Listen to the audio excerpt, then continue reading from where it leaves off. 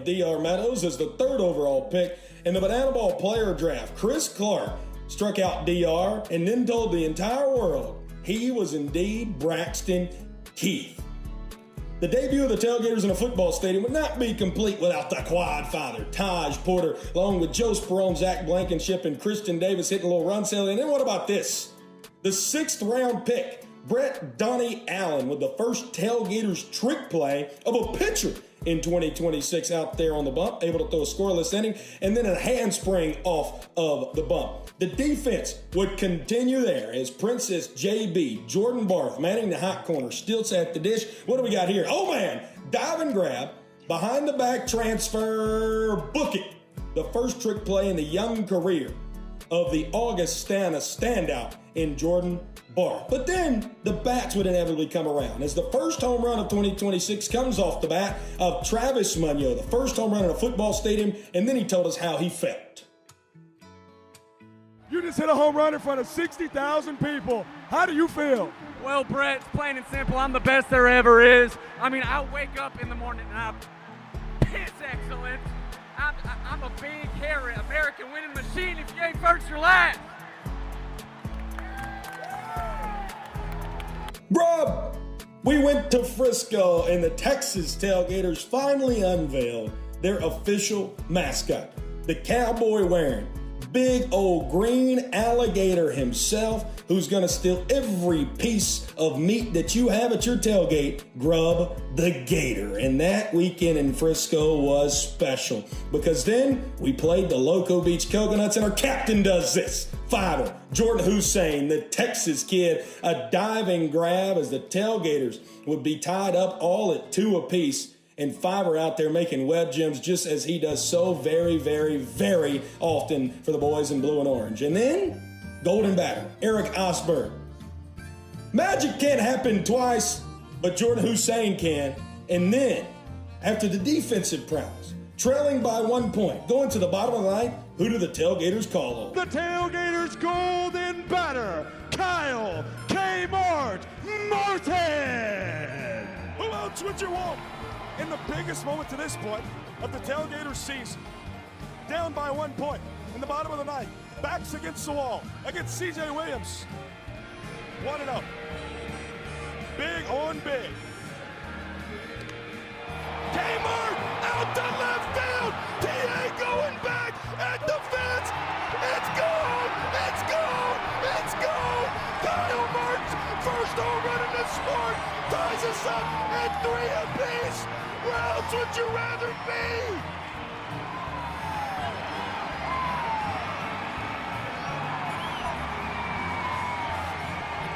An Oppo Taco! The first earned run C.J. Williams has ever conceded! This is Banana Ball! The moment, never too big in the ninth, but what about in showdowns? C.J. Williams, Nick Lopez, bottom of round number 1. How would it end? Low B over the head of Gideon Antle. It's gonna roll for a while. Gideon's got good wheels. Get on your horse, Low B. Get on your horse.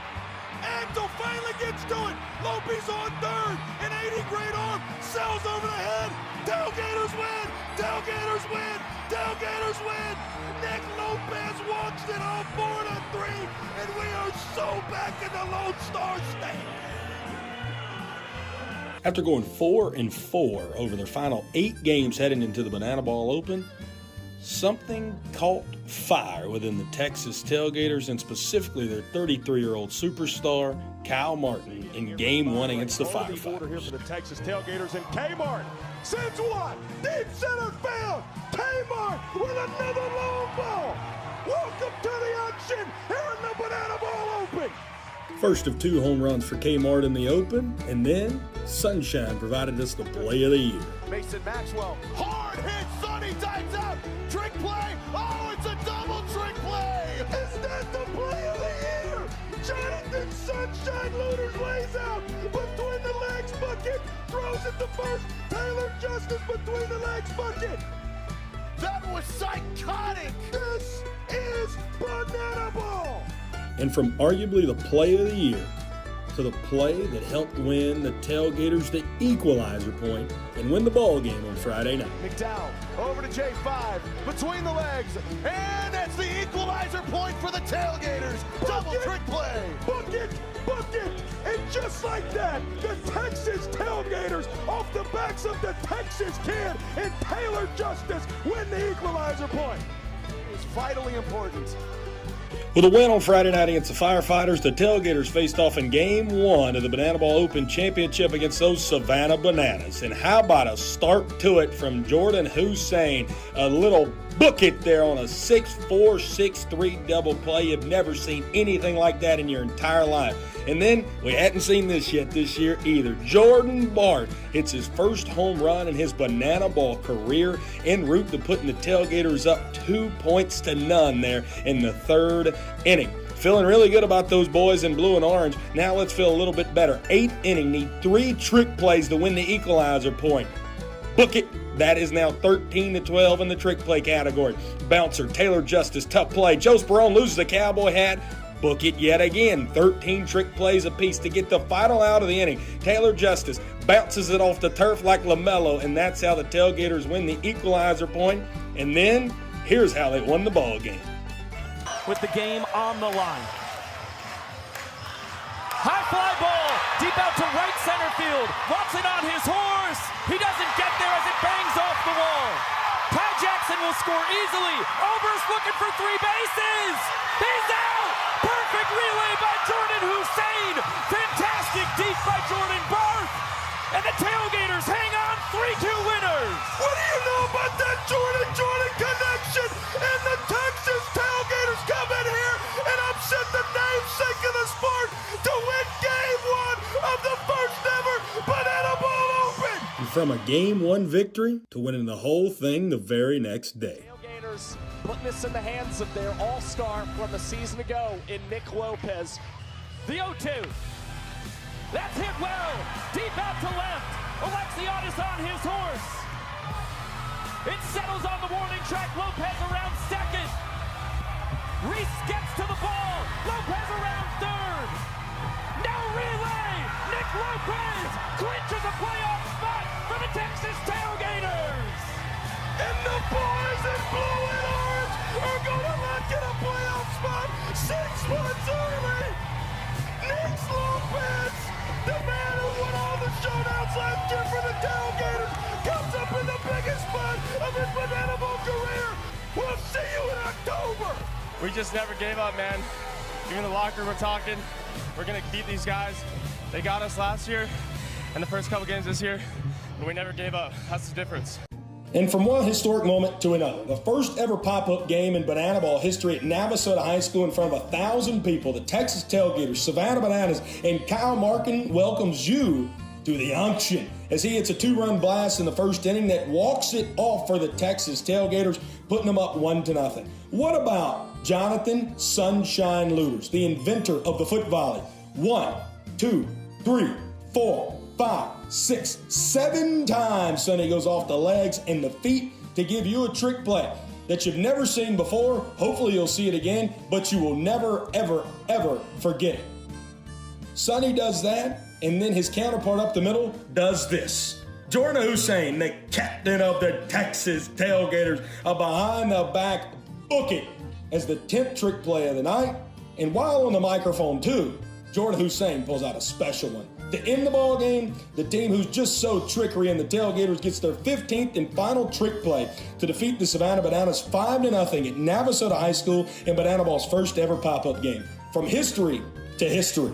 Saturday, the biggest Banana Ball game ever, 102,000 people. Chris Clark strikes out Dude Perfect's Tyler Toney at Kyle Field on the campus of Texas A&M in the top of the second inning to conclude matters. What a special moment that was for CC and those boys in blue and orange.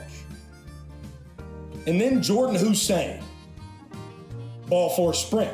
Typical ball four sprint, you'd think. No. Throw cells in the outfield. Fivers made it to second. He's getting to third. Errant throw comes back in the infield. Where's Jordan Hussein going? He's going home. And home now, Fiver. That would end up putting the Tailgaters in a spot to go up 4-0 and then to try and win the ball game. The Tailgaters winning the Banana Ball Open and clinching a playoff spot 6 months early. High fly ball, straight away. Jose Gonzalez Jr., the Texas kid, puts it away. And the Tailgaters win the biggest banana ball game of all time. They hold on 4-3 winners. If you're gonna come to Texas and you're gonna come at the king of Texas, you better not miss. For the first time ever, the Texas Tailgaters have swept the Savannah Bananas here in the Lone Star State, winning the smallest banana ball game of all time and the biggest banana ball game of all time in the same weekend here in East Central Texas.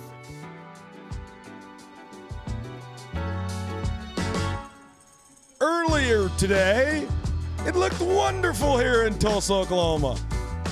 Right now, not as much. Yes, we have the field tarp here at One Oak Field in Tulsa, Oklahoma. Game 2 between the Clowns and the Tailgaters. I can at least tell you guys it's not going to start at 7 p.m. Central Time. However, I do have rather good news for you. So come on in the booth and stay for a little bit, and I'll tell you. Hey, guys. It's good to see you. Missed you since last night. As you can see, it's dark here in Tulsa, Oklahoma. However, good news, guys. Good news. Good news. They're saying despite us getting buckets and buckets, not buckets and buckets, but buckets and buckets of rain dumped on us right now, we should still be able to play this ball game here tonight. Rain should be moving out of the Tulsa area at around 7:15, 7:20-ish local time. That means we still got another, 45 minutes to 50 of potential rain here. So before we are able to play here tonight, we must look back at last night, and especially now that you see this big tarp is out there on the field. Let's look at Game 1 highlights, again, between the Clowns and our Texas Tailgaters a night ago, and the Texas Tailgaters won 4-3. It started with the auction in the bottom of the 4th inning. Kyle Martin, a walk-off home run that made it the 3rd straight inning in which the Tailgaters walked it off last night, taking commanding 3-1 lead.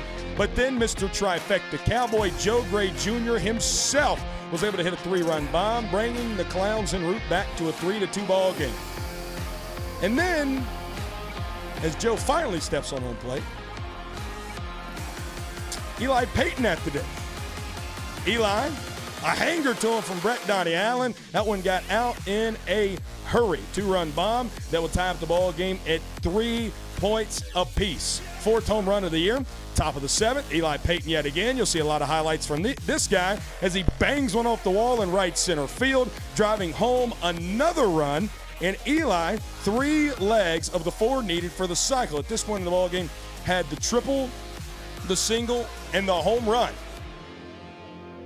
And so, as Eli was able to tie it up at 3 apiece, we won't see the double, but he did hit a double in the top of the 9th inning. Taylor Justice walks it off with a ball 4 spread, and the Tailgaters able to win it 4-3 last night over the Indianapolis Clowns. Now 3-0 against the Clowns this year, as we'll take a look at who our showman was last night in last night's victory, for the Texas Tailgaters. Jordan Barth, Princess JB, had another wonderful showing. He now joins Taylor Justice as the 2 Tailgaters, hitting over 400 this year. 3 innings he led off with a hit, had a double, a couple singles, scored 3 of the 9 runs that the Tailgaters played last night. An offensive onslaught between the Clowns and the Tailgaters here a night ago. Tailgaters yet again dominated trick plays 15-5. So now how does the BBCL standings shake out? Well, the Tailgaters back over 500 at 9-8. The Savannah Bananas, who are playing right now against the Party Animals in Atlanta on the Party Animals YouTube channel. In first, Tailgaters tied in second there with the Firefighters, and the Coconuts at 9-9 in fourth. Those 4 teams would make the playoffs if the season ended today. Party Animals, Clowns below that cut line. Tailgaters on their first ever 4-game winning streak in their young history. Those are your BBCL standings. Again, the X there, clinching that playoff spot for those Tailgaters. So welcome you back in the booth, but not for long, because while we're in the rain delay, we want to show you guys some really good rain delay material. Really good stuff. Some Cowboy Carpools coming up on your screen here momentarily. We'll check back in with you guys when we have an update. Hopefully the rain will stop soon. Do any type of anti-rain dance you can, because, yeah, we need it. We need it, guys. We need prayer. We need anti-rain dances. We need sage, whatever it is that will move the precipitation out of the greater Tulsa, Oklahoma area here in the oil capital world. Please use it now for your viewing pleasure. Cowboy Carpool. Mike Danford? Just pull into the gas station. My anxiety is spiking right now. I'm sweating. I see a Brandon Pennington FaceTime and my heart drop. Gotta tell you, that draft was so much more stressful than the MLB draft was. Really? And then they answer, and Bart and Penny are just staring at me. I was like, just say it. Do you think your parents were happier when you got drafted by the Dodgers or when you got drafted to come back here for this year? I honestly think here. Oh, Jimmy Lewis. Oh, Brett Loftus. Welcome to another edition of Cowboy Carpool. I'm with Jimmy Lewis. We just almost hit our organization's president, Jared Orton, pulling out of here. That would have been bad. You remember, did you watch the one with Mike Danford? Perhaps? Yes, I did, actually. Yeah, I watched all of them. We were really? Yep. Avid watcher. I huh? stay up on the Tailgaters. You stay up on me. That's what you do. I'm now. Sure. My favorite person. Whoa, let's go, baby. I don't know if you guys know this or not. I'm going to go spend a week at Jimmy Lewis. Why would you guys know that? I'm going to go spend a week at Jimmy Lewis's house between Round Rock or Frisco and Round Rock. So I'm excited about that. The Lewis's, baby. Man, I love Jim Lewis. I really hope he's watching this. My favorite story I love to tell all the time, I know this is supposed to be an interview with you, but it's also about your dad, so I'm sure you don't care. Let's go with it. Is the fact that he was on the 1994 Cleveland Guardians, then the Cleveland Indians, and was on that team, never pitched, and gets how much pension a year from Major League Baseball? Oh, we get like a good 50 cents, I think. Gosh, man, I love that, man. Speaking of which, you spent the off season out in Austin, for the most part. How was it? Fantastic. It's actually way warmer there than it is right here. Brother, man. We were out in the lake surfing. Really? In wetsuits, but we were surfing. Well, didn't you go in the water on Christmas, man? Yeah. On the boat on Christmas, sunny and 75. You talk about Texas. I mean, I know you're in Texas. That sounds like Local Beach Coconut to me is what that sounds like. No, it's Texas Tailgater. Jimmy, word on the street is that over the offseason, your favorite color became yellow. I saw you do this in your last interview. No, you're not tricking me, Lofty. Favorite color's not yellow? Heck no, blue. Blue. Dodger blue? Yeah. I know you like some Dodger blue. Second round pick. Jimmy, you just got back to town. Man, everything seems new. The year seems new. I mean, it is new. You know, you've been new dudes, man. You know, we got to have a good dinner with all those guys last night. Like, what is the thing you're looking forward to most this year in year 2 for you in Banana Ball? You know, my favorite thing about last year was how close we got and how close the team got, and I can't wait to get that close to this team. The dudes already feel like I know them after one dinner. Been here for 2 days, so it's gonna be a fun year and another fun year with my man Brett Loftus. All right. Take me to the draft, okay? It's a 2-day deal, right? You are one of the guys planning to come back in Banana Ball. You know, you had a solid year last year from an entertainment perspective. Yep. Had a really solid year from a social media perspective. You're one of the best humans, and your pitching really came on late, right? Yep. And you knew that, and then you're throwing pin after pin after pin. I thought you were going to throw your arm out once you went home because you would send me videos and you'd talk to me, and I would see all this. But then going into the draft, right? Like, what was kind of your mindset? Did you care where you went? Was your heart still with us? And then what was that phone call like when Mick called you? Got to tell you, that draft was so much more stressful than the MLB draft was. Really? Because I wanted to do it so bad again. I was so nervous. I didn't know where I was going to go, if I was going to go. And then when I was sitting on a recliner drinking my second cup of coffee with no food, so I was jittery as crap. And I see a Brandon Pennington FaceTime and my heart drop. Oh. And then they answer, and Bart and Penny are just staring at me, and they're not saying a word. I was like, just say it. And they finally said it, and I called my parents right away. Both my parents went to Florida State, and we're opening Florida State football stadium. All my family's from Florida. And so when I got to call my parents and tell them we're playing, I'm on the Tailgaters again, playing in Florida State, my dad was more happy than me, and that's hard to do. How much, and again, we're talking about a guy who played here last year, right? And how do you think your parents were happier when you got drafted by the Dodgers or when you got drafted to come back here for this year? I honestly think here. Really? Even though my dad, professional baseball player and all that, he and my mom are like diehard Banana Ball fans now. They love it. It's like they make a watch night every time we play, even if I'm not playing. Yeah. And it's their favorite thing. And my extended family, their favorite thing. You know, that's the funniest thing ever because, I mean, my dad didn't play pro ball, but my dad's the reason. I love baseball, obviously. And when I started down here, and I tell this story to people all the time about how, like, you know, I think with what we're doing competitively speaking is really going to appeal to that generation of like our dads this year. Yep. My dad watched every game last year. And obviously his son's broadcasting, whatever. There's been plenty of games I broadcast he hadn't watched. And he got so into it. Yep. Like every time, like, I remember that, what was that the outing you had in Round Rock? Yeah. My dad calls me. He's Talking to you the whole like, time. man, Jimmy was spinning it right there, man. He just calls me up. Yeah, walk me through that, dude. Like, so many guys, man, will come up to me and be like, I want to get mic'd up. I want to get mic'd up. I want to get mic'd up. And then so many times I feel bad if they go out there and don't have a bad outing. That was your best outing of the year. You went 3 up, 3 down. You first and third outs were strikeouts. Yep. And, I mean, it was amazing. Like, walk me through that while you're also trying to hear the gibberish that I'm trying to talk to you I from feel the like booth. talking to you that whole time, and Drake was up there too. And Yeah.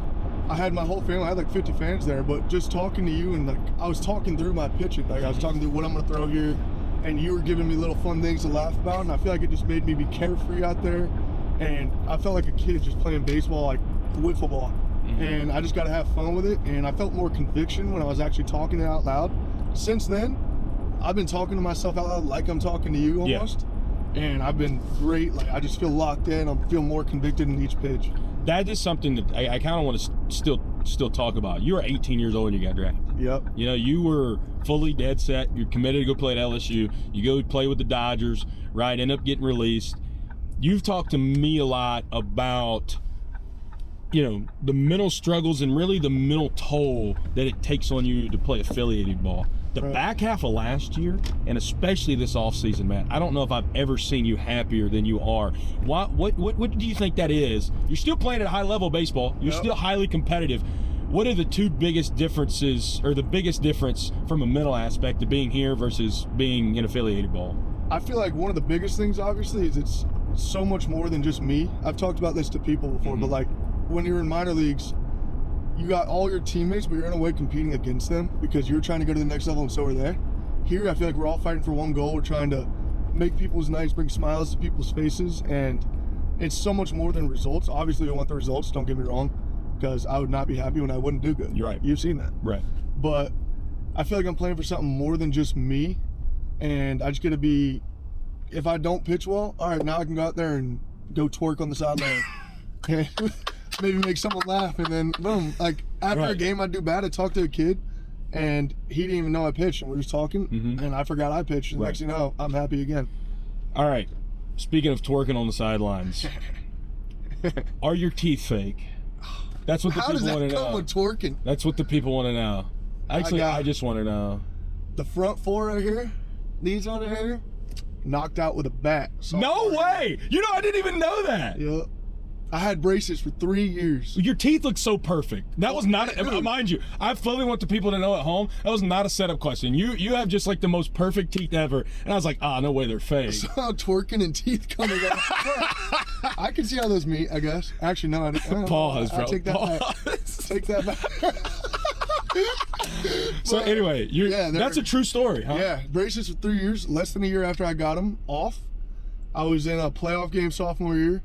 My best friend back home, Brett Beatty, with the Mets, go Mets, and he hit a sac fly, couldn't hit it far enough, I guess, and pitcher grabs it, throws it, hits me in the mouth, and broke my bottom jaw and knocked my front 4 teeth out. What were you? Oh, you were running home from third? I was on deck circle, so I was telling the dude stand up, and I didn't see the flying back coming at my face. My coach comes up to me, I'm on the ground, and comes up pissed at me. He thought I rolled my ankle walking up to the plate, and then I look up and I'm spitting my teeth out. He's like, oh.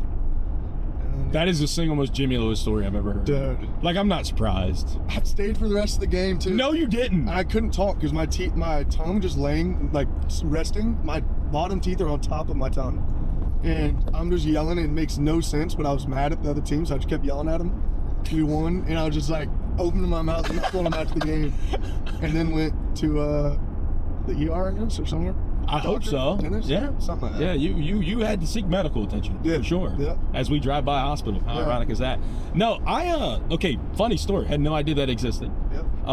You know, I usually just ask those questions in these interviews just because it's like funny or whatever, and you're gonna be like, no, my teeth are so real, but that's insane. Man. And no, it's not even the fact. I know you're honest, man, or I wouldn't have you in the truck with me. It's the fact. It's legitimately the fact that I had no idea that story, and I've been knowing you for, what, a year now? I'm surprised you didn't know that. No. Well, because I always joke with him, like, man, you have such perfect teeth. Dang, so they look real. Let's go. No, yeah. I was always worried about that. I thought we just confirmed that one of Jimmy's insecurities should not be insecurity. Days made. Oh, man. Brett Beatty. Trained with him a lot this offseason. Yep. Yeah, I know. I was supposed to come out there and visit you guys. Yeah. But instead, bailed on me again? I went to. I'm not bailing on you in March, okay? Jim Lewis, I'll be there. What is it like? What does he have? His perspective, getting to train with a big leaguer, a guy that you've known pretty much since like the 8th grade? Yep. Yeah. What is it getting to train with him and like his perspective of what we do comparative to him, having to go to Florida and, going to play a grueling 162 in Major League Baseball for the Mets this year? Yeah, I mean, that man, he's one of the hardest workers I know for sure. Yeah. And I've been training with him since got out of high school, really, since we got into pro ball. Right. And honestly, I'd say, like, he's just very knowledgeable on his body, I guess, and he's just knows what works now. He's a year older than me, but same grade. Right. And he just works his butt off, and he's ready. He had a great end of the year last year, but he knows exactly what he has to do to be ready come spring training, and he does it. What are his thoughts on banana ball? He actually loves it. He Really? Him and his fiance Anna Spries, they're two of my good friends. Actually going. I'm the best man at their wedding coming in January 2nd next year. Now. Now. Yeah, don't know if I was supposed to say. Yeah, I can say that. But they both watch, and even in the Mets locker room. Yeah. He put it. It was up on the screen. They're watching. He has some of his friends watch or his teammates watch, and he watches every single outing. So I knew that. I shot him out a couple times last year for that. So because he gets to be like, you've been around him and now he's in the bigs and it's one of your boys, right? You become desensitized to that. Was anybody that starstruck you this year? This year? Yeah. Ball player, celebrity, whomever that we got to be around in 2025 that like had you starstruck. Starstruck. Because you've been around a lot of big time people. Yeah. Like I know I always give you some grief, but like you've done some. Seeing him at the draft last year, I mean, he's got a face for the camera. He does. He's got a face. Bro, he is somehow like looks like he's in better shape than what he did when he played. I was thinking this. It's like a CC Sabathia type guy. Yeah. Because CC Sabathia got ripped after he was done with baseball. Bro, I'm talking at the draft. Yeah. He's walking up in there like this. Like he's always been a big dude, like big muscular dude. He looks crazy big now. Yeah. Is there a by the way, I just want to fully put this out here. We're not teasing anything. I'm not teasing anything when I say this. No teasing. I don't know what we're gonna do. Is there a particular guest, maybe depending on location, that like you would want to see this year? I think at Florida State. Yeah. Jameis Winston. Bro, wouldn't that be sick? I think that dude is the funniest dude ever too. Football season's over. Yeah. It's also crazy because he played baseball at Florida State. Yeah, through like 95. Yeah, and we're playing in the football state. Yep. I think that would be insane. Okay. Fuck that. Little number. You should bust out a little number 44 Jameis Winston baseball jersey. That'd be sick. Like pitching in that. Did you grow up a Florida State fan, obviously? Yeah, I was a Florida State fan. Whenever the Jameis Winston won the national championship, I got dogpiled by all my friends. What did they, this is obviously off the cuff too, did they offer you out of high school? Nope. Actually, my dad, so he played there, and Mike Martin was still there. But that was my dream school, and I never got it. But then LSU ended up. LSU's a good place. I loved it. Yeah. You got to go visit there again last year. Yeah, got to see my recruiter actually this offseason. He's up in my high school. He's a head coach or assistant at Texas, and I got to see him again. It was cool talking to him. People still love you there too, man. You and Waddy, it's so much love. I got the chills whenever he do his bro. Little just a roar. Oh. All right, what do we want here, Jimmy Lewis? Food, anything? It's on me. So let's go. Binge out a little bit, huh? Caramel latte. I like that. No, that's good. That's really good. Let's give it a go.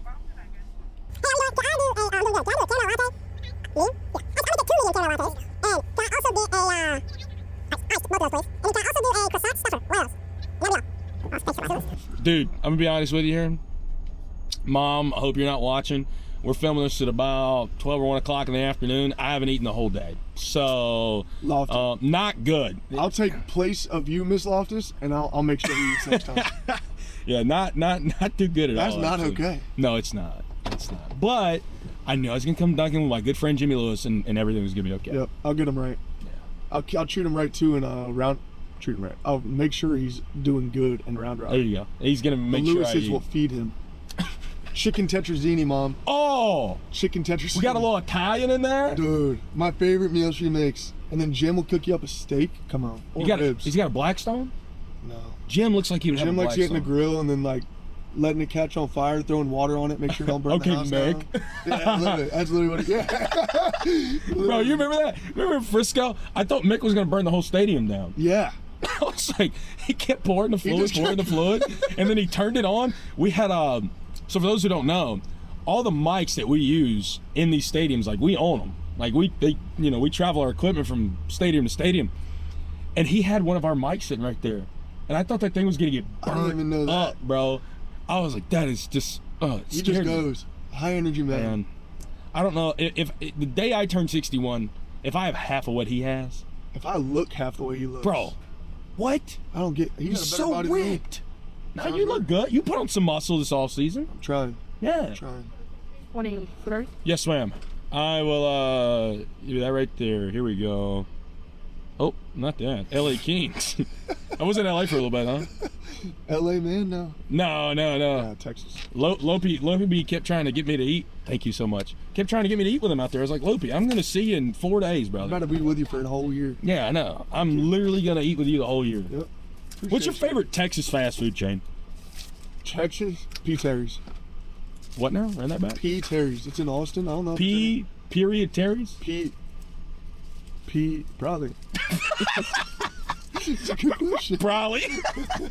Yeah, I just know if I want to use the Google machine to look this up, I just want to make sure. In P. Terry's. P. Terry's. Okay, Terry with a Y or I? Burger, Y. Okay. P-T-E-R-R-Y-S. I'm going to college this year. No, you're not? Going online school. Really? LSU? I'm going to go to community college for 2 years to make it easier. Yeah. And then graduate from a good football school so I can cheer for them. That's my goals. Bro, no way. I've learned so much about you today. When'd you make that decision? Well, I have to with the whole...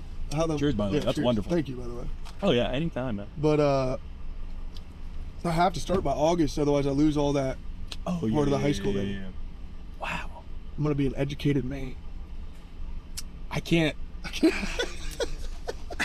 Okay, I'll peel the curtain back. Okay, I said I wasn't going to do this. Jimmy and I, just like a lot of guys on the team, very close. Jimmy loves to say things to me. And to be fair, I encourage it because I'm always telling Jimmy, got to poke fun at your friends. You're not friends if you don't. Oh. So when I asked him to spell P. Terry's, I would have normally said, that's that high school education coming out right there. But now I just can't say it anymore. That kind of bothers me a little bit. I still haven't started, so. And I won't graduate till like 2029. Bro, that's I'm gonna be almost 30 years old. That's gonna be our 10-year high school. You were 19 high school, right? Yeah, that's mine too. Yeah, that's our 10-year high school class right there. Wow. Hey, we're getting old. Man, don't tell me that, dude. I woke up this morning with an inflamed calf, and I just thought to myself, that's not how that should be. I can't say I've gotten to that point yet. Nah, dude, and I'm not even playing 61 banana ball games this year. Honestly, I'm talking about them. I would love to wake up with an inflamed calf. Thank you so much. I would love to wake up with inflamed calves because my calves are chicken legs, thanks to Big Jim. Big Jim doesn't have big legs? Oh, he's got chicken legs, and he gave me them. My mom's got bigger calves than both of us. Bro. Mama Lewis is getting in Pilates class and stuff. Dude. Huh? Yeah, she's a special needs teacher back in there, so she's always walking around on her feet. Gets her steps in. All right, I'll let you try this with me because I love you. Because I love you. Because I love you. All right, let's tear that jabber in half. Shout out Bico Scout. Man, you know, it's the lingo that you pick up in... Here, I can give you the bigger piece. It's the lingo that you pick up in Banana Land, man. Jobber. There you go. Cheers. Cheers. That's sensational. That is good stuff. Bum. That cheese. A nice buttery croissant, man. Nothing better. Oh, man. Carbs are the best thing in the world, I gotta say. They are. They're so easy to burn off. Yeah. But it's amazing. Tastes so good. Tell you the only thing maybe better than this is some Austin, Texas barbecue. All right, so when we go there Black's this year, barbecue. Black's barbecue. Terry Black's? Yeah. Yeah. Okay. Best barbecue. You know, we were Austin last year. Took mom and dad, and we got some barbecue, and they absolutely loved it. Mm-hmm. Because growing up where I grew up at, upstate South Carolina, we had a barbecue spot. Actually, Guy Fieri came to in 2014 or whatever, and we would get Thanksgiving meals from there, and it's great. Like, not get me wrong, like it's nationally renowned. It's 5 minutes from my house, and I live in the middle of nowhere. What was it? It's called Midway Barbecue. Okay. And then I went to Texas, and I'll be honest, you gotta concede, man. Like, first time I ever went to Texas, I was just like, You gotta concede. My mom spent a lot of her childhood in Texas and would always tell me that. It's different out there. No. Especially Austin. Like, Dallas is great. I'll choke if I keep eating. Got a choking problem. Don't worry. Every time I eat, I asked my parents this year, like, I would literally try to drink water because I choke a lot. And so I'm used to it, so I'll drink water while I'm choking. And sometimes it won't go down, so I'm just drowning inside. And then I literally have to throw up water and I have to, like, make myself throw up. It's a real problem. I think I have a small throat. On that note. Bro, I'm crying right now. On that note. I have actual tears in my eyes. I don't know if you can see it. I need to get surgery. It's not funny. It's the fact that you're like... You better know the Heimlich. In round. I do actually. Like, true story. I'm Heimlich certified. Actually, I don't know how long the certifications go. I was certified at one point. I trust you with my life, I think. Tight. I'm going. Oh, man. Jimmy Lewis. Brett Loftus. I don't know if I've ever laughed this much during one of these. That was great. Oh, man. Been another edition of Cowboy Carpool. You know what we say to end it. Here we go. Small throat.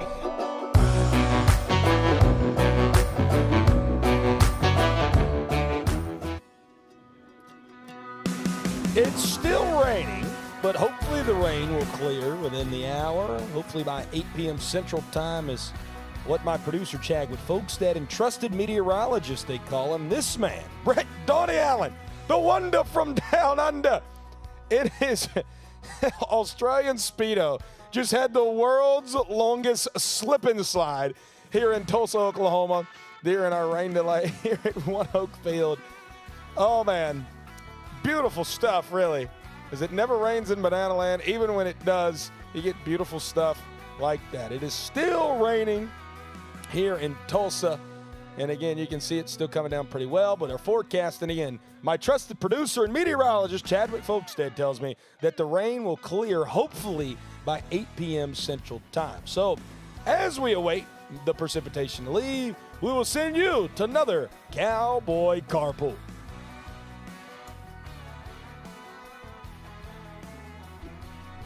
What's up, man? Uber for MacD. Hot almighty, let's do something. Why not? Seatbelts first so we can be safe. I'm laughing because we just had to do that 4 times, but you guys didn't see that. All right, it's Mike Danford. Don't tell him how many times I missed another edition of Cowboy Carpool. Mac chose to not just wear a t-shirt today, but his whole uniform. No, I sweat that time. Oh, wow.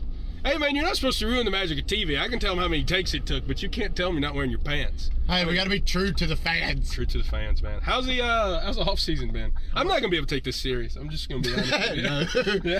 Yeah. Off season been great, man. I mean, just spending time with the wife, spending time with the family, and just hanging out, man. That's it. All right. Well, that's all the good stuff, but let's get to all the bad stuff. Oh God. When we first met.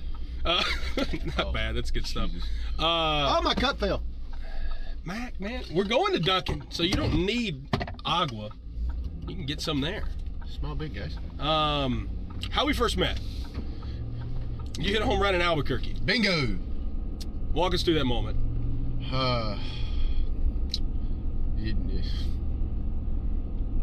Let's see. First Texas Tailgaters ever home run. That wasn't a real sentence, but that was probably the coolest home run I've ever hit in my life. Like I said, like not only, I've said this before, but not only was it the first home run of Tailgater history, it was like my first home run of pro ball, and like that was the only thing I wanted to do in my whole life was play pro ball. So I mean, it was really hit deep down in the soul. So I mean, and I had one of the best announcers calling the home run, so it felt really good. I predicted the future, guys. Well, here's the thing. Psychic. Here's the thing.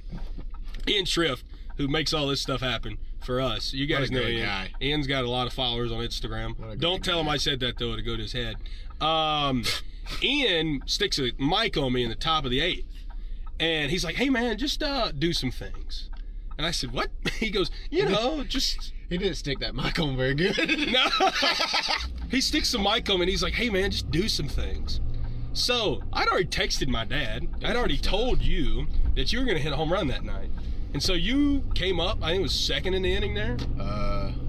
Yes. I believe. Right behind good old Travis Moonman, yo. Yeah. And I look into the camera and said what I said. Keep in mind, one of my good friends on the team. Yeah, good friend. He's a good guy. He's as Forrest would say about Bubba, my good best friend. Yeah. And I shrimp gumbo, shrimp po' boy, shrimp and grits. Pick that thing up before it gets caught in the trip line. And I think that's about it. And that's about it. So he sticks the mic on me, and we had already been talking in the production meetings this week. Whoever hit the first Tailgaters home run, I was going to go run with them the same way Craig Sager did when Hank Aaron hit 715. What a guy. And look at the camera, you said it. And then, yep, I ran out there between second and third. And I get back to the dugout. Mind you, high elevation. So in the video, I sound, yeah, I'm winded. Guys, I'm not in that poorly of shape. Like, I'm not in Mac Manford shape, but I'm not in that poorly of shape. Yeah, well, okay, man. Jeez. Yeah. Flex arm, my sleeve fell off. Hey, I worked 8 long years for these arms. I'm going to flex them. You should. Whether you like it or not. But anyway, the mic fell off. Yeah, it hit the dirt pretty hard. At shortstop. And shout out Chase Acuff. Chase Acuff found the mic. Found the mic now. Mac. I need to get the audio from that. I need to hear what Chase Acuff said, because I know he said something. Yeah, probably wouldn't be able to send that anywhere. I just keep it for myself. Mac, is your government name Mac? No. What's your government name? Can't tell you that. Yeah, you can. No, I can't. Why not? Cause. Is it Macadoodle? No. Macaroni? It's not even closely related to my name. Macaroni and cheese? No. Brett, I just told you it's not completely related to my name. Macadamia nut? No. Take Mac out of it. A Damien nut? No, Jesus Christ. What is it then? What is it? All right, starts with a G, and it also... Gregory. No. Oh. Me and one of the party animals may have the same name. Oh, okay. Think really hard. Do I know this party animal? Yes. Would I consider him a good close personal friend of mine? Maybe. Okay. Sean Fluke, because that starts with a G. He is a G. Shout out Sean Fluke, man. He is a G. Type. Do we call him this? Yeah. Position player or pitcher? Because that's going to help me out a while. Okay. Gillette? Like, no. First name? Yep. Garrett? Yes, sir. Really? Is it spelled the same way as Delano? The exact same way. 1 T? No, 2 T's. 1 R? 2 R's. Well, Garrett's only has 1 T, right? I don't look that close to it. I just know we got the same name. He's like, I can't spell. I went to Sneed High School. There's about 450 of us, and we all learned how to wrestle pigs. Okay, you told me this, but tell the people, where does Mac derive from then? So Mac comes from my middle name. My middle name is McCain, and in Southern culture, I mean, we go by our middle names. So my parents have always called me Mac growing up, and it's just went from there. Is ever since I was born. You know, ever since I was knee-high to a June bug. You know, I was knee-high to a grasshopper. You know what my real name is? What? Brett, yep. I am a friggin' genius. Yep. You know what my middle name is? Also Loftus. starts with an M. Loftus. Loftus would not be my middle name. Oh. That would be my last name, actually, Max. So see, in the English language, you got your first name and your last name. I thought it was Brett Loftus, my bad. Yeah, no. I'm sorry. You could have made that, by the way. I could have, but you know, Ian didn't have any sticky stuff for this camera over here. So I didn't want it to come just right off the dashboard. Matthew. You also don't have a handbrake. Matthew, but I do. Well, I don't have a handbrake. So it's Brett Matthew Loftus. That's it. I got a What foot a brake. name. I got a foot brake. Wow, man. I told you this. I was like, I don't know what we're going to talk about, but we're going to get a little off the hinges. Miss Eileen. Yes. You guys. That is my wife. That is his wife. That is my best friend. You guys got married in the middle of the year.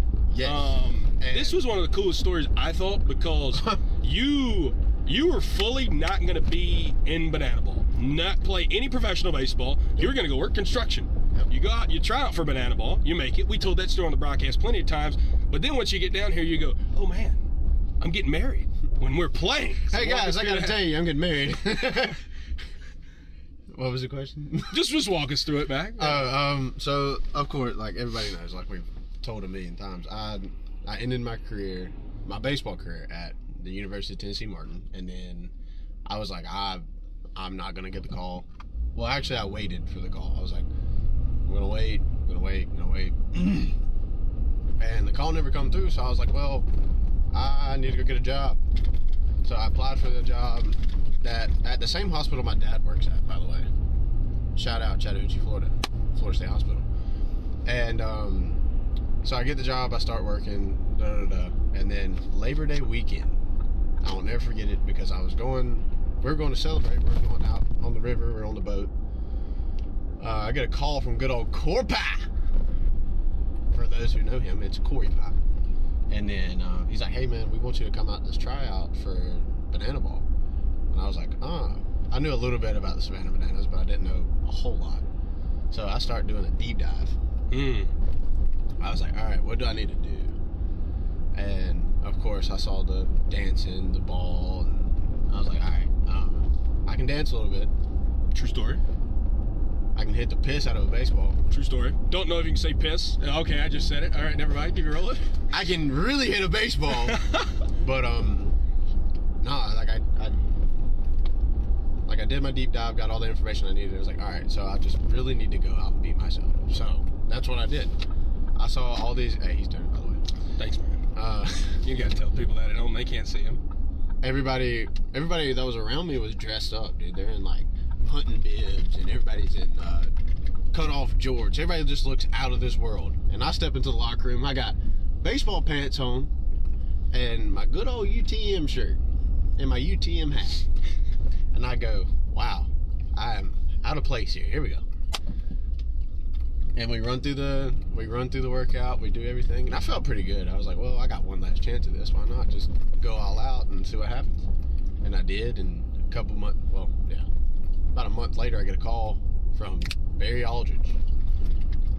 Hey man, you made the team. I was like, whoa, what? Hey, whoa, what? And he's like, yeah man, you're gonna be a Texas Tailgater. But he slid it in there perfectly, mind you. He's like, hey man, what are you doing? I was like, not much, just got off work. I wish I looked a little bit better. I was looking raggedy that day. Oh, Zoom call. FaceTime, okay. And I was looking raggedy that day. We had done a lot of drywall. I had a lot of drywall dust on me. Was not feeling the best. Mm-hmm. And he's like, what do you do for a living? I'm like, I do carpentry. He goes, well, you can put the hammer down, you come to play baseball. I was like, oh, thank the Lord. Thank the Lord. You know, Jesus was a carpenter. Exactly. Mm-hmm. True story. I want to follow in his footsteps. But yeah, man, and it got us here, and you've seen how this went. Yeah, I've seen it. I watched it. You had a really good rookie year. Just special moments throughout the year. I think about how, you had a lot of our first, man. Like, you hit our first home run. You hit our first home run in a big league ballpark. You hit the first home run ever against the Firefighters. In a game where that would have been the first banana ball game ever that the Bananas North Party Animals were participants in. Bingo. But for you, Mac, one thing people love about you, your personality. I think that's why me and you click so well. Thanks, guys. The entertainment stuff for you this year. What was like one thing for you where it just clicked and you were like, yeah, I can do this from a banana ball perspective. Like, the ball wasn't going to be an issue, but like from an entertainment standpoint. I've always been the guy that's like always done a little bit extra, I've always been the guy to do a little bit extra to get a laugh, because I like to be funny and I like to see people laugh, and and I did the first one and I was like, what was the first one, by the way? First one, Dirt on My Boots, John Party. Wow, brilliant guy must have come up with that idea. That guy right there. But so we're going through rehearsal and I'm like, I don't know if I can do this. I was like, I've never... Mind you, I want to interject and say that never came across to me. You had uber confidence when you and I were going through that. I'll go ahead and tell you I'm a great actor because I was a little nervous. I could have never told. I've heard this song a million times. I've sang it a million times. I've seen it live. And I was like, I might forget the words. But no, once we got into the game and Jordan Watson comes up to me, she's like, hey, it's go time. And I was like, oh, okay. Whoa, hey. No road rage, man. No road rage. Probably for you. Car just cut us off, guys. Yeah, that's crazy. I'm trying to do an interview here. But It was crazy because like I sat down in the seat, I had all my gear on besides my helmet, and song comes on, and I like flipped a switch in my brain, and I was like, oh yeah, it's go time. Got my boots on. Keep in mind, never hitting boots in my whole life. Right. I've hit on a lot of stuff, and I've hit in a lot of different shoes. Right. Now let me tell you, boots is the first on my list. Right. But it was, but like I said, it like clicked. Oh, got a wham blam. Yeah. Dag Betty, wham blam. Whoa. Good job, bro. Okay, it got behind me. I'm trying to get out of its way. Just pull it to the gas station. My anxiety is spiking right now. I'm sweating. Dude, me too. My gosh, that scared me a little bit. I'm not gonna lie. So, I just want to point out, we just had an ambulance pull up behind us, and it scared. I can't say that word. It scared both of us. It scared the heebie-jeebies out of me. Now I need to get back over in the lane I was in. Come on. I can't. Dude, you ain't never watched Fast and Furious Punch It. Mike, I can't drive like that when people are watching us. They can't see what's on the outside. Or we could turn the AC up. We could do that. Listen, man, it's been cold here in Savannah. You don't like the cold, man? I mean, yeah, I do, but like growing up in the South, dude, like I'm from Florida. When it gets below 4, dude, I lived in North Dakota for 2 years. I hate the cold. When it gets below 40, I get PTSD. Hey, whoop-de-doo, Basil. I've lived in 130-degree heat my whole life. Listen, when it deeps dive into the cold, I try and soak it in. You have never been outside when it's 60 below, and you have on clothes, and you feel like you're naked because it's so cold. It's so cold that you can't put on enough clothes. Oh, whip it, go! Nice. Mike, I drive like an old man, and I think that's good quality to have. Okay, you want me to go get you a walker too? Jeez. Mac Danford, I thought he loved me, guys. Jeez. We were going to talk about Eileen at some point. Well, let's talk about her. Well, I asked you about her earlier, and you were like, what you want to know? What has she meant to you this year? First year in banana ball. Like it's something we talk about all the time. Like, we have our big families down here. We're one big family, but like having that support at home. Oh, dude, she's different. It really is. There's no words to really put to her how much she means to me. And this isn't just started. We've been together for 9 years. Started dating into my sophomore year of high school, and she. When you would have been 15? Yeah. Now you're 24? 24, 9 years, baby. But she's been a blessing to me from day one. She has always had my back. She's understood my career. She's understood how hard and how bad I wanted to play professional baseball. And she's been a blessing my whole life. And now that we're married and we've solidified that, hey, we're going to do this for the long haul, I can't wait for the years to come, dude. We love Miss Eileen. I love you, baby. We love Miss Eileen. You know what else we love? Dunkin' Donuts. What are you getting? I just want something to drink. We're also ordering for the office today. Type. Okay. Yes, ma'am.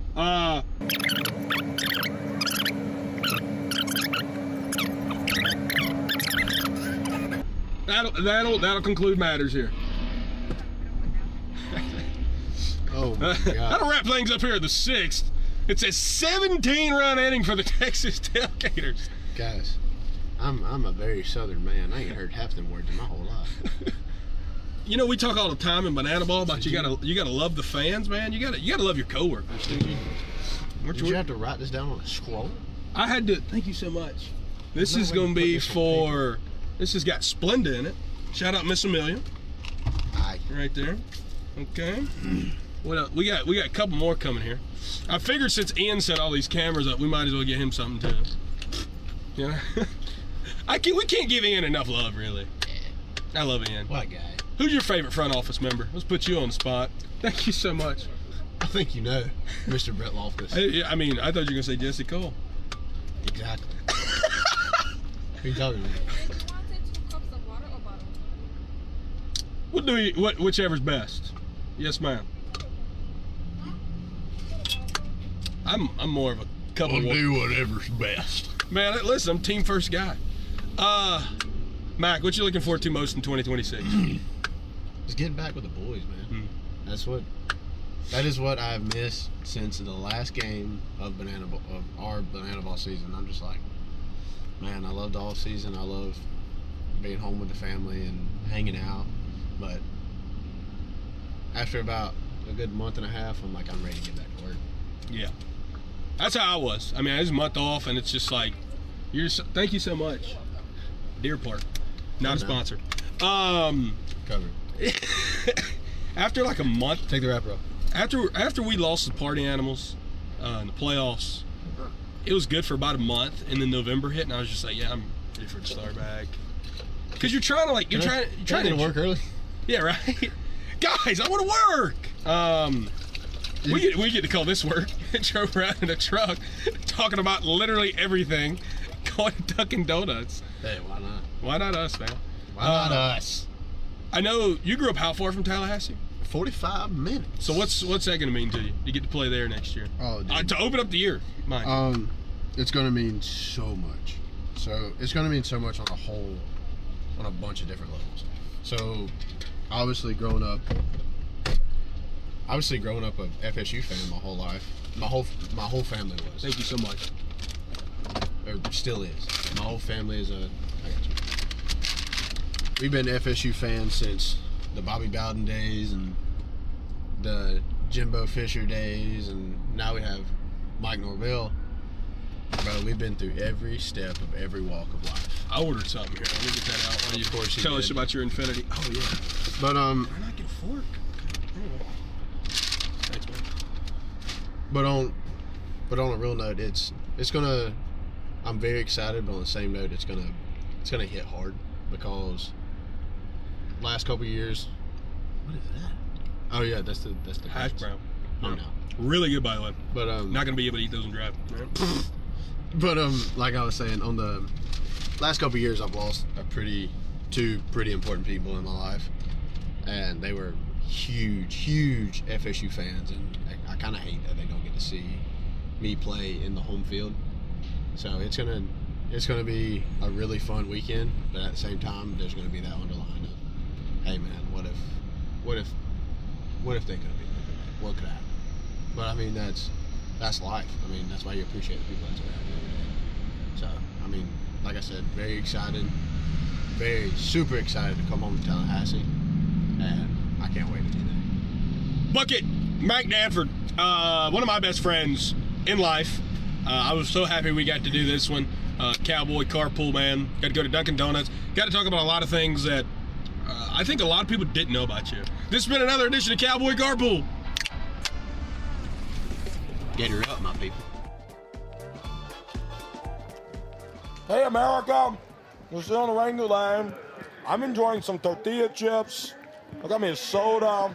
The people here have some coverage. I'm watching the Bananas and Party Animals as well in Atlanta. Party Animals up 2-0. Clowns, Tailgaters still on the Wrangler line. But good news is rain should cease in about, my weather forecast says 15 to 20 minutes. So hopefully we'll be starting the ball game within the next 30 to 40 minutes. Got some goobers out there on the big board. One of them, Brett Sanchez, has decided to join me in the booth.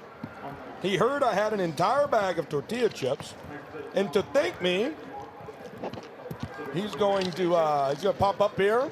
I want you to do the thing for the people. You can just go ahead and do it.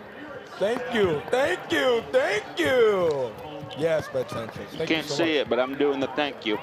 What do you got on these tortilla chips? They're very salty. I love the salty. Whenever they got a little lime, a little salt. Ooh, I would agree with you. Well, we're going to continue watching the Bananas and Party Animals in Atlanta over on the Party Animals YouTube channel. Eating these tortilla chips. We presume that we will play some banana ball tonight once this precipitation ceases to exist. And once that happens, we'll come back and update you once more. But for some more Cowboy Carpool, let's send it up and see who we're going to be talking to next. Oh, look at who it is. Brett Loftus, my man. Another edition of Cowboy Carpool, man. Hey, let's do it. I don't know when folks usually get on AARP. I'll give them 5 years. Joe Miklik, if you watch this, I hope you heard that. He just called you old. I'm really ready to embrace this new identity with the team. A lot of us have talked about it here in Banana Land, and it caught a lot of traction for you on social media. You and Ben Dumb are cousins. I don't know if you like coffee or not. You a coffee guy? Of course I love coffee. Figure we'll go get a little Dunkin' Donuts action here. If you're good with that, I'm good with that. That sounds like a plan. How's the off season, man? I mean, other than the addition that you're now in some orange and blue. Oh, it's been great. And check it out, y'all. We got the Tailgater gear on all ready for the video. And not to mention, we got the hat. So I got a little bit of merch. I'm super excited to be a Tailgater. But yeah, I mean, besides that, the off-season's been pretty awesome. I'm killing my training with Justin Hewitt, our trainer at Transform. The guys have been getting after it, getting the body ready for next season, and I've been grinding on my content too. Just really getting everything set up and ready to roll in 26 with Gator Nation. You know, rumor is that your favorite colors are black and pink, but you ended up in blue and orange. Can you confirm or deny that? Black and pink? That's what the rumors are, man. That's not true. That's not true. What are your favorite colors?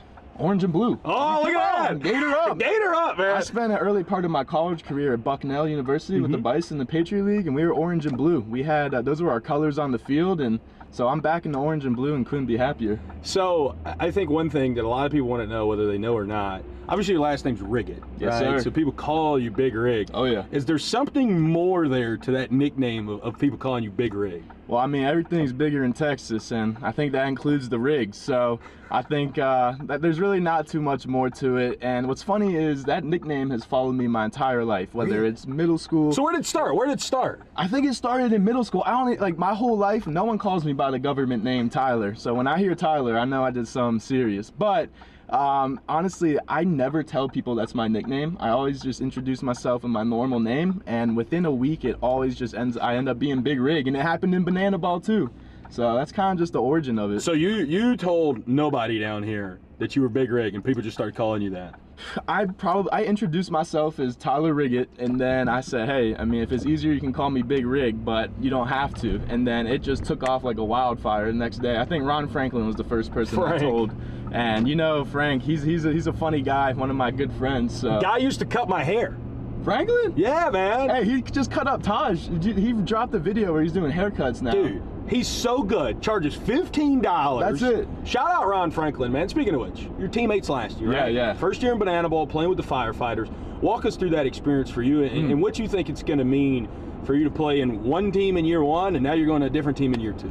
Yeah, I mean, that experience was awesome. When I wrapped up at the University of Richmond, I couldn't wait to get down here and dive into Banana Ball. And I started my career, I think, less than 6 months ago. I started in June, and it's just been a blessing. Super grateful for it, and honestly, I had to dive right into everything Banana Ball entails, figuring out the training, how to travel and stay recovered, how to get my socials up and running, because I used to be a guy that was posting maybe once every 6 months on Instagram, and now I'm posting almost daily. So it was a really fun journey of playing the game again and having passion and fun in it, and also learning how to be a banana baller, because it's its own entity being a banana baller. But it was great, I loved it, and I'm ready to keep that momentum rolling into 26. All right, you're on the mound. Yes, sir. 2-2 count next year. Woo. 1 out, top of the 6th inning. Made up scenario, none of that matters. All right. What are you pulling out of your back pocket to eat before you deliver the 2-2 pitch? I'm pulling out a Weld energy drink, and I'm gonna pop. Well, does that count? Is calories are calories, right? Or do you want food? I want food. I want something hearty, man. I want something that's gonna fill you up. If we're talking Tailgater Nation here, I'm pulling out a big old thing of mac and cheese. Okay. I'm taking 2 scoops, getting the carbs loaded up in my belly, and I'm letting that pitch eat. Look at that. Come on. Guy said no glizzies, no glizzies, hamburgers. no glizzies. Keep the glizz out. I don't know if you can grill macaroni and cheese or not, but I'm sure we could find out. We could bake it. It'd be close enough. Another one off the wall for you. Yes, sir. You're a younger guy. Yes, sir. Joe Mikulic's old. How long do you think it is until he gets on AARP? AARP? What is that? I'm sorry. It's like for the elderly people when they start to retire. Oh man, I can't do Mick dirty like that. We just had a great call this morning. I don't know when folks usually get on AARP. I'll give them 5 years. So when does Tyler Riggett get on AARP? A long time, 40, 50 years away. Wow. You know what, Mick? He just called you old. I hope Joe Miklik, if you watch this, I hope you heard that. He just called you old. Brett Loftus didn't say that. It was all him. Hey, this is all a setup. I didn't know what AARP is. I'm getting my feet wet in the adult world, so this was a setup on Ian and Brett. Don't take that personal. But you know, looking at Mick, you got to play for Val last year. Yeah. A wonderful skipper. Now, you know, getting to play with Mick and a lot of the different personalities. You know, Firefighters and Tailgaters only played, what, 2 series last year? 2 series. So building that familiarity and the camaraderie with a lot of these guys, how's that been in the offseason as well as the coaching staff? Oh, it's been great. Obviously, I'm still really close with the Firefighters, and when we have our workouts at Grayson Stadium, of course, I'm still chopping it up with my firefighter friends, and everyone's still close. I'm excited to play them next year. I think the vlogs will be fun with them. But in terms of meshing with the Tailgaters, it's been awesome. It's been seamless. Literally within 24 hours of the draft finishing, we had a player chat already set up, no coaches in it, and that just shows you the guys that are returning. It's a great group of guys that are accountable, and we're really trying to keep that great chemistry that I heard they had last year going into 26. Who is the one guy that's going to be your teammate next year that you're excited you don't have to face anymore as a pitcher? Nick Lopez. Did he tear you up last year? I don't have the numbers, obviously. I just remember when we were in Salem, he put up a really good at-bat against me. He just has a good ability to recognize off-speed. And switch hitter, too, as a lefty. Yep. And I love lefty-lefty matchups, so he has the ability to switch sides, too. And with his elite approach and with his experience at Kentucky, it'll be nice to have that guy on my side of the field for sure. You're from the 704. Yes, Shout sir. out Charlotte. Shout out to Queen City. That is the real Queen City, by the way, not Cincinnati. Hey, you heard it here first. You heard it here first. I'm just putting that one out there for Big Rig.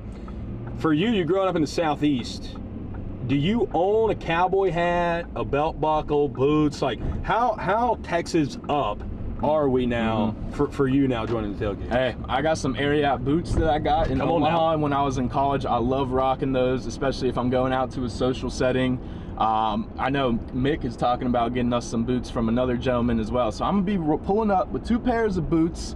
I'm going to have to get a cowboy hat, but I'm really ready to embrace this new identity with the team and to also meet the fans. Like, how electric are the fans with the Tailgaters? Can you? Oh, man, it's electric. Yeah. Obviously, the people in the blue and orange, you know, I think we had some great fan moments last year. I look back, I mean, heck, man, our first ever win was a fan called foul ball in Albuquerque, right? That's what Mick was saying. I think that's something that I'm really excited about. And obviously, you know, in Texas, we get to do the pregame tailgates with the fans, and they got to come out there and tailgate with us. So you haven't been to too many tailgates. I haven't. Wow. I mean, does that make you feel some type of way now that you're a Texas tailgater? Makes me feel like I gotta step my game up for these fans. You know, if I'm gonna be embracing this tailgater identity, I gotta get some more Southern food and tailgating in me. Southern food? I mean, you said mac and cheese, which I think is great. Some hush puppies. Okay. We can get some pulled pork on a sandwich. Like, I know the Southern delicacies. Don't worry. We can have some gator if you want. We can get into some frog legs. It seems like cannibalism, though. If we eat gator. No, we're not like alligators, we're tailgaters. Ain't true. A tailgater can eat alligator is what Tyler Riggett's saying. And I think at the end of the day, it just comes down to the fact that protein's protein. So, I mean, if you want to get mad at a man for getting his protein up, that might be on you. Are you going to put me on your health plan? That's what I'm trying to figure out right now. We can get jacked. Hey, speaking of, we got that new facility coming up behind the center field wall. I can't wait for that to be unveiled. When you look at next year, you know, this is something that I've talked to a lot of the guys about. Everybody's going to get to play at big stadiums next year. Woo! What is the one that you got circled on the calendar right now that the Tailgaters are going in 2026? Texas A&M, baby. College Station, that's going to be special. Biggest banana ball game of all time Of all time. And there's going to be over 100,000 fans there each day. Not to mention, I had Elko, who's the football head coach at A&M. His son, Mike Elko, was at Richmond with me this spring. So it'll be really cool to be able to put on the Tailgater uniform and play in that stadium, because we were definitely pulling for the Aggies and hoping Coach Elko would get some wins, which he obviously has. So I can't wait to play at A&M. That's going to be special. Look at the way that the league is now structured next year. There's a lot of guys with a lot of pro ball experience coming in with a lot of affiliated experience. Look at a guy like yourself, college baseball. Straight into banana ball. What excites you the most about the pool of guys throughout the league next year on all 6 teams? Oh my gosh. Eric Jones was talking about this yesterday at our training at the field. I think the competitiveness competitiveness, is going to be unbelievable next year. We're going to have so many pro vets, not to mention Jackie Bradley Jr. I faced him at Fenway. I thought I was done with him. He's now in the league. I think it's only going to elevate the play and, like I said, the competitiveness, and you're going to get a product on the field that Banana Ball hasn't seen before. Bigger stadiums, better players, and even more fans first energy, because we're bringing in the right group of people, and I can tell on the calls that we've had with the Tailgaters, it's just a great group of guys, and we got people worldwide. We got Australians now entering the league. We got Liam Spence, we got Donnie on our team. It's just a special next step for the organization next year. Jackie Bradley Jr., that's a special moment for you because you got him out. I got him. Walk us through that. Oh my gosh. So this is literally probably my 4th week of Banana Ball, and I had just played at Nat Stadium the weekend before, the Washington Nationals, made my big league park debut. Obviously, man, that was quite an experience pitching in front of 45,000 people. We go to Fenway the next weekend. I got 2 outs. I think it's the 8th inning, and you're pitching in historic Fenway, trying to take it all in, but trying to compete at the same time. I got 2 quick outs, and I'm like, whew, let's just mow down this last guy, and we'll call it a weekend. And all of a sudden, I hear Mr. Cole, the man in the yellow tux, come out. And ladies and gentlemen, for our golden batter. And then none other than Jackie Bradley Jr. steps out. And I'm like, you gotta be kidding me. Because I even went to like the South Carolina baseball camps when they were running the SEC in college baseball when I was younger. So to be able to face him was nuts. But I threw him a fastball first pitch as hard as I could, and it became a win-win situation. I got him out, but he might have hit that ball 120 miles an hour. And bringing Ron Franklin back to the conversation, great catch by him in center field, but it was really cool to share a moment with him on the field. We dapped each other up. I got some pictures of it. I can send them to you as well. And it was so cool to just talk to him on Fenway's field when it's sold out on 4th of July weekend, so it was special. August 2026. Yes, sir. We're in Spartanburg, South Carolina. Oh, yeah. It's the bottom of the 9th. Tyler Riggett's on the mound. There's a man on 2nd and 3rd. Okay. The Indianapolis Clowns are down 4 points to 3 to the Texas Tailgaters. Jackie Bradley Jr. walks up to the dish. It's a 3-2 count. Yeah. What are you throwing him to get him out and get the Tailgaters a win? I'm going with Old Faithful. I'm throwing a slider, baby. I'm going for the swing and miss. I'm leaving it all on the line. You know, I want to go out competing, and if he spits on it with that big league approach, good for him. But if I can get him to go, that'd be great for me. So I'm gonna go with Old Faithful. But Jackie, if you're watching that, please don't take notes.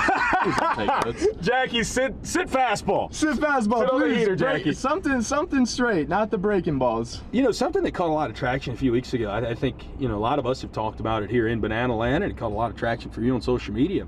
Right before the draft, everybody discovered via your Instagram, you and Ben Dumb are cousins. How crazy is that? So I know you explained it a little bit in the video, but like how was that, like discovering that in Banana Ball, dude's your teammate, like what was that process like through the year?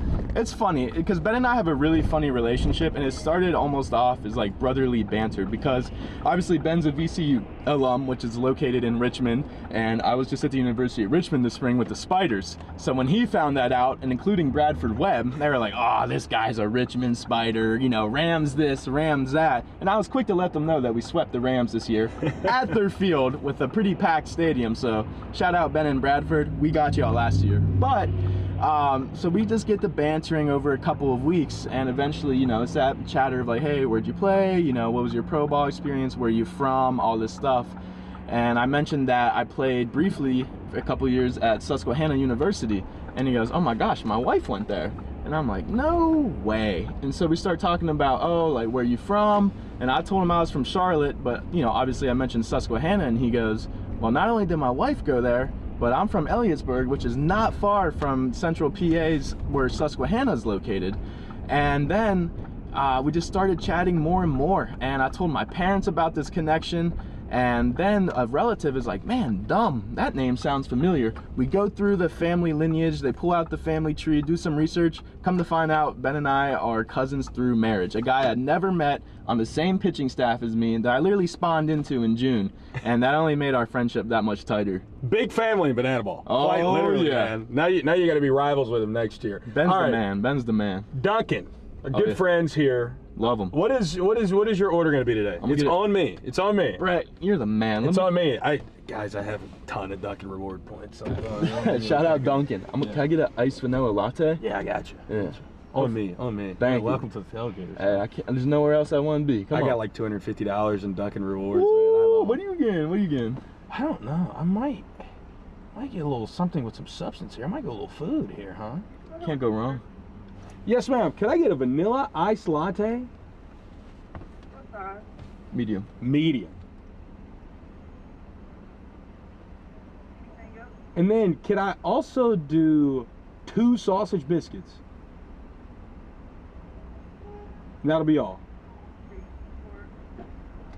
2 sausage biscuits, guys. That protein is not a joke right Listen, there. man, you know, I've been on a cut here recently. I know I'm not playing next year, but I've been on a cut here recently, and I've really been trying to dial in the gym. John Reed and I were texting the other day, and I was like, he's like, Tarps off interview this year? I'm like, I don't know. I don't think my mother's going to allow me to do that personally, but if we get ripped enough, I might end up doing Tarps off interview next year. I think you throw a tarp off, you come off, 3 up, 3 down. I'm throwing the tarp off. Hey, I would be glad to take my tarp off. My second outing ever at Richmond when I faced y'all. Do you remember when I ripped my jersey open and I had my spider on underneath? But also the next weekend at Nat Stadium, I was a little out of my mind. I just had some crazy energy, but I got out of a jam against the Bananas. I think it was like 2nd and 3rd, 2 outs, 1-run game, and Correll primes up. I had him 3-2. Popped the ball up foul. I thought it was going to be caught. It landed, and then he had a really good swing on a slider in 3-2 and lined out to Lacey, and I lost my marbles. First big league park, so much adrenaline. I ripped my jersey in half. All my buttons came off. I'm sorry, Chris Hunter. Do not yell at me again, please. But my buttons are still probably on Nationals Park right now, so I ended up wearing a clothespin, or like I had to pin my jersey shut. Oh, they didn't give you a new one? No. They're like, this is what you got to deal with. Oh, yeah, Rick. Especially as a rookie. I mean, look at that. Look at that right there. That's for you. Woo. Don't taste it yet. Don't taste it yet. We're going to do a taste test here of all of our stuff. Shout out Dunkin'. Taking care of the Bananas. That's how we fuel out here. Yeah, they're always taking care of us, man. And Banana Ball, caffeine's really important, so. Are you a big caffeine guy? I am. I've scaled it back a little bit, but how much caffeine are we talking on game day? On game day, probably 2 energy drinks. Like, I'd say a coffee. 400 milligrams of caffeine? Woo! Throw a little beta-alanine in there, you get tingling a little bit, you know? It gets you fired up. I hate to admit this on camera. I really do. But on a game day, I go black cup of coffee. Respect. Hotel. Okay. Most of the hotels used to have really good coffee for some reason. And I go black cup of coffee. Big energy drink about 2 or 3 o'clock. Perfect time. Heart palpitations 7 p.m. at first pitch. Thank you so much. I mean, it's not. Listen, if my cardiologist watches this, it's not great. It's not what we like. It's what we love. But the heart's a muscle, and you gotta think, like, how do you train your other muscles? Man. You gotta work it. You gotta train it. Not to failure, but you gotta get that heart moving sometimes. All right, Rig. I got a sausage biscuit just because we are in the early afternoon here, and I don't need the caffeine. I already drank my cup of coffee this morning. Listen, off season, I'm not drinking that much caffeine. I get my cup of coffee in the morning when we rock out. So I'm going sausage biscuit here, and again, you got the vanilla ice latte. All right, here we go. Cheers. Gator up. Gator up, man. Wow, I forgot to shake it before I drank it, and it was still good. Oh my gosh. Well, I'm hot. That's a good one. Oh my gosh. That's good stuff. Hey, we're bringing the heat to the tailgate this year. Oh, Tyler Riggett, man. Obviously, we're so excited that you're on the good side of things now. Hey, listen, not that the Fire and Flames are bad at all. Not at all, not at all. I love the firefighters. Well, now we got you in some blue and orange, man. One of the newest tailgaters here in 2026, Tyler Riggett. So happy you could join us on Cowboy Carpool. Now we gotta tell the fans the thing in and out here. You know the thing. You know the thing? You ready? What's the thing? I'm gonna see how much you've been doing. All right, 3, 2, 1. Gator up! All right, you ready? All right, you ready? I'm ready. He didn't say it. All right, you ready? All right, here we go. 2, 1. Gator up! Let's go. Come on. Let's go.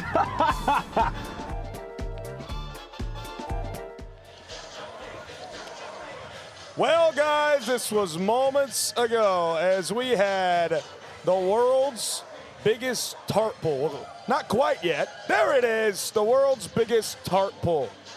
Incredible stuff. I tell you what, happy to see that thing removed, There's hope. There's signs that we will play Banana Ball tonight. Most importantly, the sky's cleared. Maddie Warren has made her way down to the field. Maddie, it looks a little wet down there. You tried to acquire an umbrella. Looks as if you were unsuccessful, but the good news is you don't need it anymore.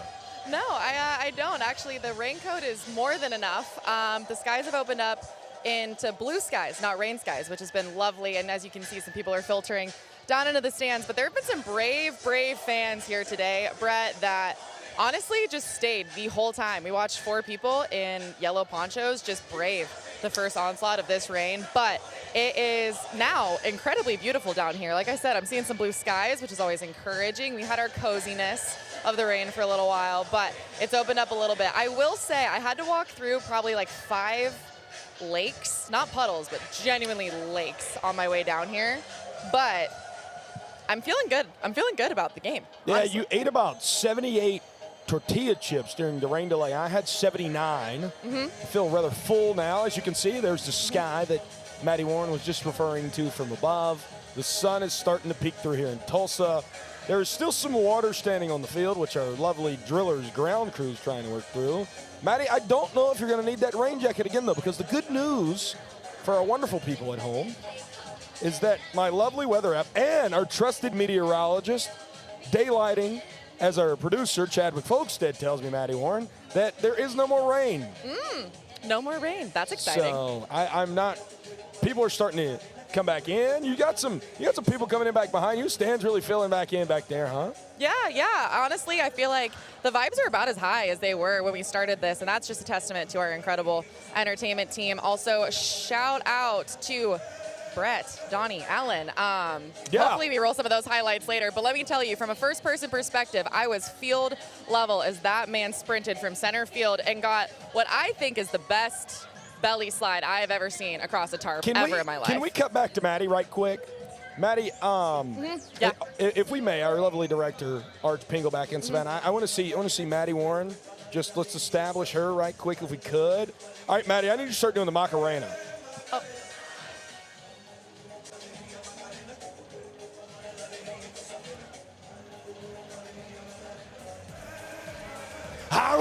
Good, Maddie, hey, good. Fun fact, Brett, you could do the Macarena to any song. Quote me on that. Yeah, it's good stuff, Maddie. Working off those tortilla chips. I need to do something. Maddie just waxed poetically about Brett Donnie Allen. Here it is, the world's longest slip and slide. He had nothing but body wash, up and down, a football helmet on, and an Australian Speedo. Goodness gracious. It looked like it was last night because of how dark it was earlier, but no, that was earlier today. Tarp off the field, banana ball soon. But until then, we will show you one more Cowboy Carpool.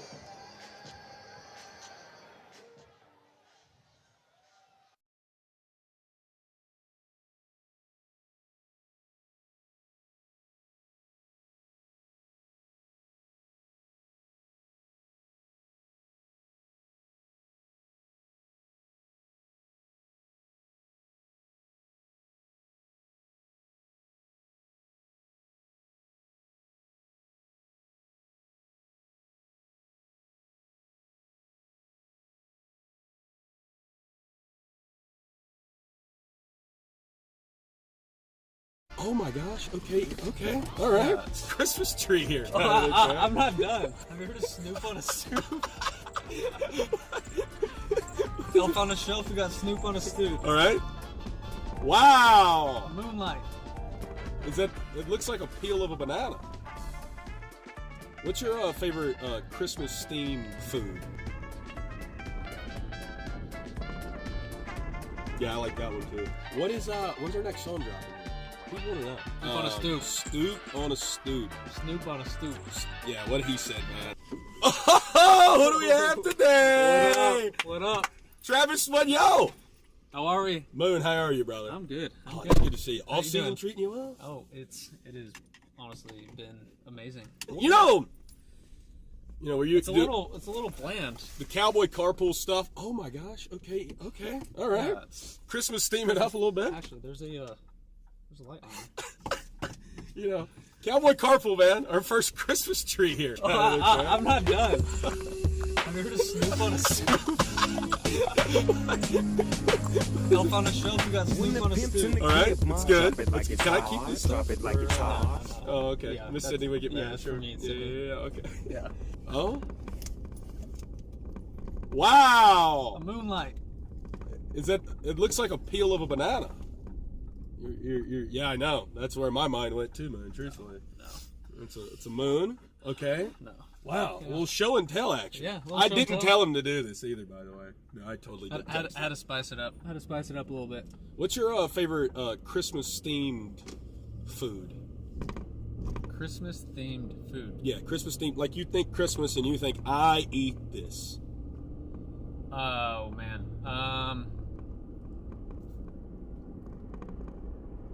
Yeah, I like that one too. That one's really good. The first one that came to mind was Snickerdoodles. Yeah, that works. I don't know why, but I don't know. I don't make Snickerdoodles. If they're available, honestly, it's a big sweet time for me. Peppermint bark. 100% Oh, peppermint that's bark. good, Yep. man. That's good. That's my weakness. Absolutely. First year Banana Ball. Yes. Hit over 300. Obviously, you had some of the best entertaining moments of the year. As far as baseball goes, from that aspect, you're trending very much so upward in the back half of the year. Mm-hmm. Walk us through year one for you. What you learned, what you look to even grow upon going into 2026. It was a big learning experience all around for me.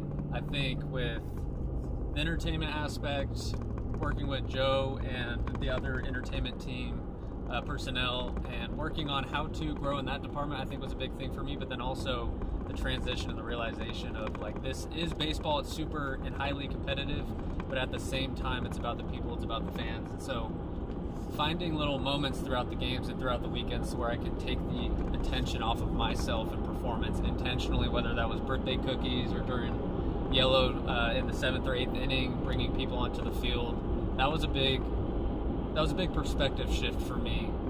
And also just throughout the year, I think the game is super, super important, but also the people. You know, our relationship throughout the year grew beyond the baseball field, and then other people, you know, in B Road and in Banana Ball, that it is such a really cool culture and experience, and that you can't really focus too much on yourself. There was times where I was frustrated or wanted to perform better and compete, but at the same time having good people like you, Sunshine, other leaders of Banana Ball around front office, it really helped me to put things in perspective and really just to enjoy the game and play and entertain. So something so profound to then a question of, they call you Moon. Yes. Is it because you've mooned someone before in your life? Is that where that derives from? No, that is not. Okay. My last name, Moniot, M-O-N-I-O-T, people could not say it.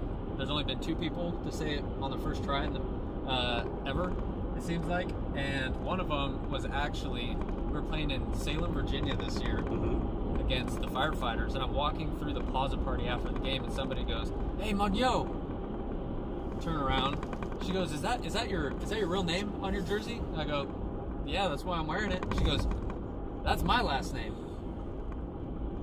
Was it family? No. Oh. But she knew my grandpa. She knew from her dad had connected with my grandpa in California, and that was the first ever other Moniot I had ever met in my life at our Banana Ball game. So at some point, there is family connections there with this lady. In Europe. Oh yeah. My gosh. Yep. So. We just had Tyler Riggett. Yeah. He found out Ben Dunn was his cousin. Yep. All in. Wow. Yeah, okay, that's good stuff. That's good stuff. Yeah. Who was the other person that got it right first try? It was Brett Loftus. Like a car insurance. No, it was Brett Loftus. Lady. But anyways, it was totally Brett Loftus. People were calling my brother Mooney growing up on his baseball team, so people just started calling me Mooney or Moon, and it just kind of stuck. Yeah, it wasn't me. I didn't get it right first try. Actually, No. I called you. No, you pulled me aside at practice, and you go, "Hey, you're Travis, right?" I go, "Yeah." Yeah, you're not on the roster. Bro, craziest thing of all time, right, guys? So, any of the young aspiring broadcasters out there, prep is very important. I had prepped all 25 guys on the roster before I moved down here. Get down here in April, doing a lot of practices, scrimmages, or scrimmaging the Firefighters. And Trav, I had some stuff on him because I'd seen you on social media, but there was a roster that I had gotten, and you were not on it. Yep. And I come up to you, and you're like, I was like, I don't know how to approach this. you know me, man. There's not a filter with me. Right. I can't really filter out what I'm thinking from time to time. So I didn't really know the best way to approach it to be like, you're not on the roster. So yeah, I just go up to you. I'm like, Travis? You're like, yeah. I'm like, I don't think you're on the roster. You're like, I definitely am. Yeah, I'm like, you're like, I do exist. Well, at that point, I was like, okay, this is kind of making sense because every time they would like schedule entertainment or social media and a lot of things, and like everybody would have a role in it, and I'd be like, hey, what am I supposed to do? And they're like, oh, you're actually not on the list. And I was like, that's odd. It's a little weird. So we're like 4 weeks into it. I was on the visitors last year, and then Brett let me know that I just wasn't on the sheet or the initial Instagram post of the team roster. Yeah. And I was like, yeah, I guess it's like the major league when Willie Mays Hayes wakes up. He goes, I've been cut already.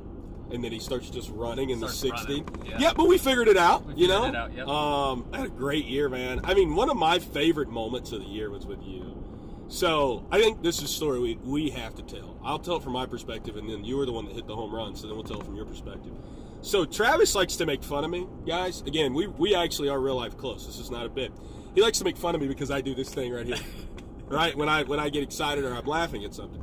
So it's rehearsal day in Pittsburgh, and somebody makes a joke, and Travis is standing right next to me, and I do it. And then he starts knocking the hound out of me doing it. He's like, man, why do you always do that? He goes around like 5 other tailgaters. He gets Jordan Hussein, Taj is in on it, a few other guys are in on it.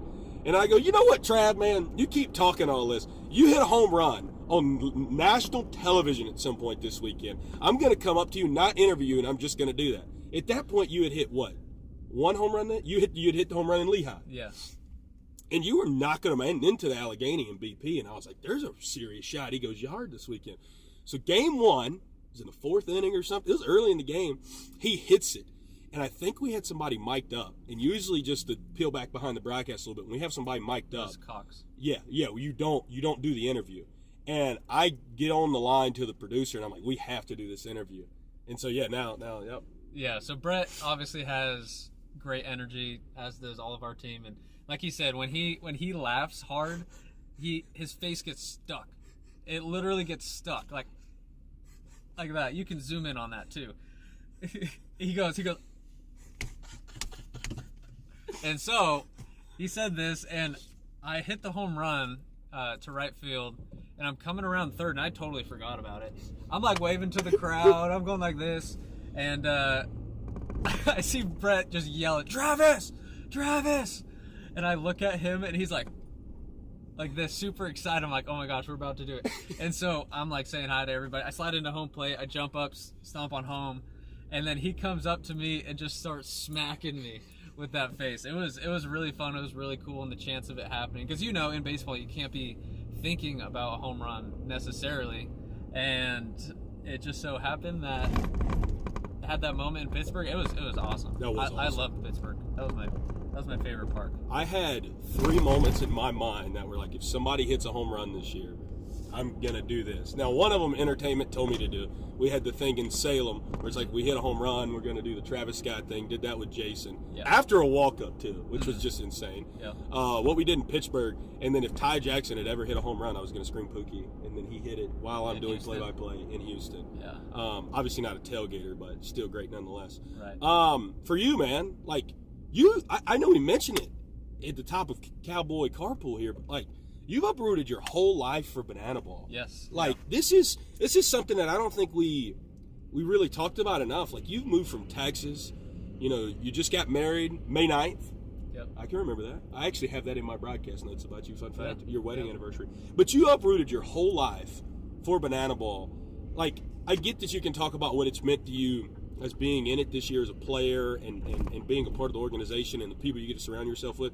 But how much this has meant to you from a personal perspective for you and Sydney? Yeah, from a personal perspective, you say uproot, and I think it's hard to uproot your life when you're already rooted in something that you have faith in, and that is, Jesus Christ. And his hand has been in this the entire way, and our marriage, and we've just trusted him with it. I didn't think that I'd be playing baseball ever again after the White Sox. I was done for a year and a half. I was selling juice for my buddy's company, and got the message, came out here and fell in love with baseball all over again, and luckily have a wife who's super encouraging and supportive, Sydney, and she wants our thing has always been to live an adventure rather than a normal life. We like to travel around and pursue things. So it's just been such a amazing experience, and not only recognizing that this is a super special opportunity as a player, but also growing as a man and intellectually in business and observing how Banana Ball goes about creating the most entertaining sport in the world and the leaders that we have here in all the different departments. It's just a super special and unique opportunity. It's insane. Yeah. I mean, it's obviously a lot of us have uprooted our life for this, but it's legit insane. All right, Yeah. Trav, what are we ordering here? One moment, please. Oh, man. You want some food or you want some drink? That's what I want to know. I mean, you can't go wrong. Have you ever had their, I'm not going to get it, but their sourdough breakfast sandwich? Really? Unbelievable. Huh. It is unbelievable, but I'm kind of feeling like I'm going to get I usually don't get a sugary coffee. Yeah, dude. I'm not going to lie to you. What is your Christmas craving? I came here the other day and I got the peppermint signature latte. It's really good. That's what I'm Book it. There we go. You know what that reminds me of, actually? You ever had Fig Newton? Yes. Oh, that's that. Speaking of dates. Yeah. You go on a few. Banana Ball's really helped you get to go on some more dates. Not romantically speaking, but, you know. You're talking about building your business, building your brand. Applebee's. Oh, Applebee's. Trav's like, what? I was like, what do you mean? Applebee's. Yeah, I did go on. Well, first of all, they ghosted me, which was crazy after they slid in first. I've had 3 women ghost me in the last week, dude. It's unreal. You know, you just got your numbers up. You gotta get them up. That's right. Yeah, that's right. It's a game of average, unfortunately. It's really a science. So you saying I just got to continue to shoot more shots? No, you got to shoot 0 shots and let them come to you. Ooh, that's good. Look at that. Thank you so much. Duncan. Look at that. What do you got on that? Wow. I love you, great. What is when's our next song dropping here? People want to know. Soon? I have a couple songs in the work. I've been talking with Bobo. Shout out Bobo. That was just signed with the Party Animals. I'm gonna make some demos and beats for him. Trey's gonna get here. We're gonna make some music, but I have a song called MVP that I want to come out with pretty soon. Gotta wait till next year. Has nothing to do with baseball or Banana Ball, but more so just the idea of being the MVP of music and chasing that. But a lot of music on the way. Yeah, super excited. I heard that MVP track's pretty good. I heard there's a young man who's a big fan of music. Might be on that one, actually. This is the word on the street here. Who? I guess you'll have to just listen and find out, I guess. I don't know. Oh, yeah. It's me, guys. Yeah, Brett Loftus is on that song. We recorded that in... Where was that at? San Antonio. Yeah, that was good, dude. Yeah, Brett Loftus recorded the intro for that song. That's why I just thought about that. I was like... I forgot. Isn't that the one? Yeah, you're on that song. In a hotel room. In a hotel room. Oh, man, dude. Yep. That was great. That was great. Travis Magno, ladies and gentlemen, Yeah. listen. Now you see why we all love him here in Banana Ball. I mean, he's got a moonlight, a Christmas tree, and don't forget Snoop Dogg. On a stoop.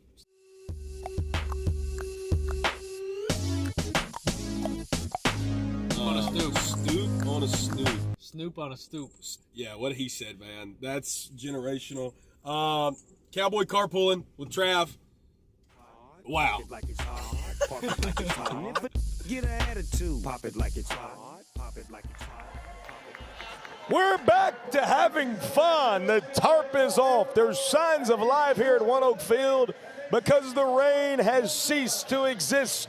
The Tailgater Gauntlet has happened. The pre-show is rolling down below, and we're ready to have us a Banana Ball game. Game 2 between the Indianapolis Clowns and the Texas Tailgaters from Tulsa, Oklahoma is coming very, very soon. We anticipate first pitch to be around 8:30 local time. That's 9:30 Eastern for those wondering at home. So we will indeed have a little late night Banana Ball. For those watching the Party Animals and Bananas, you can come on and join us once that game concludes. We'll still be on once the Firefighters and the Coconuts conclude in Wichita, Kansas. And until we can get going all the way, take about another 10 minutes, and then we'll start our pre-show here on the Tailgaters YouTube channel.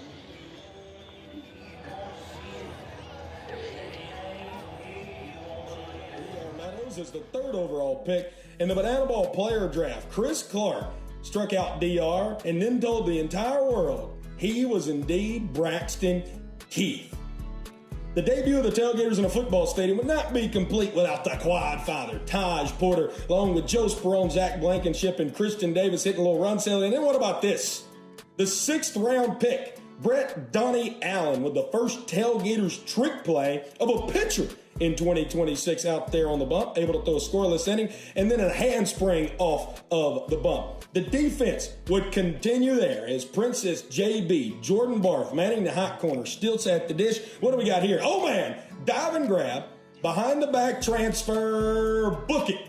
The first trick play in the young career of the Augustana standout in Jordan Barth. But then the bats would inevitably come around as the first home run of 2026 comes off the bat of Travis Munyo, the first home run in a football stadium, and then he told us how he felt. You just hit a home run in front of 60,000 people. How do you feel? Well, Brett, it's plain and simple. I'm the best there ever is. I mean, I wake up in the morning and I piss excellent. I'm a big, hairy American winning machine if you ain't first or last. Bruh, we went to Frisco and the Texas Tailgaters finally unveiled their official mascot, the cowboy wearing big old green alligator himself, who's gonna steal every piece of meat that you have at your tailgate, Grub the Gator. And that weekend in Frisco was special because then we played the Loco Beach Coconuts and our captain does this. Fiver, Jordan Hussein, the Texas kid, a diving grab as the Tailgaters would be tied up all at 2 apiece. And Fiver out there making web gems just as he does so very, very, very often for the boys in blue and orange. And then, golden batter, Eric Osberg. Magic can't happen twice, but Jordan Hussein can. And then, after the defensive prowess, trailing by 1 point, going to the bottom of the ninth, who do the Tailgaters call on? The Tailgaters golden batter, Kyle Kmart Martin. Who else would you want? In the biggest moment to this point of the Tailgaters season, down by 1 point in the bottom of the ninth, backs against the wall, against C.J. Williams. 1-0. Big on big. Kmart out to left field. T.A. going back at the fence. It's gone. It's gone. It's gone. Kyle Martin's first home run in the sport ties us up at 3 apiece. Where else would you rather be?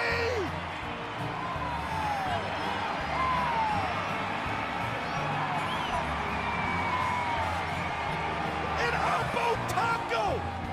The first earned run C.J. Williams has ever conceded! This is banana ball! The moment, never too big in the ninth, but what about in showdowns? C.J. Williams, Nick Lopez, bottom of round number 1. How would it end? Low B over the head of Gideon Antle. It's gonna roll for a while. Gideon's got good wheels. Get on your horse, Low B. Get on your horse. Antle finally gets to it. Low B's on third. An 80-grade arm sails over the head. Tailgaters win. Tailgaters win. Tailgaters win. Nick Lopez walks it off 4-3, and we are so back in the Lone Star State.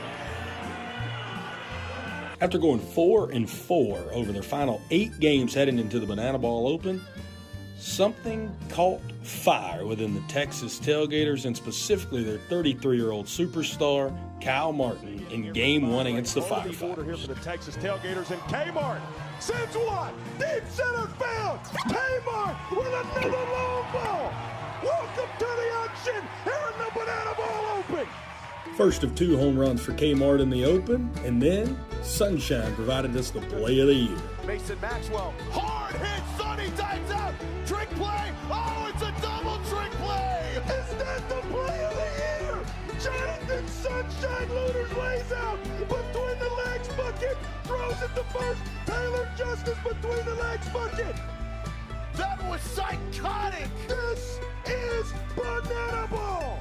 And from arguably the play of the year to the play that helped win the Tailgaters the Equalizer Point and win the ball game on Friday night. McDowell over to J5, between the legs, and that's the Equalizer Point for the Tailgators. Double trick play. Book it.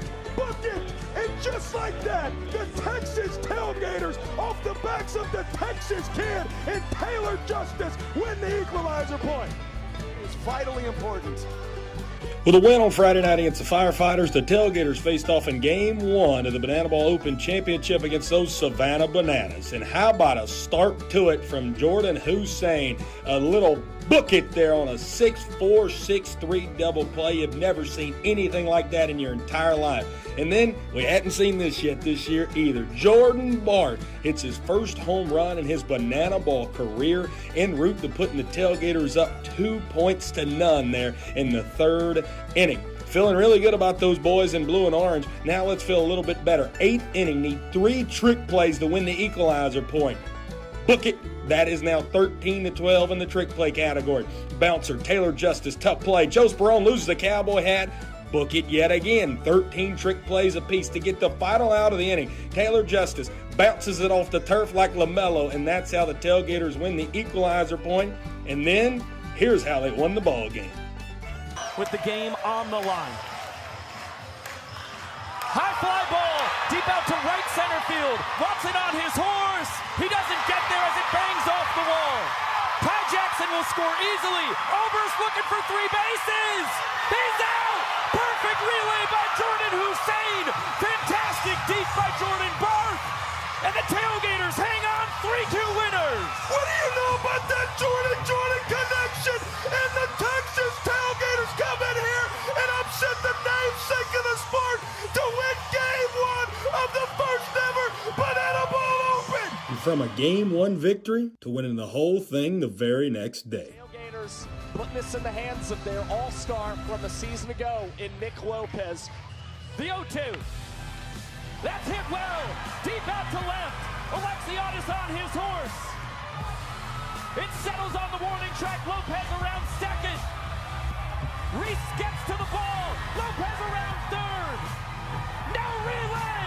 Nick Lopez clinches a playoff spot for the Texas Tailgaters. And the boys in blue and orange are going to lock in a playoff spot 6 months early. Nick Lopez, the man who won all the showdowns last year for the Tailgaters, comes up in the biggest spot of his Banana Ball career.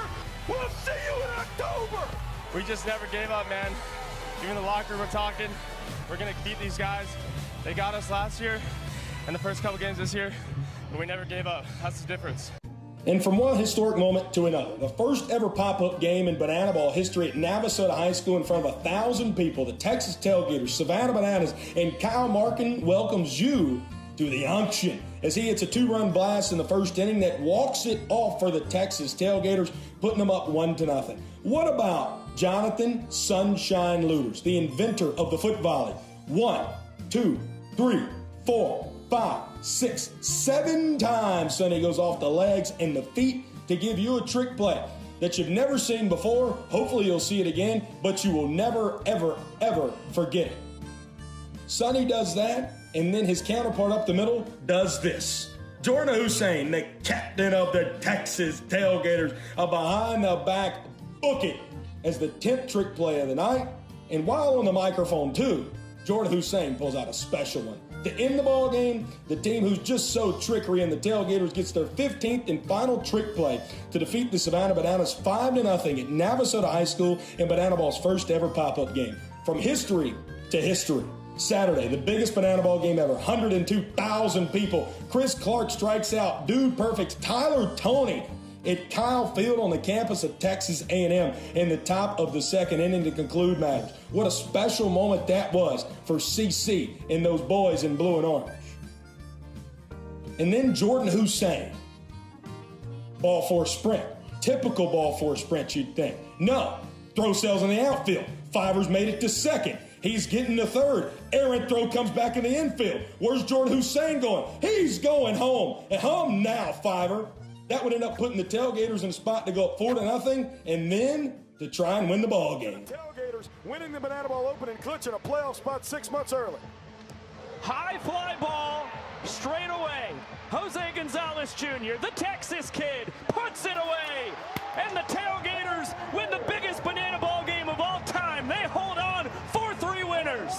If you're gonna come to Texas and you're gonna come at the king of Texas, you better not miss. For the first time ever, the Texas Tailgaters have swept the Savannah Bananas here in the Lone Star State, winning the smallest banana ball game of all time and the biggest banana ball game of all time in the same weekend here in East Central Texas.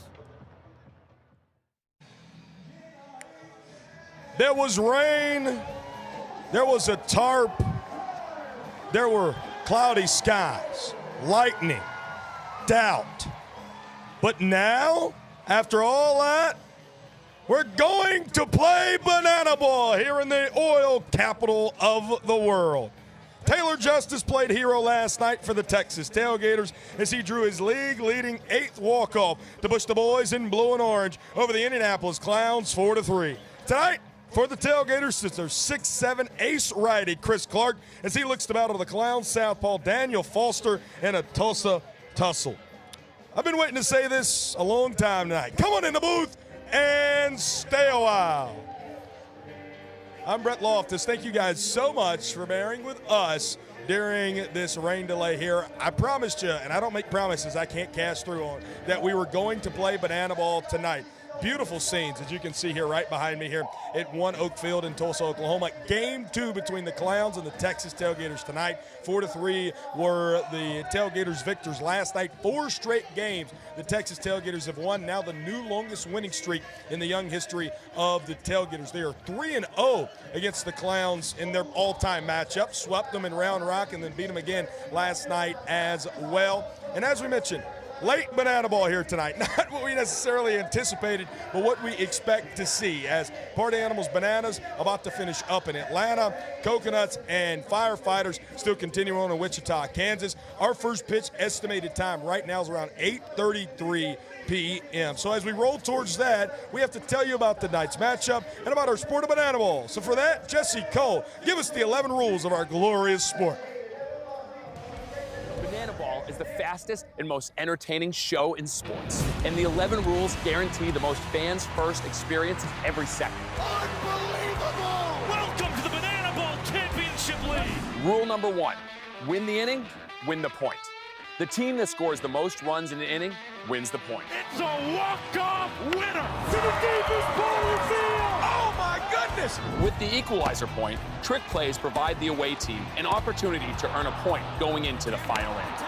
And in the final inning, every run counts as a point. Rule number 2, banana ball has a 2-hour time limit, guaranteeing that every game is fast-paced and action-packed. Rule number 3, no stepping out of the batter's box. If you do, it will result in a strike. Max stepped out of the box, and because he stepped out of the box, that's it. Rule number 4, no bunting, because bunting sucks. If you bunt, you'll be thrown out of the game.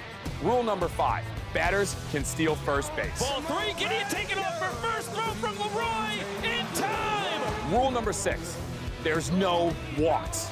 Walks are ball force sprints. The batter can advance as far as they want until every position player touches the ball. Those defenders have touched the banana ball. It is a 4-base sprint to open up the ball game. Rule number 7, no mound visits. Nope. Rule number 8, foul balls caught by a fan count as an out. Oh, they caught it! They did! They can't caught it on the third point! We're going to showdowns! Rule number 9, the showdowns. In showdowns, the best of the best face off in the biggest moment. One hitter versus one pitcher with one fielder behind him. And the hitter has to score. Deep to right center! See you later! Rule number 10, the Banana Ball Challenge Rule gives the coaches and you, the fans, a chance to impact a call on the field. Rule number 11, the Golden Batter. Once a game, each team can give any player an at-bat, regardless of the lineup. This offers the biggest matchups on the biggest stage. Big on big. Gamer, it's gone! It's gone! It's gone! Get out of here, ball! That thing had a family! And those are the rules of Banana Ball.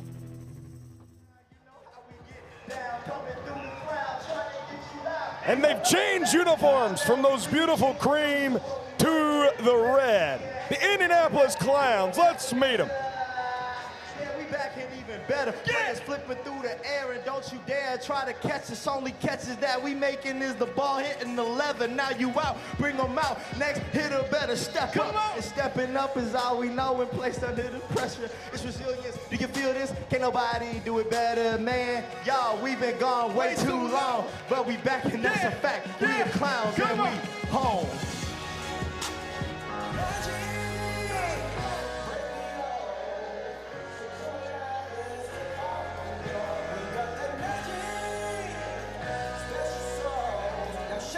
Shine on, cause we're made from the start. You got that magic.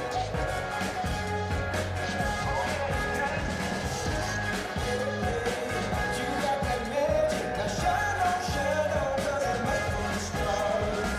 I'm supernatural. Oh yes indeed. Just ask where you'll find it and that we agree. I've done the impossible. They said it couldn't be. Now that's the truth, you won't prove, just wait and see. I got the feeling now, I can touch the ceiling now. Anyway and anyhow, I can do anything. Just watch the way I move, with every little thing I do. You won't believe it till you see it right in front of you.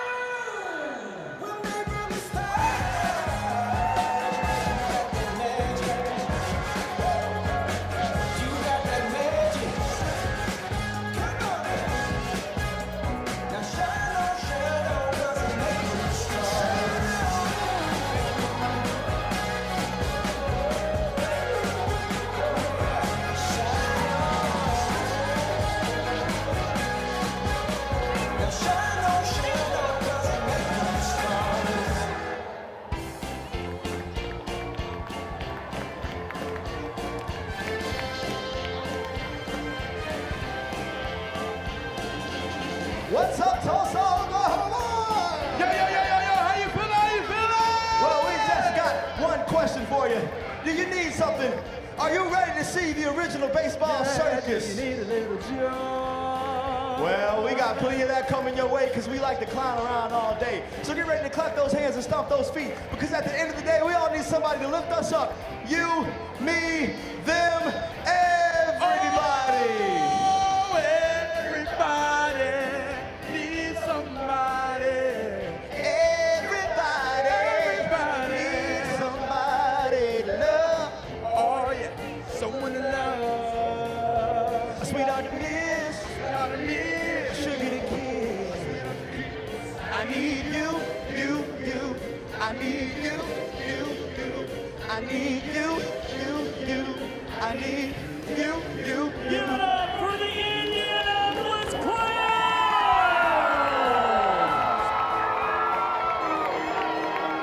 Fans, it is now time to learn the rules of our game. The name of the game is Banana Ball. Those are the Indianapolis Clowns. As we look back to earlier today when Matty Warren had an opportunity to catch up with Kyle Martin. You're already leading the league in home runs, but now you're definitely leading the league in home runs. What's the training program? What's the approach? What's the secret? Not really any secret. It's trusting the process and playing to win, really. Following my gut on what I'm feeling that day and then sticking to it. Now, we've heard Brett Loftus talk a lot about it, and I've heard a lot about the dinners every single week. So he really believes that there's a lot of magic in those dinners. But now I'm giving you the chance to let us know what you think is behind the dinners and if they're playing a part in this. I think baseball is big superstition, and we kind of started that trend, I guess, 6 weeks ago now, and it kind of stuck. And honestly, I think it's about building the community here and getting to know everyone, and it makes everybody a little bit less on edge and a little bit play loose, essentially. And I think that kind of goes hand in hand with all of it. This might be a controversial question, but who is the best person at picking the restaurant to go to? I'm going to say I'm a little biased towards me. I'm a big foodie, but it hasn't missed yet either. So I think we just go back and forth each week, and it's been a good tie so far. Now, one last quick question, little unrelated, but it's a question for the people. Are we ever going to see the Care Bear onesie from your tryout make an appearance again? I might have to get with Brett on that and pick a weekend to do it. I'm not sure yet, but I wouldn't mind breaking that back out for a game or two. You know what? It might not happen in Oklahoma, but they're a pretty lucky city here soon. So, Brett, convince him to do that. Welcome to the unction and welcome to the dinners. Kyle Martin, he mentioned it. He is the best at picking those dinners, by the way. Since we've been going to those dinners, he's hit 6 of his 7 nice home runs so far here in 2026. A man who had, quote from himself, the silent cycle last night here in Game 1 from Tulsa. Just the 5th time a banana baller has hit for a cycle ever. Eli Payton also called up earlier this afternoon with Matty Warren. 1-0. Eli. Sunshine calling off his outfield. Oh my gosh. Eli safe at second. That's a double. Eli Payton just hit for the cycle. It truly was a historic night here in Tulsa, Oklahoma for one Eli Payton. Eli, you hit for the cycle last night, and I need to know, when you rounded first, you saw that ball drop in right field. Did you at that moment know that you were a double away from the cycle? Yeah, so Kirkland Banks, our second baseman, came up to me right before my bat and was like, "You're a double away from the cycle." And I was like, "Oh my gosh, I am." And I hit that ball. I thought I was out. I was a little disappointed out of the box. And then I saw, there was some miscommunication. So I ran around first really hard and saw it kick away from Sunshine. I was like, I got to send it here. Might have not been the best idea in the moment, but it ended up working out. Was there any part of you when Kirkland Banks told you that you were a double away from the cycle where you were like, don't tell me that?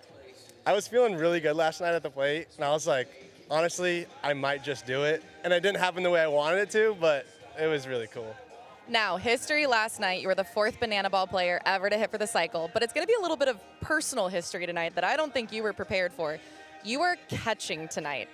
What are the emotions going through your mind right now? There's definitely some nervousness going around. I think the pitching staff's a little nervous for me to be behind the plate. Haven't caught in 5 years. But at UCLA, I was the technical bullpen catcher my freshman year. I tore my meniscus, and they put me behind the plate. So I know how to catch. I don't want the pitching staff to be nervous. I'm going to go kill it tonight. You know what? You've been nails at third base all season, and so I think you're pretty used to some high-pressure situations. So, Brett, I think we might have found our next catcher for the Clowns. Watch out. Eli is definitely going to catch tonight. Hadn't caught in quite some time, but he's putting himself in really good company, not only as the catchers with the Indianapolis Clowns, but he was just the 4th player in the 5th time that we have seen a banana baller hit for the cycle last night here in Tulsa, Oklahoma. And again, a silent cycle, as Eli referred to it as on Instagram, actually under the banana ball post earlier today, had a single that went off the arm of Brett Sanchez and then hit a home run. A triple that hit off the wall was almost another home run, and then that double that we've seen there was one of the shortest doubles you will ever see. But Eli, very props to him, stretching that in to 2 bases. Funny enough, as we look at this graphic, Kyle Jackson hit his cycle this year against the Clowns, and obviously Jackie Bradley Jr. a Clown, Eli also a Clown. Unofficially, Joe Lytle hit for the cycle in a secret pill game as well. So something about the Clowns being involved in a game in 2026 where the cycle happens. It's happened now 3 separate times in the regular season between KJ, JBJ, and Eli last night. And obviously, X going to give it to you. Has done it twice here in the history of the sport. And now, with that win last night, the Tailgaters continuing to put themselves closer and closer to the top of the Banana Ball Championship League standings. Bananas 11-5 now. Party Animals now 7-10 as the Party Animals won 3-1 in Atlanta tonight. Garrett Lampert, my good friend, Rhinestone, get us hyped up here in Tulsa.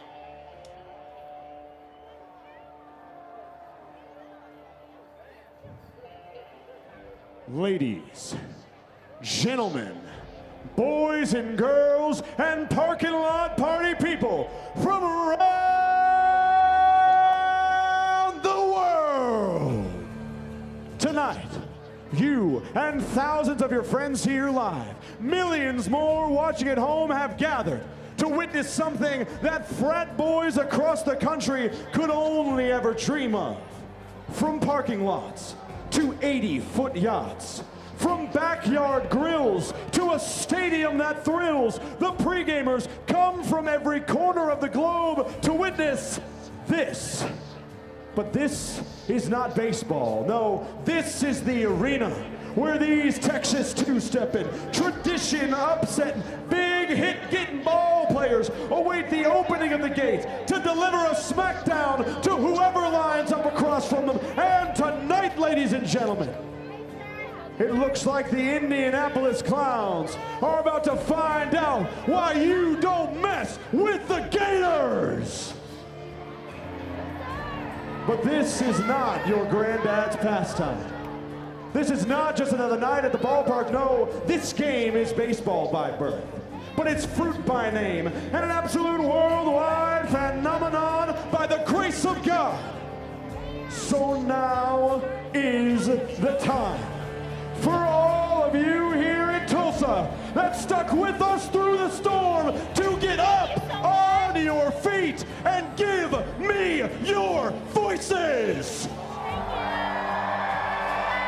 Because this is the greatest pregame in sports, and it never ends, because this is Banana Ball!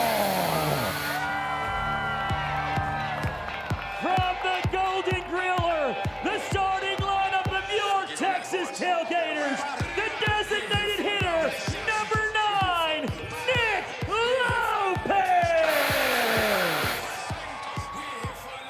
In center field, number 2, Zach Watson! The extra hitter, number 27, Kyle Martin! At third base, number 6, Jordan Barr! At first base, number 85, Taylor Justice!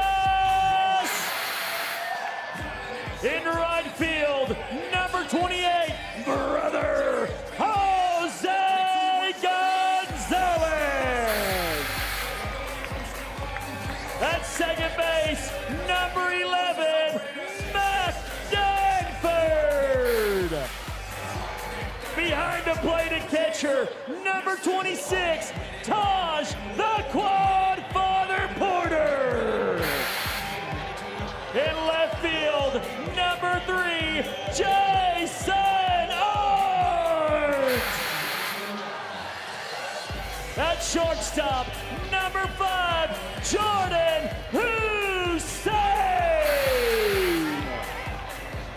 The starting pitcher, number 44, Chris Clark!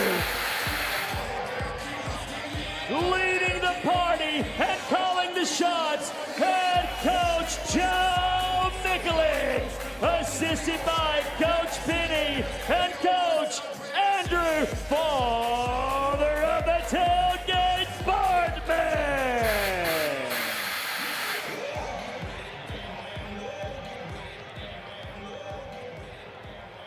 Ladies and gentlemen, at this time, we ask that you please rise if able.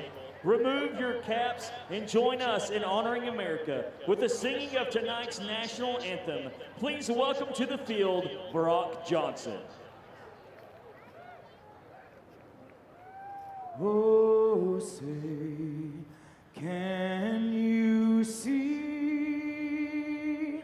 by the dawn's early light what so proudly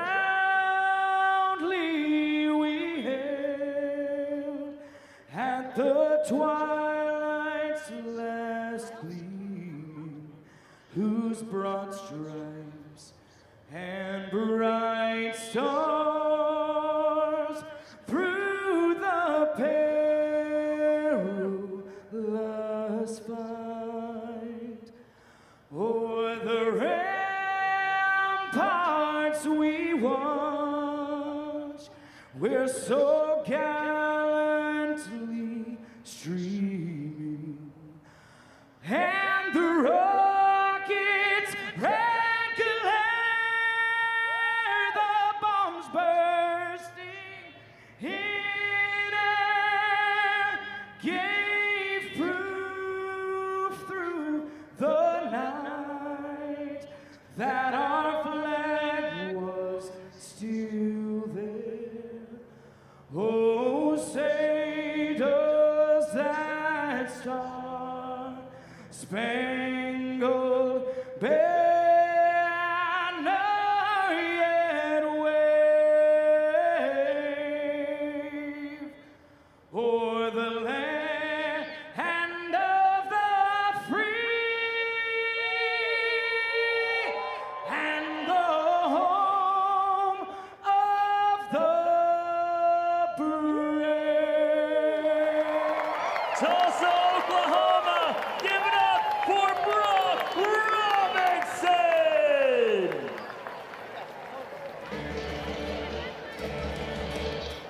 It's time to play banana ball in Tulsa, Oklahoma, the oil capital of the world. One Oak Field, 4-3 victory for the boys in red, white, and blue last night. But now, the Indianapolis Clowns at 6-11, the Texas Tailgaters at 9-8. Play game 2 in T-Town as we welcome you in to another game of our glorious sport we call banana ball. I'm Brett Loftus, voice of the Texas Tailgaters. I'll be with you all night long, and so happy you're able to join us no matter where you're at in the world tonight. 8:33 our estimated first pitch after that long rain delay before we ever started the ball game, and I'm so happy we finally made it here to look at our starting defense tonight for those Texas Tailgaters. My July getting the start out in left field tonight. Zach Watson moves over to center. Brother Jose Gonzalez out in right field. You see that infield. Jonathan Sunshine Looters, the Banana Ball Championship leader in trick plays. He's your designated fielder. Will be manning second base all night long. The second player in trick plays in the Banana Ball Championship League, the shortstop there in Jordan Hussein, Taylor Justice, Jordan Barth on the corners. Taj Porter back behind home plate, who's caught the majority this year, splitting those duties with Taylor Justice. 4 trick plays away from 200 on the year. And who's the man on the bump? Nobody else other than the best starting pitcher in the Banana Ball Championship League. He was the 3rd overall pick in the inaugural player draft back in November. His name is Chris Clark. All 6'7", 240 pounds of him. Reigning from Southern California. And so far this year, he has been everything and more. 28 strikeouts, tied for second entering today in the Banana Ball Championship League, that 2.05 ERA. It's been in the ones for most of the year. Last weekend at Kyle Field, gave up 3 earned runs, but again, otherwise has been absolute money this year, has been Big CC. He's the ace that the Tailgaters took at 3rd overall pick in the player draft. But that lineup he's facing in the Indianapolis Clowns, I mean, they are absolutely electric. And last night, they plated 10 runs on 15 hits. The biggest thing that has plagued them this year has been strikeouts. Ever the long ball, no issue with that last night, including this man that you're seeing here on your screen. Joe Gray Jr. led off the ball game with a single, would later hit a 3-run homer. He is the guy that has powered this lineup. And when you start out, again, I know I said it last night, Joe Gray Jr., Jackie Bradley Jr., and then Bobby Leday, I mean, that is just such a treacherous top 3 to begin a ball game. And then you go from Splash and Dale Francis Jr., Nico Holsizer, Carell Prime. You have some banana ball vets and just straight up baseball vets up and down this lineup. We'll be able to wax poetically more about them later. Andrew Bartman has a microphone. I believe it is finally time to light the grill. Banana ball, we like to say start the clock. But here in Tailgater country and in the Sooner State, we're going to say light the grill. So I need all of y'all to help me out here tonight. And on the count of 3, let's say light the grill. Ready? 1, 2, 3. Showtime. Leading off for the Indianapolis Clowns. Light it up, Mick. Light it up. Chris Clark, Joe Gray Jr. 14 years of minor league experience combined. Begin this banana ball game here in Tulsa, Oklahoma at 8:35 Central Time. An hour and 35-minute rain delay before we even got the first pitch. We're playing banana ball now here in the oil capital of the world. Cowboy Joe out to right. Brother plays it off a hop, just like he did last night. Cowboy Joe begins the ball game with a single. That dude has been on an absolute heater. And a big reason because of it, he's wearing that turtleneck. Still got it on even after the rain. Talked to Joe earlier in the hotel today, just like I did yesterday. I said, I need the turtleneck again. There's magic superpowers in that thing. This guy just has superpowers. Jackie Bradley Jr., another multi-hit ball game for him last night, going 2 for 5. And somehow his average went down at 426. He's one of 4 players between these two teams hitting over 400 right now. Joe Laddle, who was injured and out this weekend. The other clown, Jordan Bart, Taylor Justice, the 2 guys for the Tailgaters hitting over 400. Talked to Jackie a lot earlier today. I think he's heard more about the Kmart dinners and the magic in that. Talking about getting some seafood when we get back to Savannah. Misses up and away, 3-1. Jackie's having a blast here in Banana Bowl. So is Jonathan Hughes. The 3-1 to Jackie. Hunter Ives calls it on the outer half. The leadership that Jackie has within that locker room to get the buy-in from all those rookies. Special stuff up the middle. Fiver, diving grab, gets it out between the legs. Not in time over at first, but what a diving grab for out number 1 by Jordan Hussein.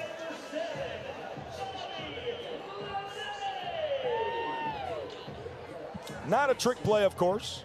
Just trying to get it out of his glove. So Jackie will reach over at first via fielder's choice, and now it's Bobby Leday. Second round pick of the Clowns. Ties to both Louisiana and Houston, Texas. Oh, Chris Clark tried to get there. Sunshine between the legs, book it. First trick play of the ball game to who else other than the trick play leader in Banana Ball, Jonathan Sunshine Looters. Tell you what, all 6'7" of CC was trying to get to that one. Put that in the blooper reel, Chris Clark, as he stumbled over himself off the ball. Now 2 down, runner in scoring position is Dale Francis Jr. And Chris looks back Jackie at second. No one there to hold him on.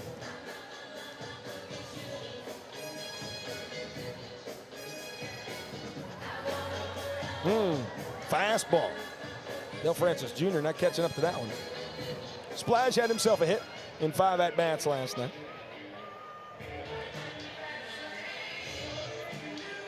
Tell you what, Jackie's dancing around a lot out there to be 36. To be fair, he's not your typical 36-year-old. Will he test the arm of brother? Nope. Big-time hold there from Coach Eric Fox at third. As Splash continues now a 9-game hitting streak. You see Jackie. Jackie wanted to run. Jose Gonzalez has got a good noodle out there in right though. And now Nico Holsizer. Nico was the lone starter in this Clowns lineup last night to not reach base. One of 2 guys who went hitless in the big offensive output despite the loss. Again, a guy in Nico Holsizer who leads Banana Ball on both ball 4 sprints, entering tonight tied first with Ryan Cox, and strikeouts. Ends up empty on the big 2-seamer there from Chris Clark. Chris trying to have a clean frame here in the first. Nico left side, Jordan Bard behind the back, book it! Couple of trick plays, a scoreless frame in the top half. The Tailgaters an opportunity to win the first in the home half. As the Indianapolis Clowns, we mentioned they had to change uniforms, hadn't changed up a whole lot in their defense, as we'll take a look at how they're going to run it out tonight. Coach Eric Fox's squad. Left to right in the outfield. The only thing that has changed from last night, Nico Holsizer, instead of being the EH, will play defensively tonight in left. Kirkland Banks does get the start. We've seen him in the ball game last night, came in to replace Jalen Vasquez at second. KB will be over at the hot corner. Bobby Leday, who leads the Clowns in trick plays. Correll Prime over at first. JV, Jalen Vasquez. Eli Payton getting his first career started catcher in his collegiate or professional career, as he's catching the southpaw, Daniel Foster. The big lefty in Daniel Foster had 21 appearances in the Pioneer League last year. It was a 6th-round pick in the Banana Ball player draft, the Indianapolis Clowns. He's making his 3rd start in his 9th appearance in his rookie season. 9 strikeouts, 7 ball, 4 sprints. Obviously, the ERA trying to drive that down. Daniel told me, he's playing in pro ball. He said, I'm much more comfortable as a starter. And he's felt more comfortable, really starting to settle in here and trying to settle in. This is his 3rd start. Lineup tonight for the boys in red, white, and blue. Nick Lopez leading it off. Tailgaters are 4-2 in the regular season when Lope leads it off. 7-2 if you count the Banana Ball Open, as he'll get ahead 1-0. Zach Watson, Kyle Martin will follow him. Same exact lineup besides Jason Arndt being in the 9-hole as the Tailgaters ran out there last night.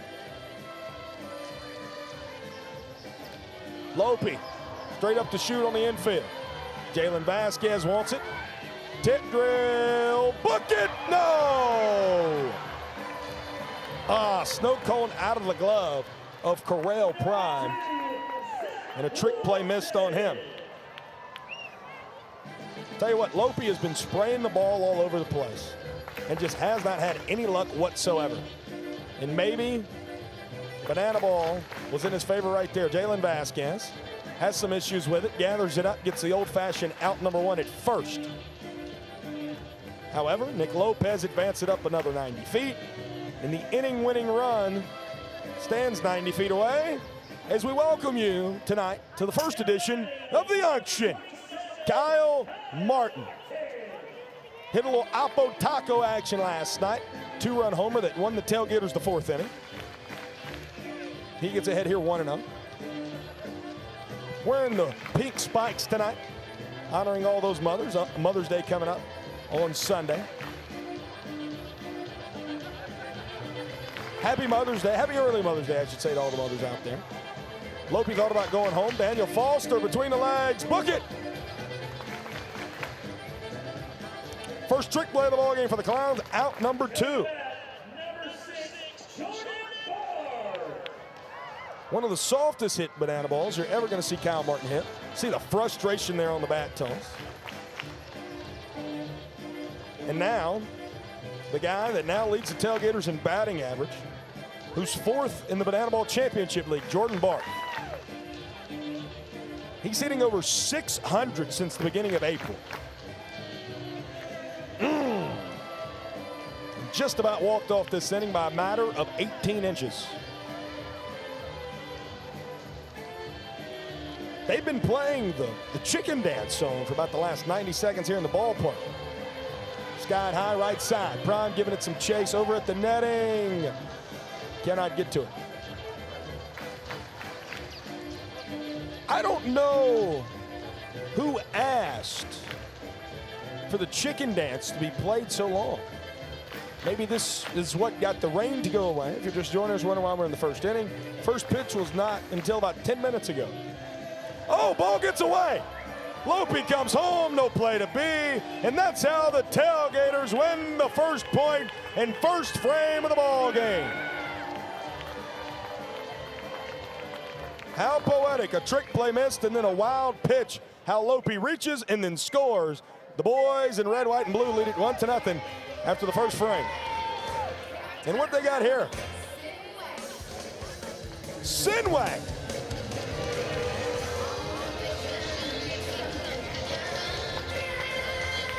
And we got two different angles of it here.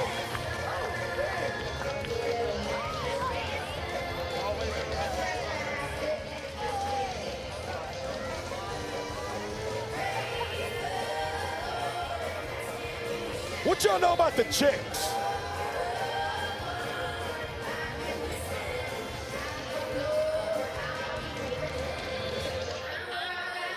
Sandwagon. Talk about line dances. This is one of the most intricate ones you will ever see. Talk about being intricate. Attention to detail. The Texas Tailgaters have been just that over the last 4 ball games that have all resulted in W's. The longest win streak in the young history of the Texas Tailgaters. In winning game 3 in Amarillo, winning both games against those Savannah Bananas last weekend in College Station, and then again last night. See, all of them 1-point ball games except for the domination at the pop-up game at Navasota High School. In all 4 of those games, the Texas Tailgaters were the home team. Talk about how good they've been at scoring that equalizer point at the away team this year. But all 4 of those wins, they have been the home team. So make it 4 in a row for the boys in blue and orange. Out of their 9 wins this year now, 7 of them have come as the home team.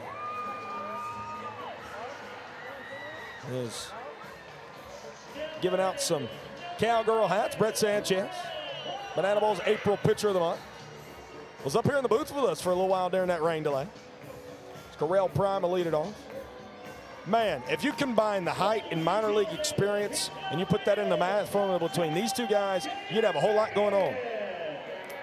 You know, there's a band. There's a band in left field.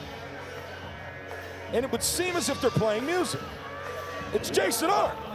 He's playing a concert in left field while the game is going on. And he's singing Pickup Man by Joe Diffie. How could you not love that? There's something women like about it. Chris Clark struck out. Ponche for out number 1 here in the top of the 2nd. As Chris does the Ja Morant celebration. And I tell you, man, they got first look at it was my good friend Taylor Justice. How are you, my friend? Yeah, this guy hit for the cycle last night, TJ. Trick play, trick play. Bucket, bucket.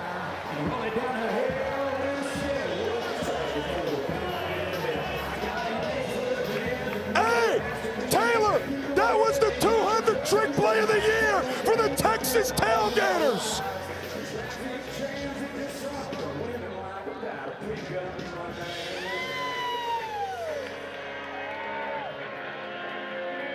Let's do it. Oh, that was incredible, Taylor Justice. 0-1 against Brian Dancero. Taylor, you want to hear a fun one?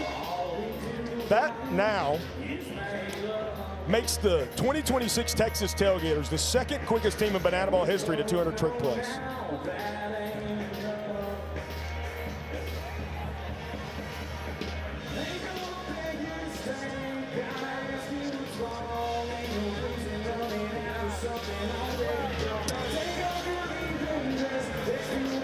A minute and 57 seconds. Can you please tell my king, Chris Clark, how quick that was? Minute 57 seconds. Tell him I love him. You know what? He's locked in. Taylor Justice, I love you. Way too quick.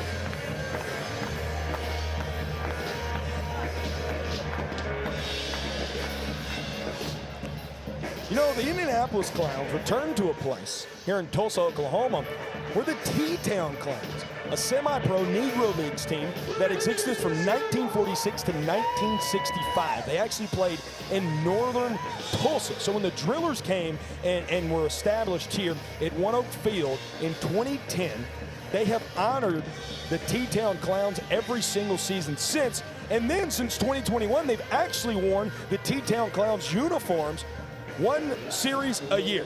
So such a cool place. We mentioned yesterday about the presence that the Negro Leagues had back here, obviously between the 1920s and even into the 1960s.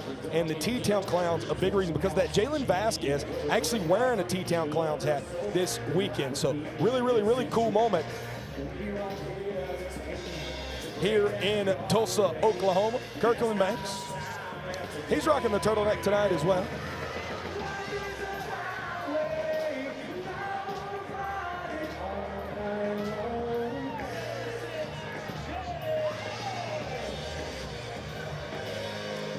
Beautiful mural. You know, when we had Fisher Polidoroff on the mic last night, we talked about that. Jackie Robinson, beautiful mural out in left field. And now it's Jordan Barth, who was at the dish to conclude matters in the first inning. He got a ball and a strike on him. Wild pitch allowed the first point of the ball game to score for these Tailgaters. JB fouls it back in the net and then into the field of play. We got a good group of folks here in Tulsa. 8,000 people at One Oak Field. With Jordan Barth, foul, stung foul. Tell you what, when that guy gets a hold of one on a line drive, that's got to be triple digits. That home run he hit at Kyle Field last weekend absolutely smoked into a sweep. It's going to be in the air and out of play. You know, it's funny, we seen, I forgot who it was, but one of our guys seen that family in that suite after the game. They said it exploded a plate of nachos when JB hit that home run. Daniel Foster right there explodes to the bottom of the zone and gets JB coming up empty, his first strikeout of the night. And really a great first inning from Daniel Foster. Had a trick play miss, then had a couple of ground outs. That wild pitch allowed that run that turned into a point to come on. Taylor Justice just got done chatting with him, and he gets ahead 0-1.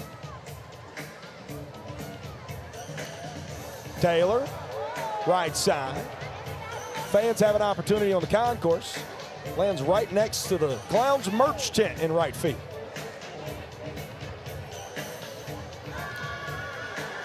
Yet again, fouled out of play. Tell you what, Grubb's getting into it down at first. Good little dance for him. Out to Bobby Leday.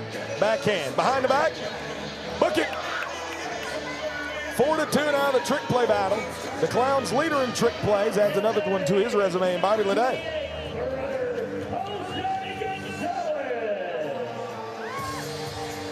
Tell you what, that guy is a budding superstar in Bobby Leday. Brother gets ahead 1-0. Had 2 ball 4 sprints last night.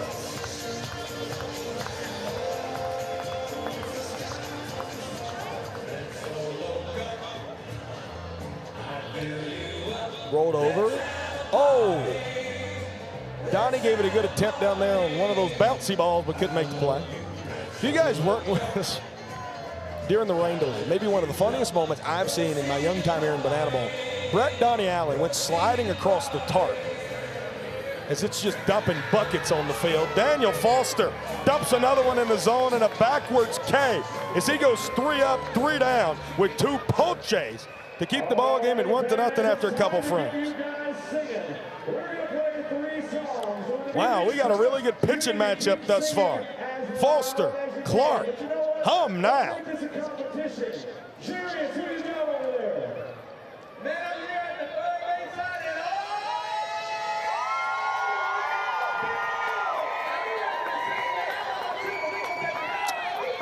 Third inning coming up here. Chris Clark obviously back out there on the bump.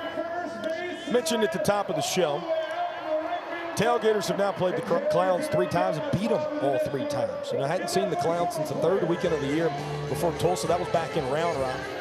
A couple of big-time victories, 7-2 and a 4-3. 4-3 again last night. Biggest thing for these Clowns, trying to win that equalizer point tonight. Didn't come close last night as the Tailgaters out-trick played them 15-5, so far 4-2. During this Tailgaters 4-game winning streak, not to continue throwing stats at you, this is just a really fun one. The Tailgaters have out-trick played their opponents 58 to just 26. So doubling their opponents in trick plays during this win streak. As Chris Clark will face 9-10-1 here of the Clowns lineup. Jalen Vasquez, who was a perfect 2 for 2 a night ago, will lead us on. the South Carolina North Greenville product. You know, I mentioned last night, JV was singing the Macarena, doing the Macarena. Much of our couple of plane rides we had Wednesday afternoon was doing it on the charter bus once we arrived here to Tulsa. He was again doing it again today. Wonder what Mr. Vasquez could possibly have in store for us here tonight. In on the handle, Sunshine knocks it down. Taylor Justice was going over there to cut it. And that'll just be a regular 4-3 putout. I think Sunshine was trying to do a tip drill. Oh no, they said Jalen was safe. Yeah, he was safe. Taylor's foot wasn't on the back. Be a trick play missed, I would assume. A single. This one's hit left side but foul. It will be a trick play missed on Jonathan Sunshine Luders. That was more of an open dialogue as I'm trying to talk to our official scorekeeper, Riley Turner, who is right on the other side of this very thick glass here inside of the One Oak Field press box. Checking on Jalen over there first. He gets back in time. Kirkland Banks, who came in place of Jalen Vasquez last night, 1 for 2. He's now at the dish.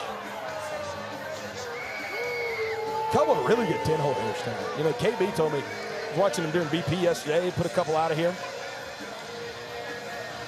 Said this is the most comfortable he's been hitting in a very, very, very long time.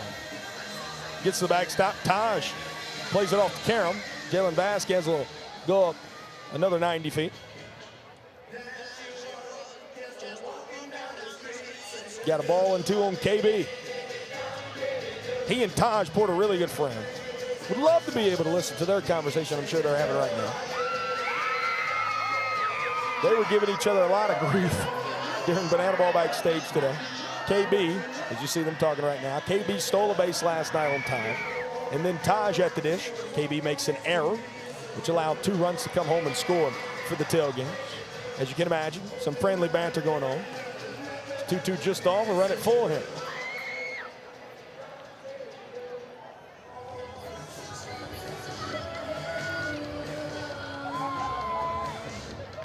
KB smokes it to left center field. It'll one hop off the fence. Jalen Vasquez can walk home. Kirkland Banks, get on your horse, young man. As he slides in with an RBI triple to make the first run of the ball game for the Clowns.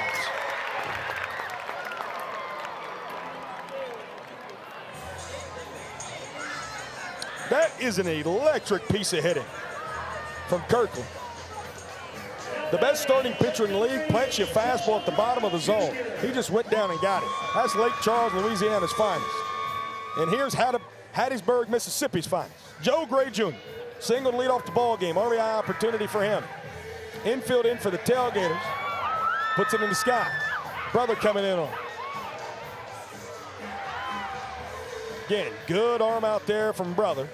So he gets it back in, holds Kirkland at third base. You know, Jose Brother Gonzalez played a lot of first base during his collegiate career at Texas State and in minor league baseball with the Houston Astros. You know, moving out to right field, not something he's uncomfortable with, but, you know, split time between first and right field. He has an absolute cannon that has not been displayed that much this year until tonight. He's got a couple runners at third. Jackie Bradley Jr., 0-1.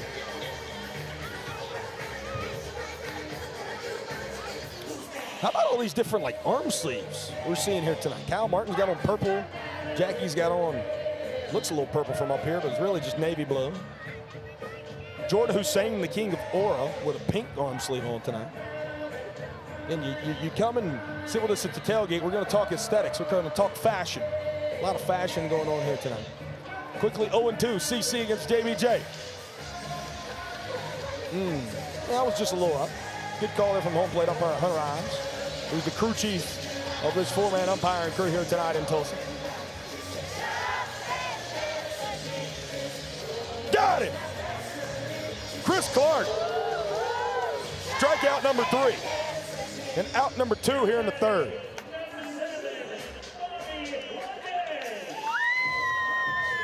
That's crazy. The Tailgaters have not gotten Jackie Bradley Jr. to strike out that much this year. But when they have, it's been Chris Clark or Brett Sanchez. Bobby right side. How to plate another one for these Clowns. A 2-out RBI single for Mr. Leday.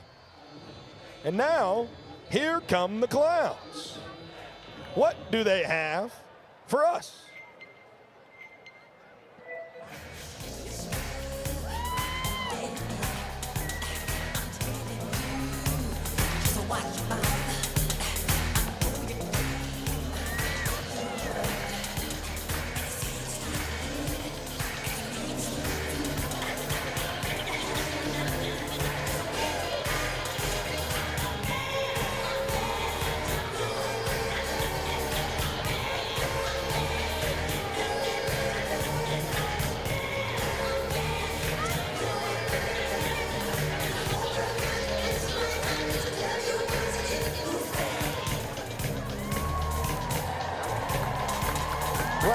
Jerry's two of the best hosts in all of our sport, a dual host action. Brandon leading that run selling.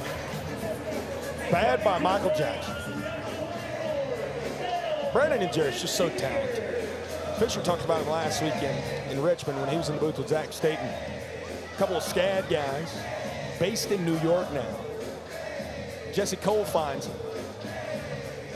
As Taj throws it down to second. Throw sails into center field. Stolen base, and then an E2, how Bobby Leday will advance up 180 feet. But Brandon and Jerry's, now based in New York, just exceptional. You know, the introduction to Banana Bowl was actually on Banana Land at Sea, and they absolutely stole the stage show. And then here, what they've done this year for the Clowns, helping elevate that brand in the first year, and a lot of run sellies, a lot of walk-ups. You just seen Brandon there. I mean, just special how talented those two guys are. Dale Francis Jr., ball and a strike on him. He had a single his first time up. Oh, watch your kneecaps, Jimmy Lewis. Almost just got smoked over there in the first base dugout. Donnie Mewing on his bouncy ball.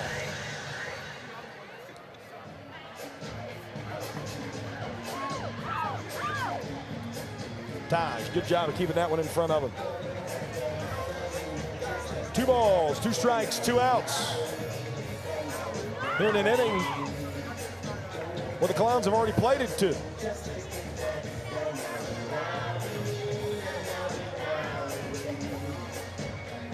Got it. Fastball that was thrown so far up north it was in Canada. And CeCe gets his 4th ponche of the ball game, but not before the Clowns put their first 2 runs of the ball game on the board. Still 1-0 ball game, as now it's time for Bananas Foster family tonight, and for that we send it down to Casey Barker. Across the United States, there are over 400,000 children and teens in foster care without a permanent home. To raise awareness and support this community, we created Bananas Foster, the official nonprofit of Banana Ball. Our organization is dedicated to celebrating those in the foster care community while educating and inspiring others to get involved. Tonight, we are celebrating the Morstad family. Amanda and Aaron began their foster care journey 16 years ago on top of running an animal rescue. They are passionate about supporting biological families while on the path towards reunification, which is the ultimate goal of foster care. Over the last 16 years, they have welcomed over 50 children and teens into their home. Fans, please help us celebrate this incredible family for making a difference right here in your community.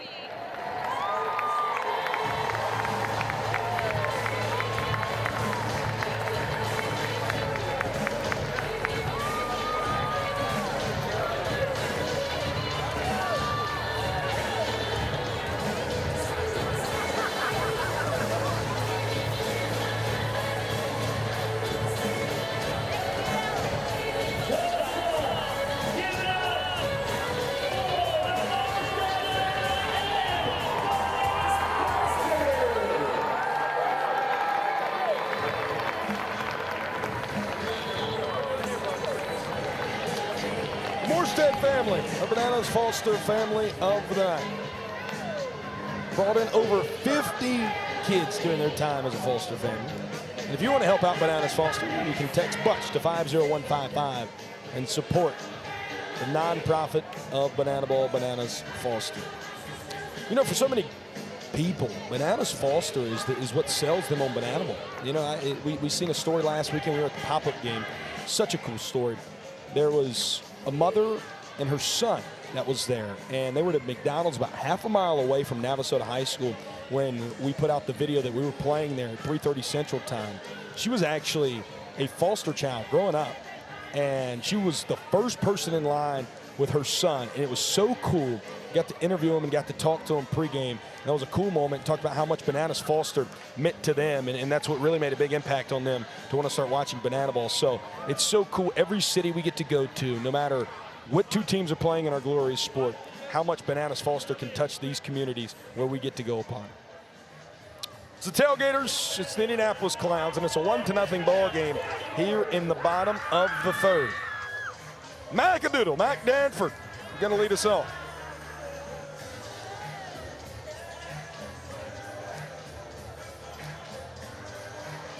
Out of play.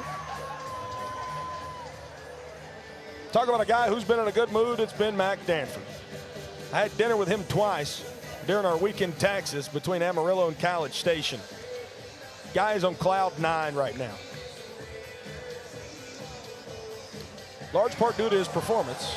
Right here, it looks like a potential trick play.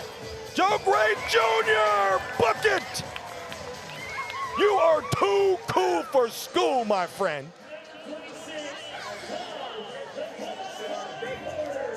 I mean, look how casual he made it look. Ain't nothing to it but to do it. Cowboy Joe for out number 1. The biggest, the largest, the quad father, Taj Porter. Kirkland Banks gathers it up. And from best friend to best friend for out number 2.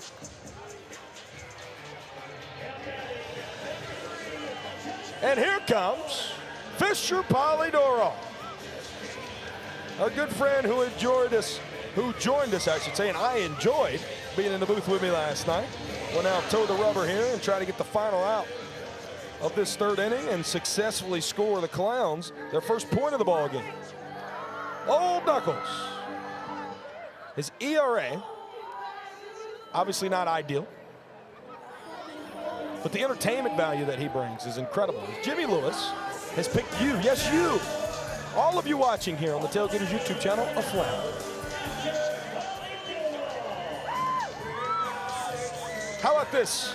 A man of many musical talents facing Jason Arden, the Tailgaters lead singer. Who will win the battle of the musicians? Jason in the driver's seat, 2 balls and a strike.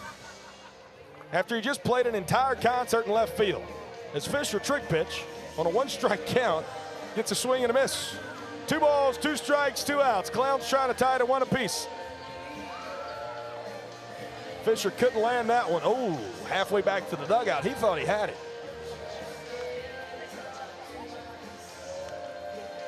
Fisher working with some pace. Got him! Oh, Knuckles! That'll tie the ball game up at 1 apiece.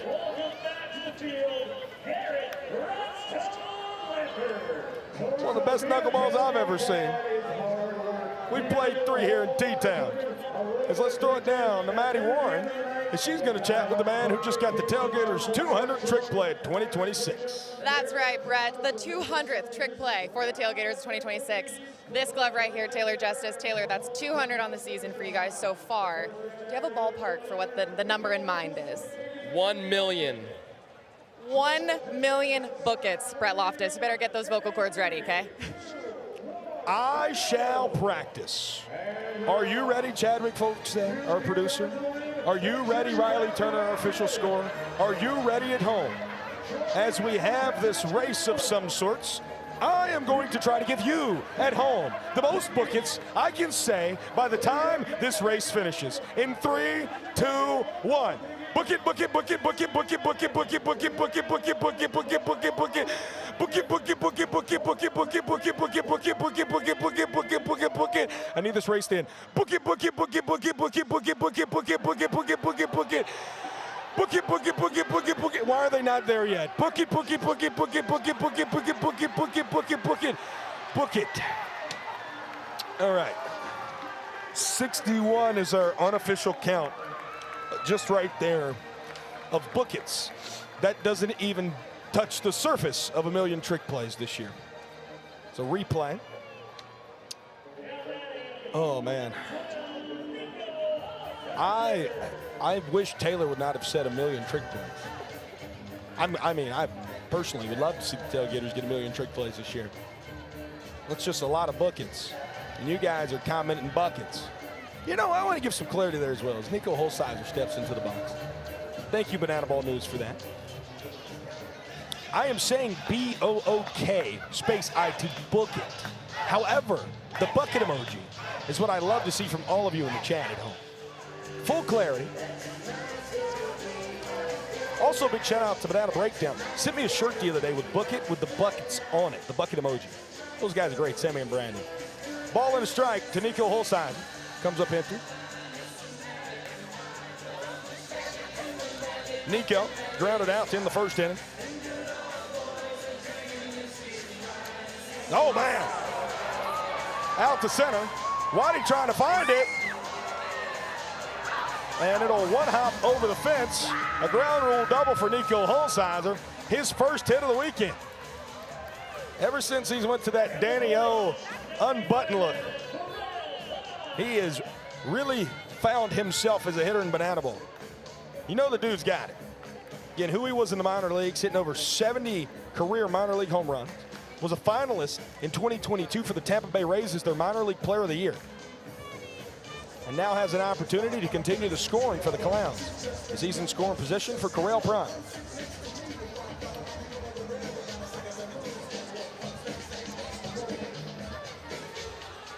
This Clowns lineup against the best pitching staff, in my opinion, best starting pitching staff, that's objectively true, in Banana Bowl and these Tailgaters.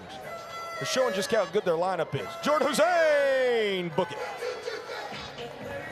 Out number one here in the top of the fourth inning, 5-3, as you see the Tailgaters lead the trick play battle.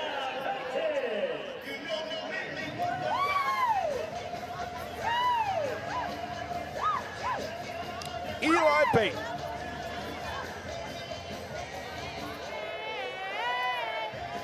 The bat he's swinging, I've seen 6 different guys use it in BP the other day. I mean, just passing that thing around, and then it was actually yesterday, and then Eli hits for the cycle with it. Maybe there's some kind of special in that baby blue bat, special magic that Eli Payton has.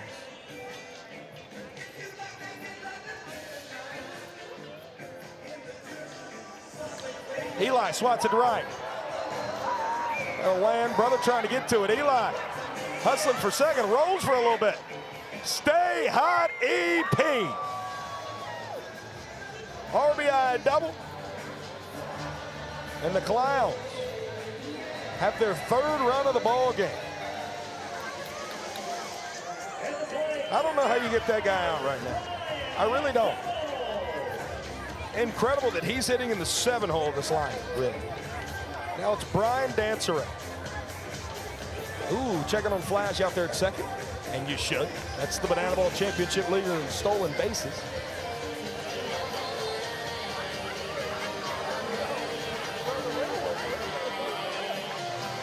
Chopper, foul. You know, the coolest thing, and Flash has put out a video about it a few weeks back, about how Indianapolis Motor Speedway was providing him with helmets, these customized helmets, for a while, even when he was still playing in the yellow for the Savannah Bananas. But how cool is it now, playing for a team with the name Indianapolis, representing everything that the Clowns do in such a historic landmark in Indianapolis Motor Speedway, teaming up together. Hit and run, Flash took off, this one fouled out of play.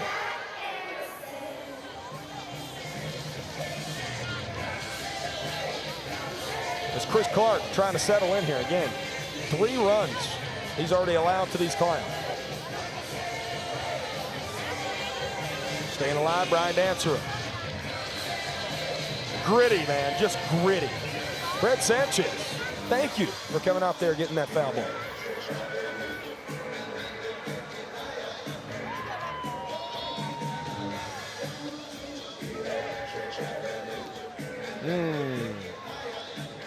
Again, just a little north there on Brian Dancer.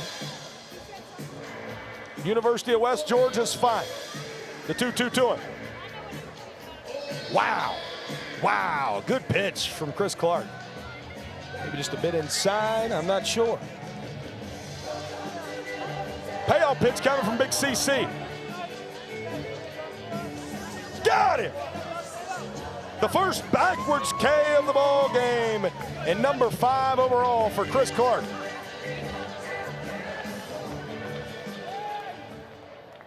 And now, Jalen Vasquez. Is that the Macarena? No, it's Mambo number 5.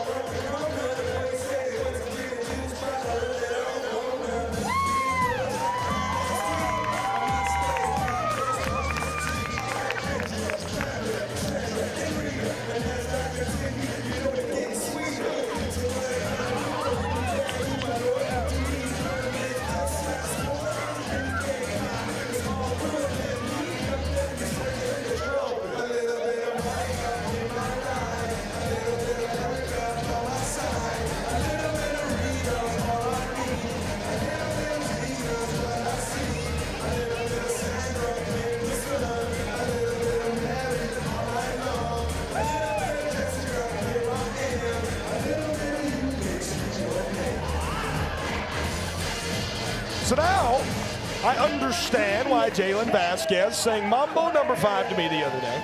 The same amount of times I've said book it in this broadcast, which is now up to apparently 79. What a good walk-up from Charleston, South Carolina's finest. And he's got to try to add some insurance here in this 4th inning for the Clowns. Poke right side. Sonny. Tip drill to himself. Book it. 6th trick play of the ball game. As that'll conclude matters here in the top of the 4th, but not before. An RBI double from Eli Payton. Plates another one here for these Clowns. And now it's time for the banana ball staple we all know and love. Hey, baby.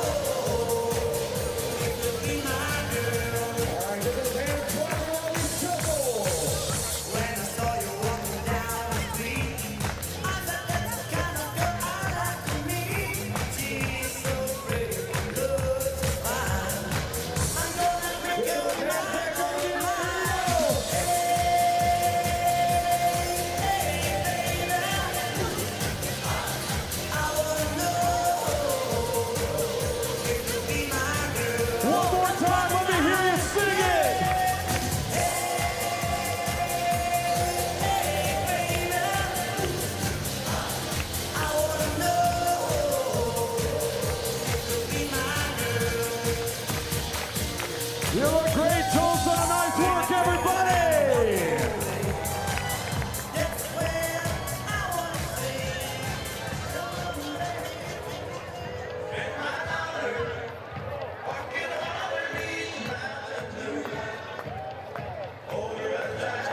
Kirkland Banks. B, what it do? What it do? How are you, my friend? Hey, living life, man. Blessed to be here. Blessed to be here. What were you talking about with Taj when you hit that RBI triple earlier? America has tonight. Man, me and Taj go way back. You know, we both from Louisiana, so, you know, we competitive. But it was nothing but friendly talk, and just competing at the end of the day. You know, everybody's wondering, and by everybody, I mean just me. Yeah. What's in those turtlenecks you and Joe Gray Jr. are wearing right now? Man, I think me and Joe, the two swaggiest on the team, man. We always just trying to find a little bit of swag to add to the uniforms. That's not man. what I'm saying. I'm saying what is the power that is invested in those right now? Because you guys are just on fire right now at the dish. Man, you know, just doing our best to help the team with whatever we got to do. I think that's what That's what's in these turtlenecks, to be honest. Oh, man. Hey, go tell Wolfie we need something good out of him here. Oh, yeah. Well, hey, he going to give y'all a show for real. Just wait on it. Getting a return home to Oklahoma. Pretty cool here. Trying to protect. Oh, yeah. He a 1-0 lead y'all got. Double backflip with a slider. Double backflip. Hey, you never know with Wolf. KB, you can do a backflip. That's what they're out here saying. Hey, I can't. I can do a cartwheel, though. Look at that. I ain't never seen nobody pitch between his legs like Wolf. You say you can't do a backflip, you can do a cartwheel? Oh, yeah. All-state cartwhil team. All-state they got that at Lake Charles? Nah, they don't. If they did, I'll be first team, though. You ain't lying about that. Hey, what you got on this aura of Jordan Hussein tonight with the peak arm sleeve? Hey, that's my dog, man. He's from Houston. You know, I feel like everybody in the... Oh, make a trick play here. I need it, KB. Got him. Oh. I don't know about that, KB. It's close. I thought you had him. It's close. One thing about him, he gonna hustle it. All right, I just looked at a replay here. What you think up there? I think you got him by half a step. You know, it's early in the game. We reward hustling. Unfortunately, I hate to tell you this, it's a trick play missed on you is what our official score is telling me. I know. As Wolfie pulls his pants down. Those are words I never thought I'd say on air. That's the biggest underwear and banana ball.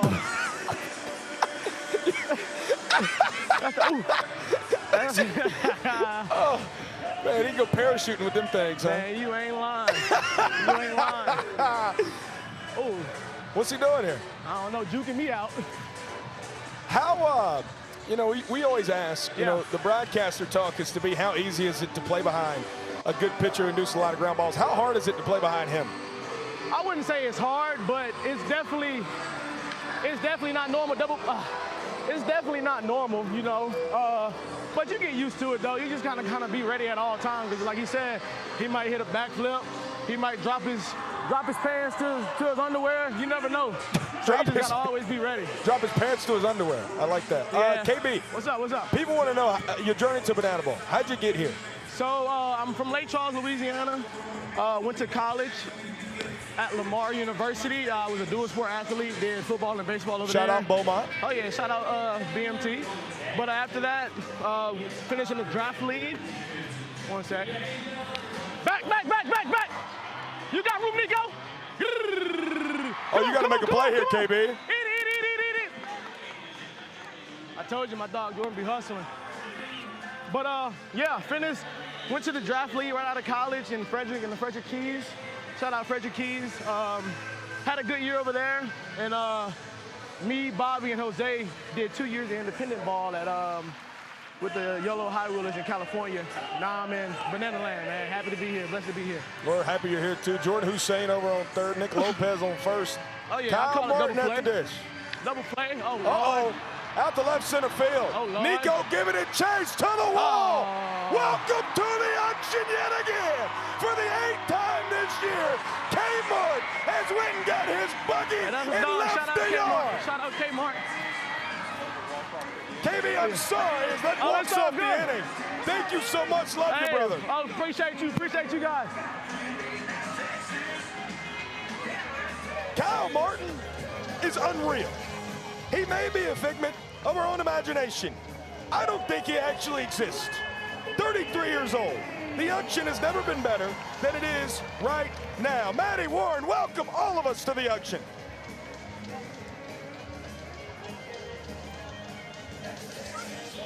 Happy to be here, having a good time. Can't explain it, but there's electricity here. Hey, I love it, Brett. I hope you can feel it up there because it is crazy down here. I don't think he's real. I legitimately don't think he's real, guys. And I eat dinner with him once a week. It is incredible. We talked about how beautiful it could be once he got going. And now that he's got going, he has homered in 4 straight weekends. If you count the Open, 5 straight weekends. I mean, it's silly business when you give that guy a bat and let him go up there to the dish. It's incredible that he is playing in our glorious sport of banana ball, and if I may add, for my beloved Texas Tailgaters. Gosh. Kirkland Banks. I've been wanting to have that guy on a microphone for quite some time. When I tell y'all at home, if I may, a secret between me, you, and God here. Kirkland Banks is one of the single funniest human beings I've ever met on this planet. And I have been blessed in my 24, almost 25 years on God's green earth to meet a lot of human beings. And I'd put Kirkland Banks in the top 3 funniest people I've ever met in my life. I mean, that guy, first night I met him, it was myself, Bobby Leday, Kirkland Banks, a few others at Taj Porter's house. And I kid you not, Kirkland Banks had me crying laughing for 20 minutes. About what? I couldn't tell you. Can't remember. Don't even remember what he said. It was just the fact that him and Bobby just get to going at each other. You put Taj in the mix. Jordan Hussein will come in with a quick zinger. I mean, Kirkland Banks is one of the single funniest human beings. Smooth as silk it down there at third. And obviously has an RBI triple as well. And he's going to lead off this inning here for the Indianapolis Clowns. Grub! Love that guy, too. I'm telling y'all, there's something powerful in these turtlenecks for the Clowns. Just got a text from my good friend Travis Bunyo, who unfortunately is not in Tulsa this weekend. Says Kmart is nuts. Travis Bunyo, he sure is. It's actually incredible that he exists and plays for the Texas Tailgaters, as is it for this guy. Chris Clark, beginning his 5th inning of work, allowed 3 runs to the Clowns tonight, and still leading 2-1. Clowns plated 2 in the 3rd, 1 in the 4th. Tailgaters have only scored 4 runs tonight as well. They had a wild pitch that plated 1 in the 1st, and then Kmart just hit that 3-run bomb. 8 of them this year, pacing the Banana Ball Championship League. That's also 8, and this is just the 18th game that the Tailgaters have played. For reference, in the 33 games that the Tailgaters played last year, Indiana Stanley was the home run leader with just 4 of them.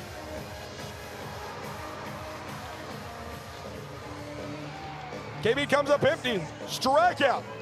Add another one to the ledger for Chris Clark. His 6th of the ball game. And he's a bit tardy, but old Knuckles has joined me in the booth here with 1 out in the top of the 5th. Fisher, how are you, my friend? Brett, I'm doing fine and dandy after just coming down from the dugout and making some fans and striking out a guy earlier in the ball game. That was electric. I'm excited to talk about it, talk about the Clowns here in Tulsa once again. Thanks for having me. It's always good to have you, Fish. It's always good to have you. Fisher will be up here with us for the 5th and 6th innings tonight. 0-1 to Joe Gray Jr. is now a ball and a strike. How was that, striking out Jason Hart, 2 of the best musicians in all of Banana Ball? It was poetic. It was a dark and stormy night in Tulsa. The cold wind blew.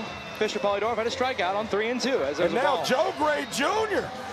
almost hits one out of the yard as it 2 hops off the fence. Stay hot, 3. Another extra base hit for him this weekend. He's 2 for 3 tonight. Stays on that ball real nicely. Sends it, shoots it out there to the pretty Tulsa skyline. It'll fall in for a double for Joe Gray Jr. On a hot streak recently. Seeing the ball real well. And not easy to face Chris Clark, premier pitcher in Banana Ball.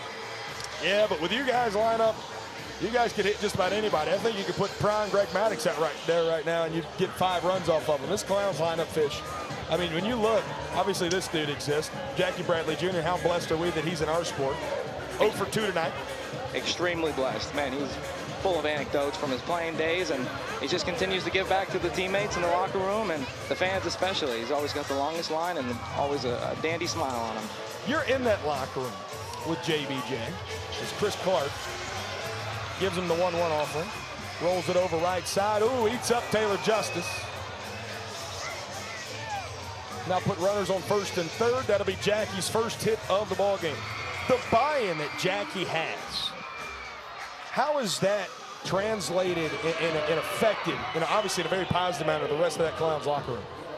He has bought in tremendously from the start of the season. I remember him coming in with just, he was so thrilled to be a part of this, and he really believes in the game, and he wants to see it grow as he came from the MLB, and he's already had his time. He says he wants to give back to the players that are coming up in Banana Ball. Bobby Leday. RBI single on a stolen base last time up.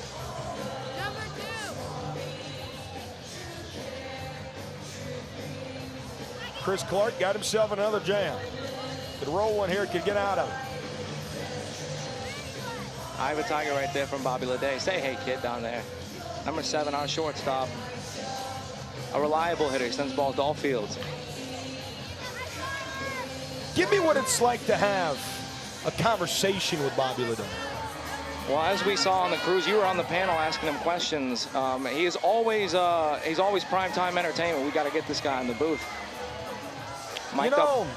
Out of all the guys who get in the booth, I don't know how high up on that list Bobby Leday would be, but at some point in the ball game, I'd like to do. At some point, we ought to throw him up there. Just put the cat on his toes. You know, cats have 9 lives. Cats do have 9 lives. And Chris Clark has 9 pitches as well. He does, Fisher. That's good. That's good. We'll see which one he chooses to go here. Payoff pitching coming to Mr. Leday. In this beautiful night sky in Tulsa, stays on the infield. Taylor Justice. Old-fashioned way for out number 2. Luter's crashing in right there. Funny reaction from him. Won the tip drill. Currently leading banana ball and trick plays. And he's always looking for an opportunity out there. Here steps up Splash Dale Francis Jr., number 44.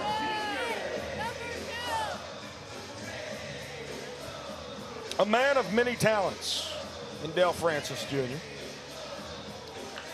Hits it right back to Chris Clark. Between the legs, book it. Trick play, number 7 in the ball game. As CC throws up another scoreless frame, and the Tailgaters have a chance to make it 3-1, but not before we see our Texas two-steppers in the player dance. Texas Tailgaters.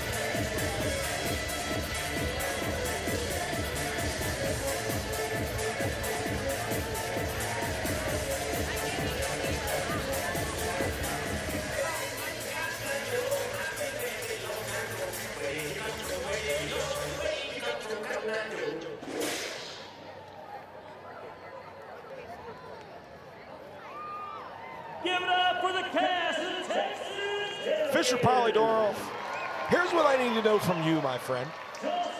What would that be, Brett How good of a Lopez? dancer are you? I would say for the vintage dances, I'm a tremendous two-stepper, if you will, tailgater style. But as far as the modern dances, I'm learning quickly. They're teaching me a lot. I'm being like an old-timey sponge, just soaking in all that dirt and grime and all the funk that happens down there on the field. Vinny Santarciero, a former Tulsa driller, returning to a place where he pitched for a couple different seasons. And such a cool moment, Vinny pitching in his driller's jersey. Always love seeing the players wear their hometowns or previous minor league teams' jerseys. It's a full circle moment for Santarciero. He knows this place like the back of his hand, and he's been showing us the good spots around town for coffee and whatnot. And a true leader on the team, I will say. He uses a lot of what he has accumulated in the minor leagues, just his knowledge, pitching-wise, and just being a great overall clubhouse teammate in the clubhouse. 2-0 against Jordan Barth, who punched out his first time.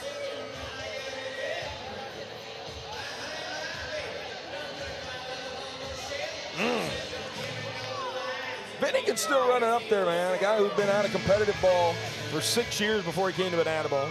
Touched 93 at his banana ball trial. Right there, ran up some gas, leaving up at 2-2. Absolutely, no doubt about it. He still has it. Vinny Santarciero never lost his touch. Oh, that looked good. Where'd that one miss, Fish? I don't know, right down 3/4 of the height of the plate. We'll give him the benefit of the doubt, though. You know, it's a little bit late here after the rain delay. We're going to pay off one more time. Fish, how many knuckleballs you throwing that strikeout to Jason Hart? I believe I threw 3, and 2 of them looked pretty dandy to me. Pretty delectable for the hitter, but... Up the middle, Bobby Leday. Bucket! Behind the back yet again for Mr. Leday. I tell you what, he's smooth as silk, old Nux. He sure is. He's like blue velvet, man, just timeless. An old soul, truly. Bobby Leday. He's breaking out more tricks in the repertoire as we see Clark Gilmore and Donnie Allen eating hot dogs down there in the sidelines. A true sight to see. You ever had a glizzy? You betcha I had glizzies. Ballpark, it's a delight to have a glizzy at a ballpark. I grew up in Polo Grounds and, you know, Ebbets Field, and, you know, ballpark dogs, man, they only cost about a nickel back then. Now they're $6. Well, they are deep in conversation right now over some glizzies, too. I could also use a hot dog. Fish, you could use a hot dog? Oh, you betcha I could. Brett, that sounds, man, that sounds booming. Book it. Book it. Oh, hey, Fish. Book it in some buns. Come on. Book it in some buns. A 3-0 ball four sprint to Taylor Justice. Had another one on his line for the weekend. He had a walk-off ball four sprint to conclude matters in the ball game last night. Not able to advance to second base though, as those Indianapolis Clowns. They are just they're getting the hang of these ball four sprints. I'll tell you at the beginning. What you got about that? Because you would have never seen a ball four sprint at Ebbets Field back in the day, or Polo Grounds. No, you would not, Brett. I'll tell you, it's a new ravishing game that's taken over the universe. I think it'll go global, and the fans just seem to love it. It's just a positive, wholehearted, just absolutely awesome experience for the fans. And you know, a 2-hour time limit. Who would have thunk it? Brother, deep left field. Brother, just fat. Oh man. By the way, Fisher's still sweating from his outing. I am. The humidity here after we just rained cats and dogs here in Tulsa. We were slipping and sliding, signing autographs. Action-packed day. Out to center. Nico, Jackie Bradley Jr., who wants it? JBJ has it for out number 2. You know, Fisher, I often ask myself, if you're 20 or 65, depending on your age, you'll know this song. Mac Danford.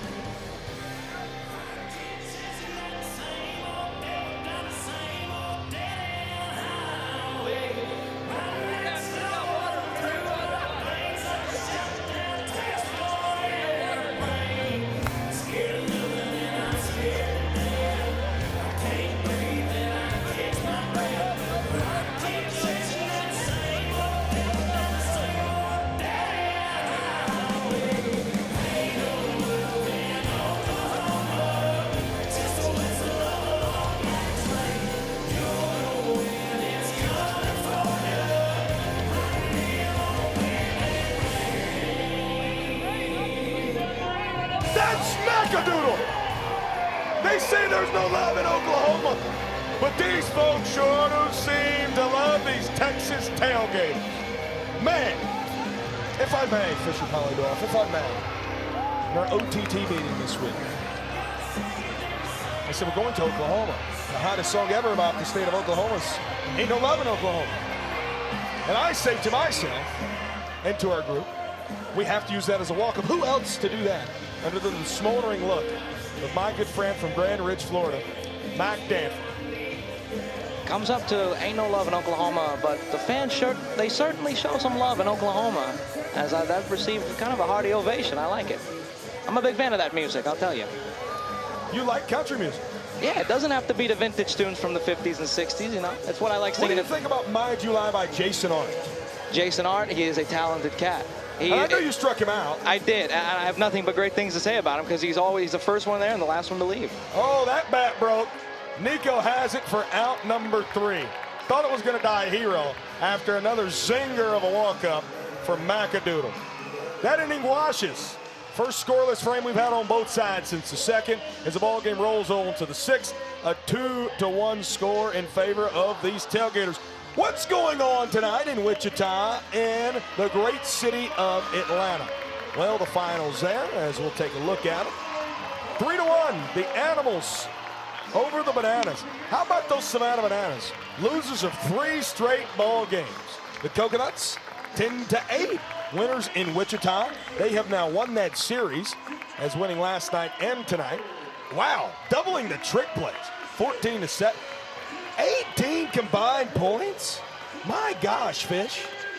That's just a lot of offense. The bats must have been booming. Oh, boy. So where's that put us in the Banana Ball Championship League standings? As it sits right now, those Texas Tailgaters could draw within 2 games of the Savannah Bananas with a win here tonight. Obviously would gain half a game with a win. They've already gained half a game with the Bananas. Loss earlier tonight. Those Clowns still trying to get themselves out of the cellar. See the X there. The Tailgaters have clinched a playoff spot because they won the Banana Ball Open about a month back. Chris Clark still in the ball game. He's attempting to go for his second longest outing, I should say, of the year. Pitching into the 6th inning here, Fish. Good to see our pitchers in Banana Ball this year stretching out a lot farther than we've seen in years past.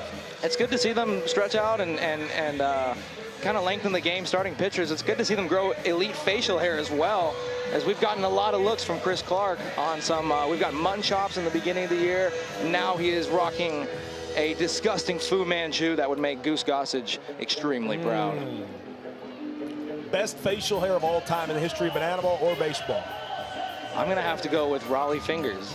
I'm going to have to go with that twisty classic mustache. If you're thinking baseball, you're thinking Raleigh Fingers. I mean, they got paid to grow out those mustaches. Him, Catfish Hunter. I like that, Fish. Nico fouls it off himself.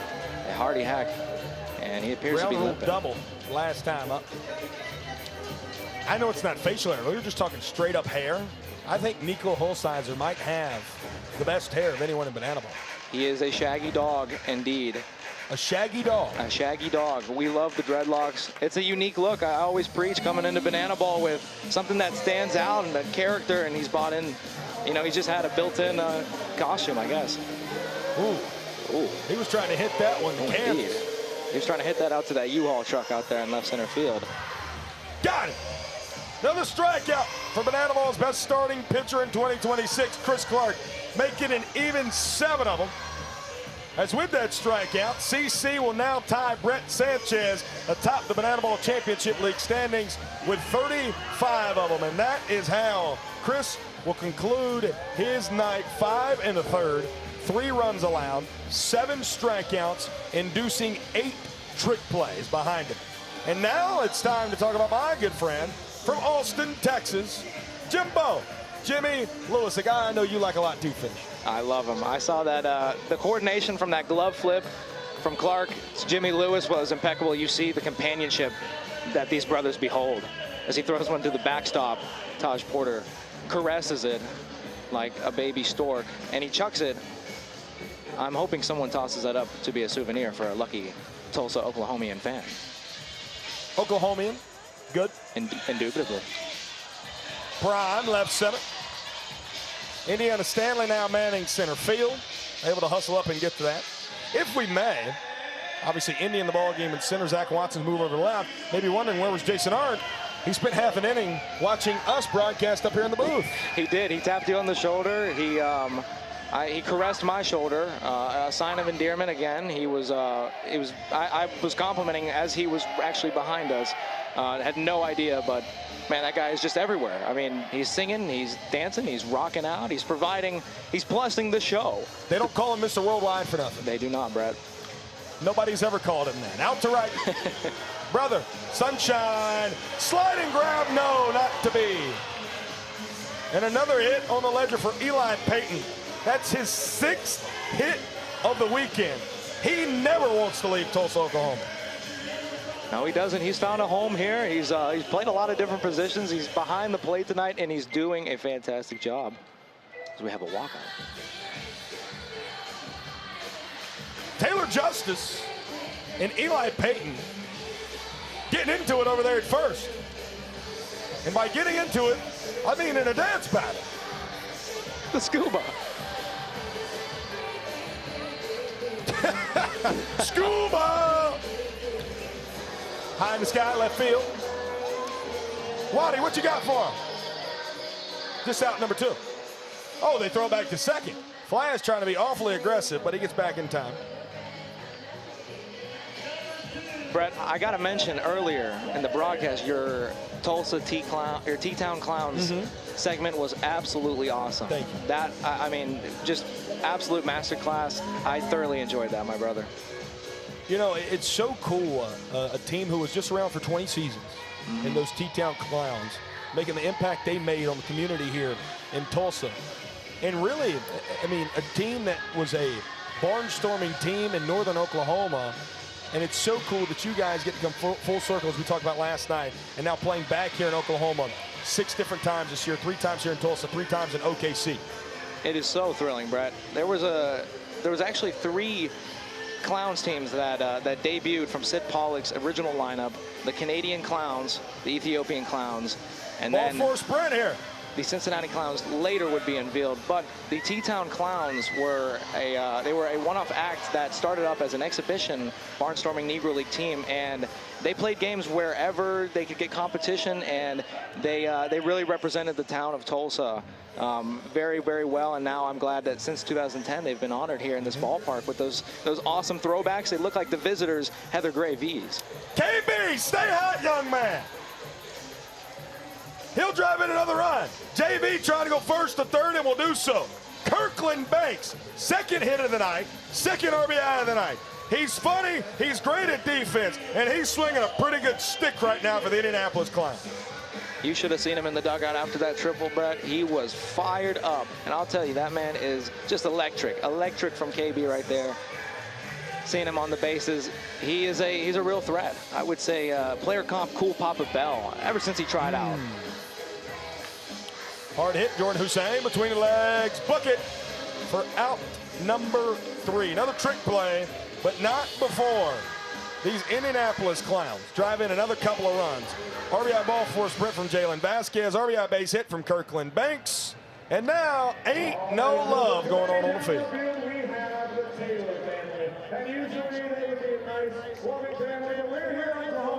And we know there ain't no love in Oklahoma, so they are about to participate in a classic dysfunctional family activity, the blindfolded pillow fight. They're all going to swing as hard as they can, and then it's going to be up to you, the fans, to decide the winner. All righty, Taylor family, get ready to swing in 3, 2, 1, go! A couple close calls. Dad's swinging around. How bad do you want it? Brother, oh my gosh!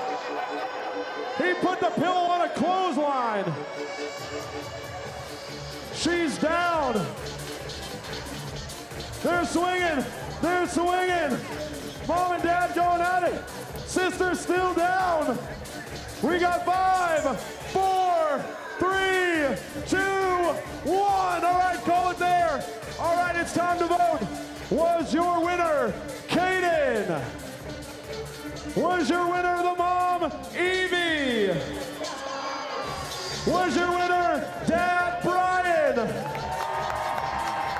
Or was your winner little sister, Kaylee?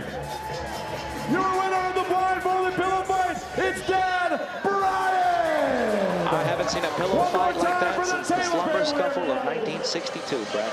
Where was that at? Where did that happen in 1962? I believe that was Springfield, if we're sticking along with the S's. Springfield, Missouri? Indeed, Missouri. Missouri. You know, you hear different pronunciations of it. I never heard that one before. Just like you say, you call him what?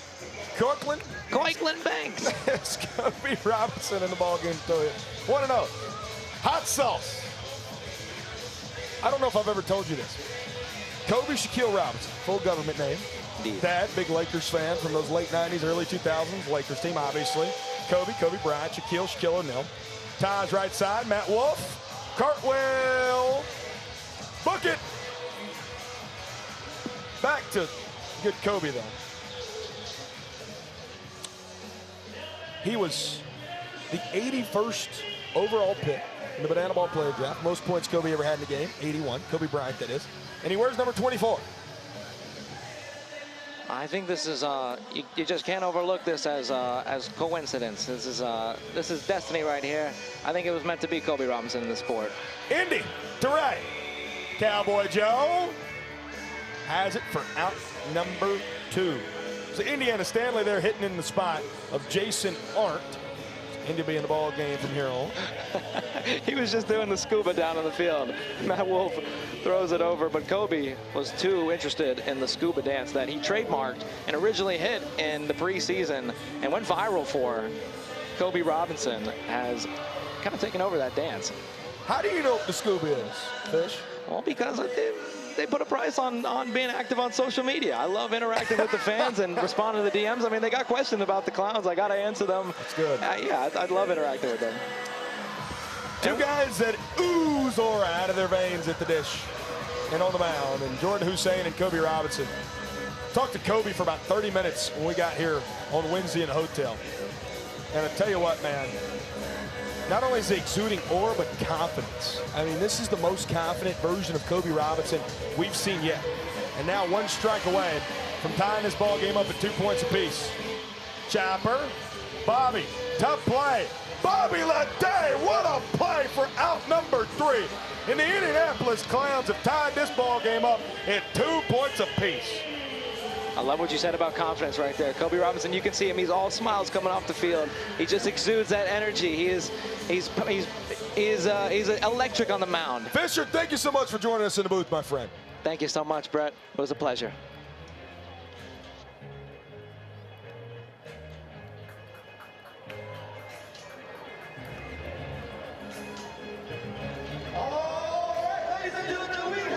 Hey, race for the ages. Fellas, come on out. Fellas, come on out. All right, the rules are simple. The fellas that here at home are going to race to first. They're going to pick up the guys at second and put them on their backs. They're going to set them down. They're going to run from second to third, put them on their backs, and the same thing from second to third. All right, and they're going to bring it all the way home. Ladies and gentlemen, we like to call this one Got Your Back. Fellas, please remove your shirts. Oh, yeah. Here we go. On your marks, get set, go. And they're off. Pay attention, fellas. Come on, pick them all up. And they're off. We've got 2 of them. Oh, come on, come on. He's gaining on you. Oh, he's a strong one, ladies and gentlemen. And they're making it to second. All right, drop them off, pick them back up. Oh, we got a head start on the third. Oh, and a wipeout. It looks like it's going to be a sweep. Oh, God. Oh, ladies and gentlemen, this is going to be close. Is it going to be close? Oh, that's a big boy. Oh, come on. Bring him home. Oh, he's out for now. Oh, come on, bring it home. Oh, and they come back. He comes all the way back for the win. Ladies and gentlemen, that has Got Your Back.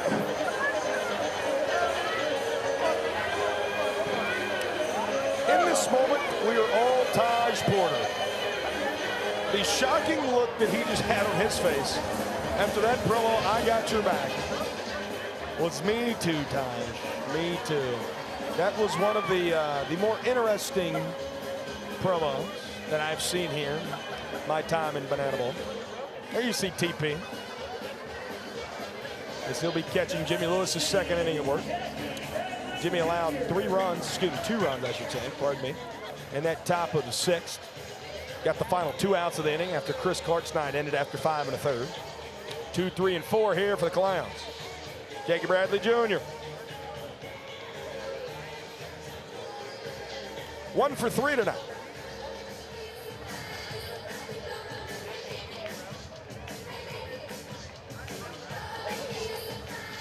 Jackie. Ball and 2 strikes.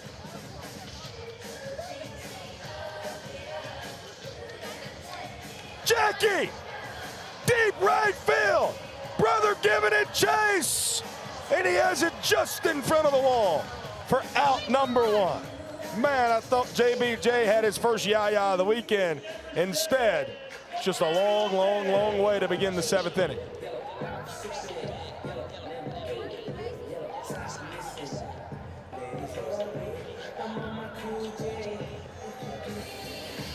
Bobby Lede.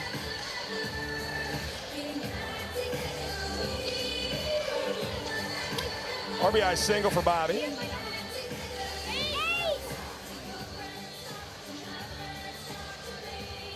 Fisher.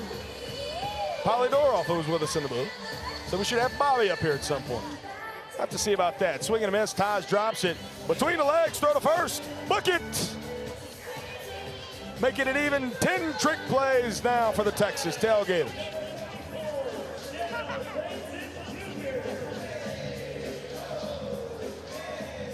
Two quick outs here. Again, Tailgaters leading that trick play battle 10-5. Taj gets trick play number 4 on the year for him. That's something he's done so well. And those drop third strikes this year, Taj acquiring another trick play is just beautiful stuff. From the third-year banana baller back there. The command that Taj has with these pitchers, I mean, it's, you talk about how great these rotations are. See Donnie really getting into it. Big reason because you're catchers for these Tailgaters, and Taylor Justice, and obviously primary catcher this year in Taj Porter. Taj like that one. A little smile there as he throws it back to Jimmy Lewis.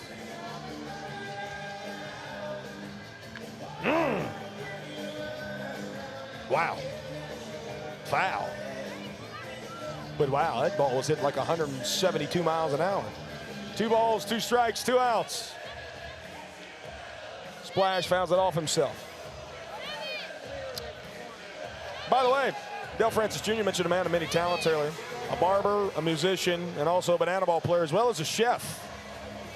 Obviously, he can swing the stick, too. 2-out single from Dale Francis Jr., his second base hit of the ball game. That is right, Katrissa. Put that on a T-shirt. I love you, chat. I really do. I appreciate you guys. You guys have been with us now. We went on air at 6:30. No, pardon me, 6:20 we went live, local time here.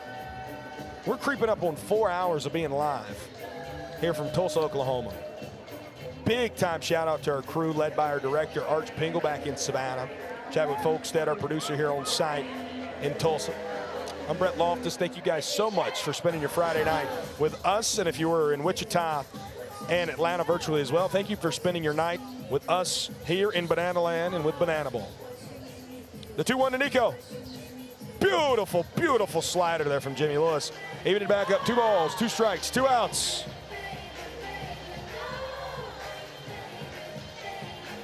Nico! Oh my gosh! That ball might have just landed on a different continent. A 2-run yeah for Nico Holsizer. His third of 2026.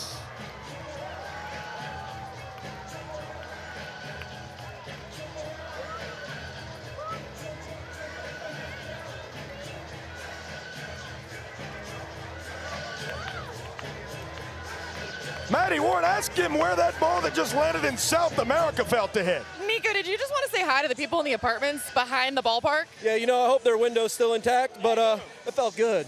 I bet that felt good, Brett. I don't know where that ball went. Oh my gosh. I'm so serious. That ball might have went 500 feet. Talk about jump around. Almost just jumped out of the window. Out of excitement. out of just straight up being appalled. Corral Prime, a ball and a strike. That was insane to me. I've seen baseballs. I've seen banana balls. I've seen a lot of balls hit a long ways. Never that far. Jordan Hussein, book it. Cap adds another trick play to his night, number 11 for the Tailgaters. But Nico Holsizer just pulverized one as the Clowns lead it 2-0 here in the inning, trying to make it 3-2 in the ball game. And Matty Warren is now sitting on a bouncy ball with Brett Allen. Cooler, because I don't think I could stay on the bouncy ball as long as Johnny has. But actually, we're going to get to that in a second. First of all, strategic question. How did you slide so far on the tarp during the rain break today? So there's a really good method for professional tarp sliding. I've been doing it for years. you have to have Irish spring green soap and really lather it all up. That's the key method to success. So for me, I did about 16 and a half minutes before I slid on the turf. I lathered up, dry. Then I got soap, and then took my time, let the rain kind of wet me up a little bit, and then we just sent it down there, and you know, the rest is history. That's a pro right there. Okay, now we're gonna get to this. How did this come to be in today's game? Because you've been out here since inning number 1. Yes, so it's called a perfect sit. So in baseball culture, sometimes a pitcher, usually, because we don't do nearly as much as the rest of the guys, will decide to pick a single spot and sit there the entire game. But we're not boring and gonna sit in the bullpen and hide. So I figured I'd put myself in harm's way and sit right here on a bouncy ball. Hey, he's coming after Joe Lytle for the perfect sit record, and the bouncy ball definitely adds an element to it. Brett, all you. Can Donnie please bring me one of those bouncy balls? I would love to call a game sitting on a bouncy ball. Incredible stuff. Drew Irvine. He specifically told me earlier today, this is not a joke, to not mention his ERA, so I won't. 3 strikeouts, 10 ball, 4 sprints on the air for Drew Irvine, the man sporting 6'7". As this one gets away from Eli Payton, Jose Gutierrez in his first plate appearance of the night, not wanting to run. He's hitting in place of Nick Lopez. As you see Nick's lower third come up there. That's where he's hitting out in the leadoff spot, Jose Gutierrez. Fouls it off. Jose, the pride of Arlington, Texas. Talked to me earlier this week about how much more comfortable he's feeling. I know we say that about a lot of guys, but specifically in his swing. He's got his hands up in a more confident spot as he did a few weeks ago when he started. Exhibit A, as he bat flips to single. He's told me he's a volume AB guy. He said more live ABs I'm able to get, whether that be in practice, whether that be wherever. He said the better I'm going to continue to feel. As you see, he takes a bite out of the glizzy. Nick Lopez will come on and run for him at first, which again, that was in Lope's spot in the lineup anyways. Jose Gutierrez, his second hit in banana ball. Waddy. Yep. He'll bat flip his single as well. Lope's trying to get to third. Jackie, a good arm, but an errant throw into the infield. And now we're cooking with a little kerosene here for the Tailgaters in the home half of the seventh, I should say. 2 pitches, 2 singles, runners on the corners. Hey, Coach Bart. He texted me and told me he could not bring me a hot dog tonight. He must be on the field because of how good and competitive this game is. Could Kyle Martin possibly hit another home run? Could he possibly hit his 9th home run of the year? Another 3-run shot it would be here and walk off another inning. Could he possibly do such a thing? In this very moment, Drew Irvine in the driver's seat at 0-2.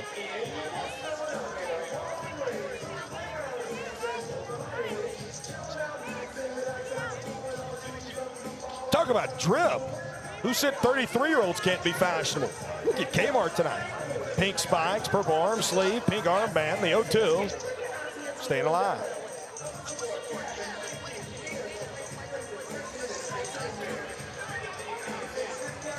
Drew Irvine, pink glove. Waddy takes off. Hit and run, and it works. An RBI single. Waddy goes first to third.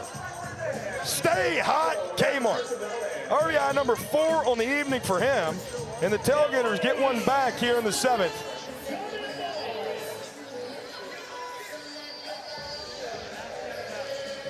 What did Lope do as he scored?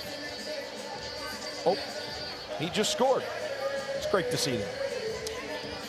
Everybody just trades places as now Jordan Barth in the box.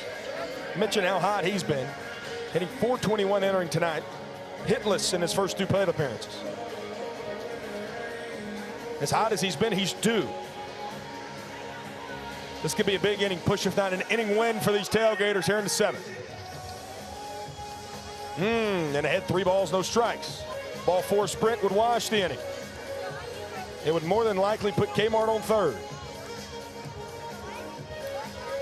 Drew Irvine able to find it.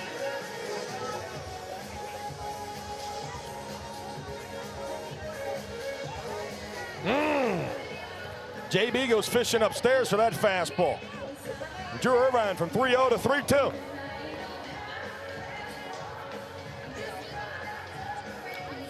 Oh, what a play!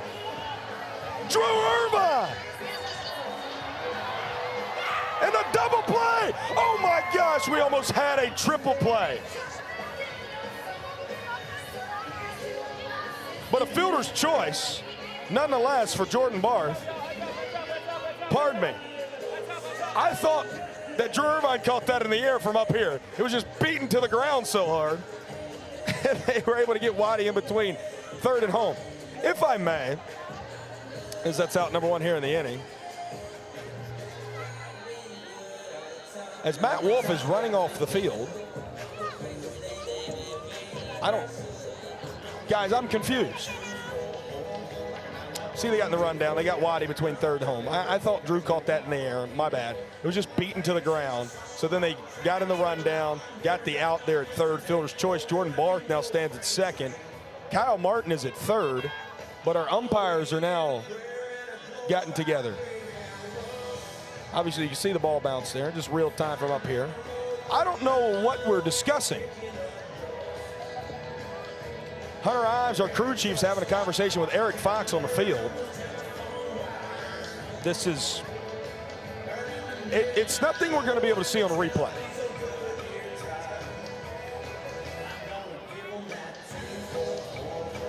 It was a great play by Drew Irvine. And Kirkland Banks able to hustle down Zach Watson. Almost got Kmart there at third.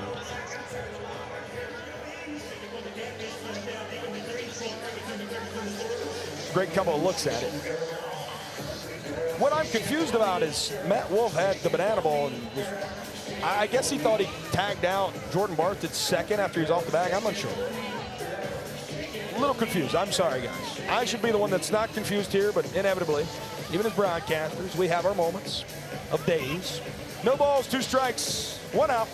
2 runners in scoring position could win the inning here for the Tailgaters. Taylor Justice 0-2 against Drew Irvine. To be fair, I have no idea what they're discussing, guys. But as we move on, we move past them here in the bottom of the 7th. Taylor staying alive. Ball for sprint his last time up.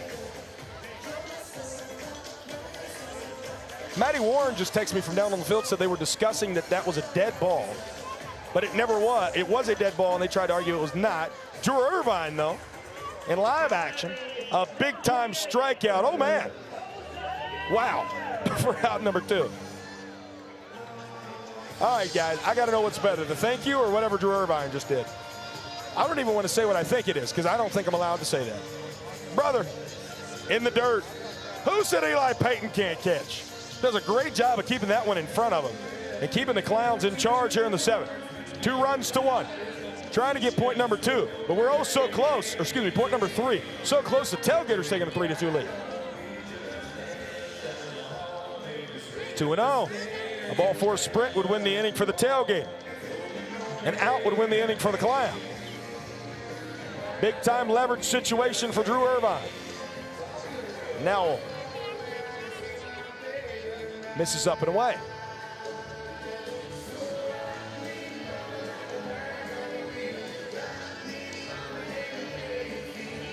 And that's a ball for a sprint. Jose Brother Gonzalez will walk it off in the 7th inning as the Tailgate come back from a 2-0 deficit in the inning to win it 3-2, and also now lead the ball game by a score of 3-2 as well.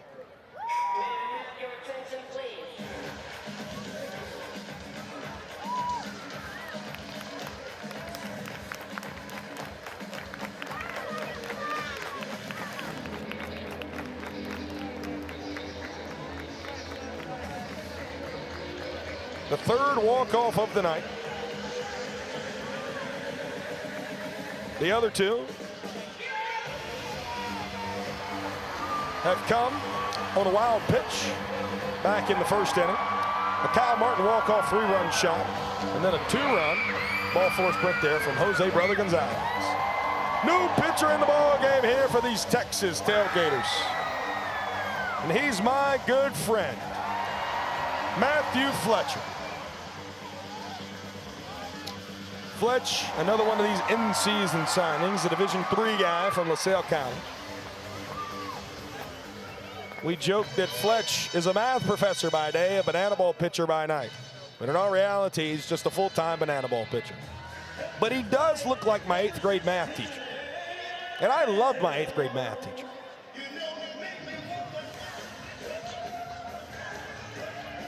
Fletch.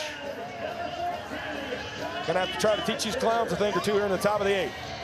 Protecting a 1-point lead, or attempting to, I should say. Matthew Fletcher against Eli Payton. Rolls it over right side. Taylor Justice between the legs, toss to Fletch, showing off the wheels, book it for out number 1 here in the 8th.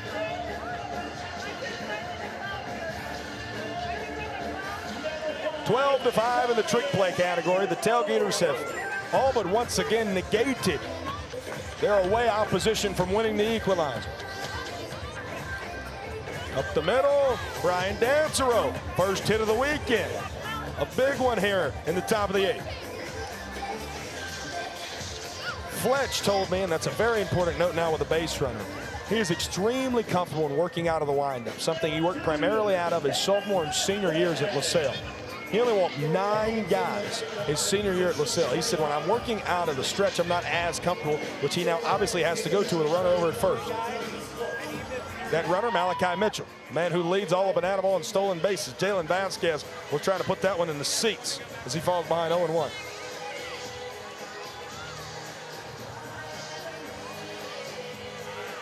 Oh, ball gets away. Fletch was trying to throw over. And Malachi Mitchell will advance up 90 feet off the errant pickoff throw.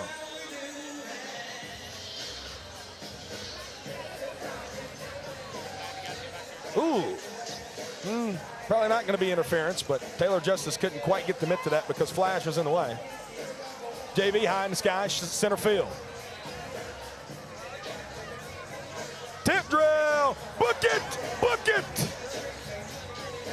Indy, Sunshine, 14 trick plays for the good guys tonight.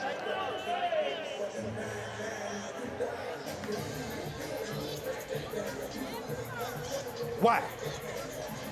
The Texas Tailgaters are so trickery, man. First one misses back foot to Kirkland Banks, 1-0.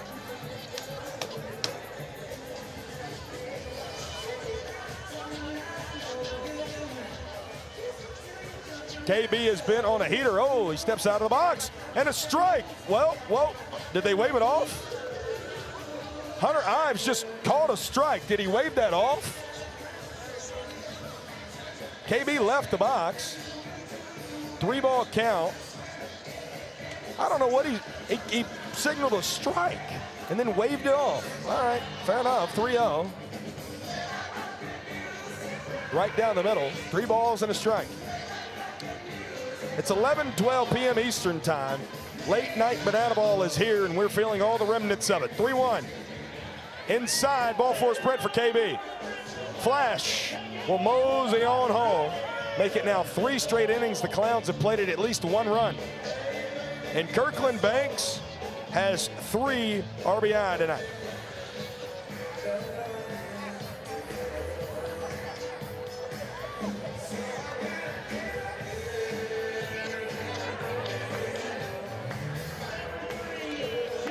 Joe Gray Jr. with 2 outs here now in the top of the 8th. This is not the guy you want to see. With a runner on first and already won across. Joe out to right. Brother, for the love of the game at this point, Sunshine not in the hat, in the glove. That'll be 1 trick play, book it, and put us at 15 trick plays tonight for the Texas Tailgaters.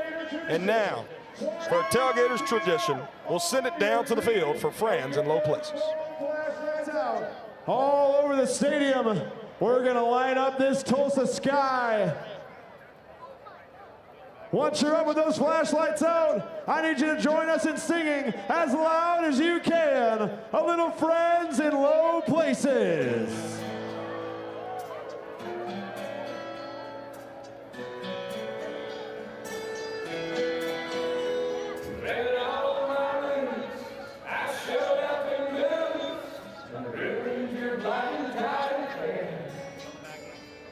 Last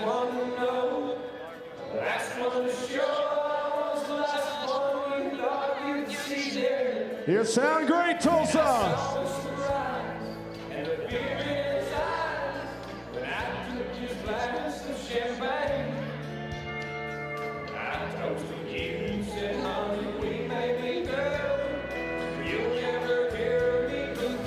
Let me hear ya.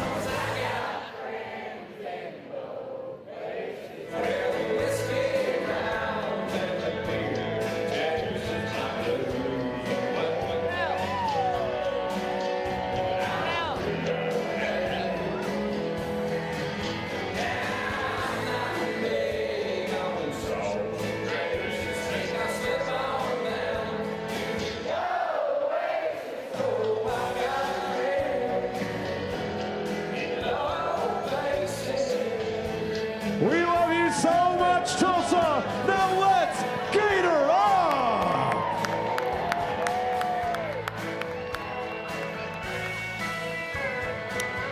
Diane Reynoso, the new arm on the bump here for the Indianapolis Clowns. I would presume Diane is going to try and get the final 6 outs potentially for these Clowns tonight, the same way that Nick Wilson attempted to do so for the Clowns last night. Nick went 3 up and 3 down in a sub-2-minute inning in the 8th, and then gave up the game-winning walk-off in the bottom of the 9th to Taylor Justice. There you see the numbers there for Reynoso. A two-way player. Diane. 7 strikeouts, 9 ball, 4 sprints. I mean, that's just been, for the Clowns, rotation up and down, really out of their bullpen primarily. You see those strikeouts to ball, 4 sprints, very similar, if not sometimes more sprints than strikeouts. Obviously not a way to have success here in Banana Ball. But Reynoso here will have to face 7, 8, and 9. And if I know Joe Mickelin, with the bottom of the order due up here in the 8th inning, I would presume we're going to see a golden batter here in the 8th. Something he did last night using Kyle Martin in the 8th. He's done it a few times. Grubb solving a Rubik's Cube. Everything is normal and everything is as it should be here in Banana Ball tonight in Tulsa, Oklahoma. Thank you, Mac. Mac just waved up here. I'm assuming probably to his lovely bride, Eileen Danford, who made the 16-hour drive from Savannah. But nonetheless, the first one to Mac, out of play. Macadoodle 0 for 2 tonight. Clowns trying to hang on to this 1-0 lead in the 8th, make it a 3-3 ball game, points-wise, rolling to the 9th.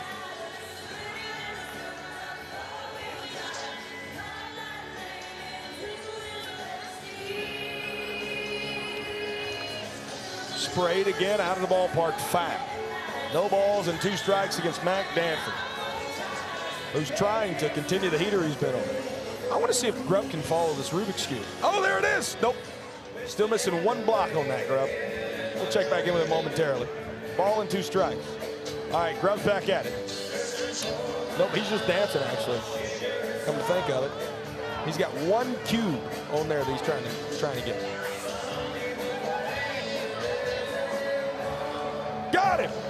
Reynoso punches out Mac Danford for out number 1 here in the 8th.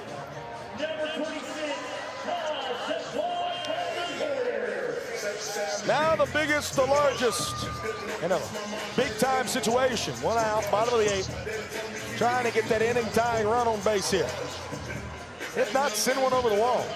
Taj just has 1 long ball this year. Came at UNC a few weeks back.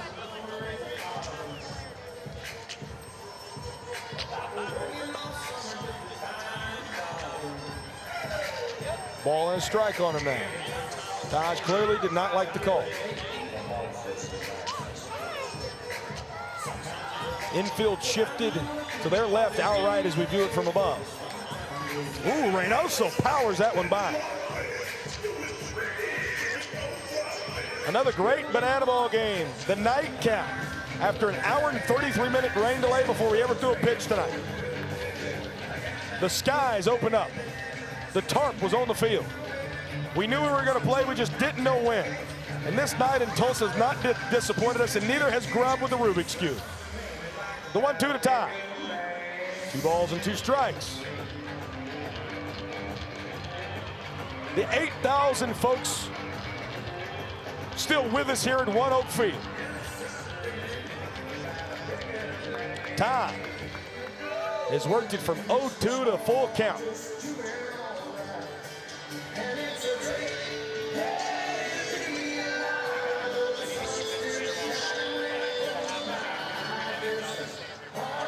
Oh, play behind the bag. Prime falling away, Reynoso.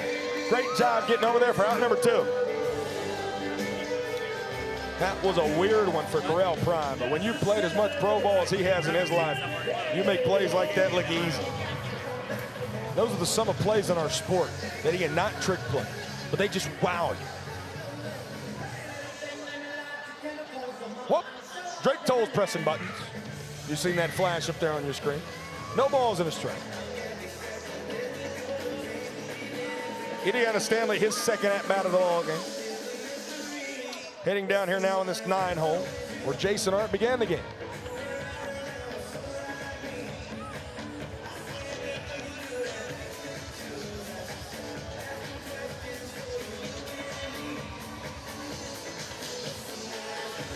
Indy smoked out to right center field. Jackie trying to cut it off. He does, but he runs all the way to the wall. Indy's on his horse, hustling, bustling, tussling with a 2-out triple.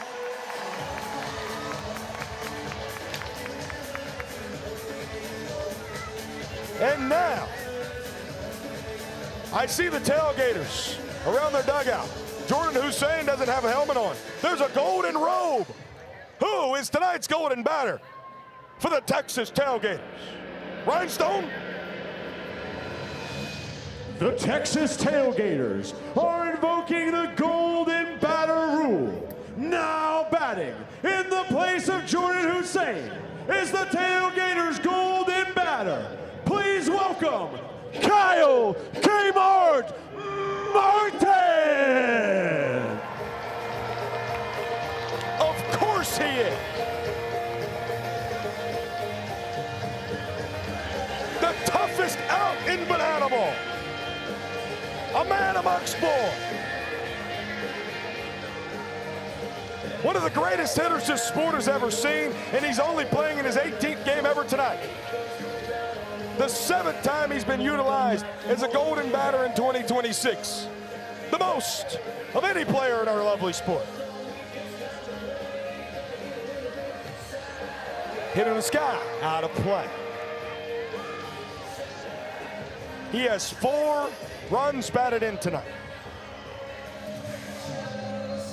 If he could get number 5, the inning would be washed. If he could get number 6, the Tailgaters would take a 4-2 lead. Appeal down to third. Doug McClure said he did not go. In the driver's seat is Mr. Martin, the pride of the 864, Greenville, South Carolina.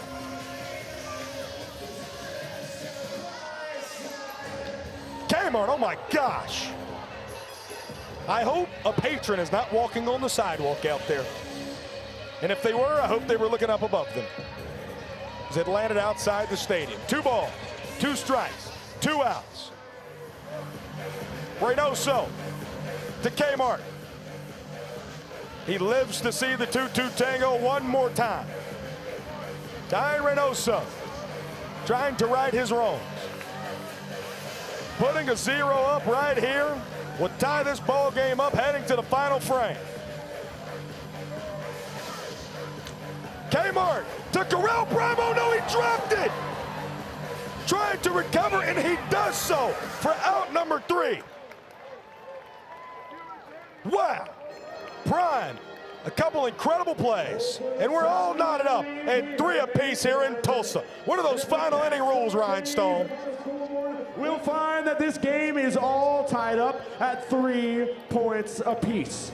But now is where things get serious, because here in the 9th, every run that scores will count for a point, which means those Indianapolis Clowns are as dangerous as ever. But it means your Texas Tailgaters need just 3 outs to move to the bottom of the 9th and have a chance to win the game. Tulsa, the stakes have never been higher. Welcome to the final inning.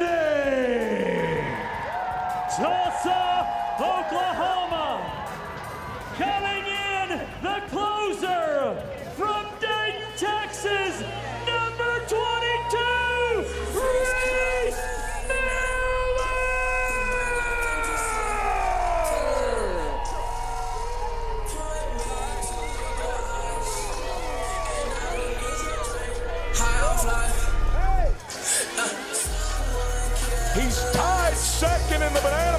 championship league with 4 saves. He's tied first with 3 wins. He's a native Texan pitching here in the Sooner State. His name is Reese Miller.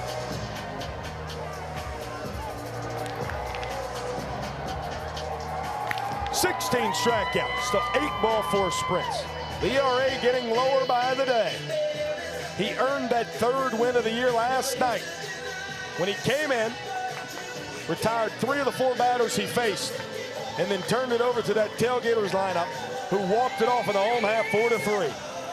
We can have deja vu all over again.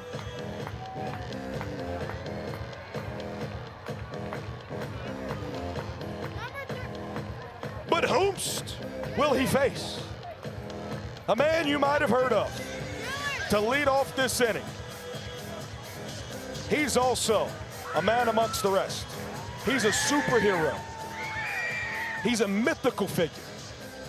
When you compare him to the others that we're so pleasured to be around here in the sport of banana ball, his name is Jackie Bradley Jr.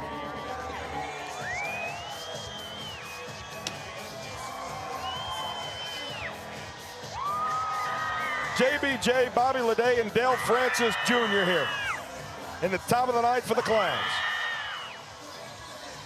1-0. Good folks here in Tulsa have stuck around to 10:26 local time. Taj didn't agree with the call. 2 balls and no strikes.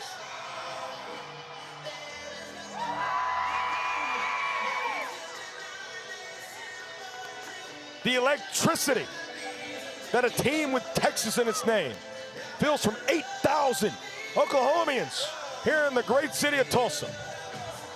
2 balls and 2 strikes. Versus last year's Pioneer League reliever of the year against a former MLB All-Star. Big on big, the 2-2 from 22. Poke foul yet again. These folks sat in 1 hour and 33 minutes of rain before a pitch was thrown tonight. And they're making their energy felt here.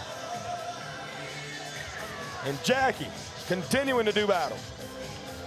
Pitch number 7 coming up here in this at-bat to lead off the ninth.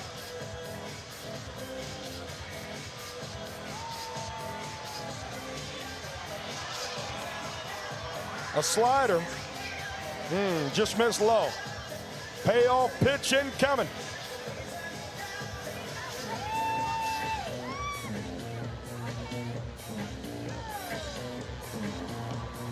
Chopper foul. This battle continuing on yet again.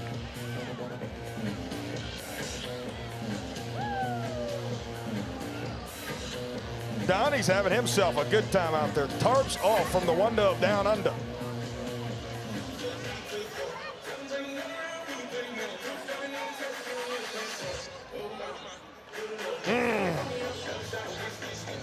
Jackie not going away. Never waning. A double-digit at-bat to begin the ninth. Here comes pitch number 10.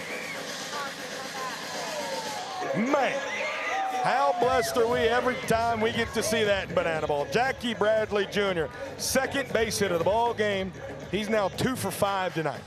Malachi Mitchell will run for him at first.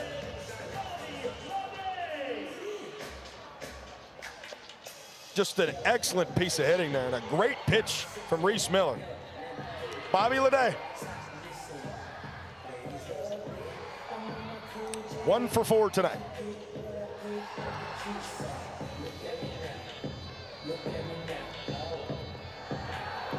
You know, usually they run for Jackie. They don't run for Jackie, I should say. Oh, it's a fan called foul ball! Our first one of the weekend. And what a monumental out for the first out in the ninth. And now the golden batter for the Clowns. Stepping in for Dale Francis Jr. is your golden batter, the one, the only, Jackie Bradley Jr.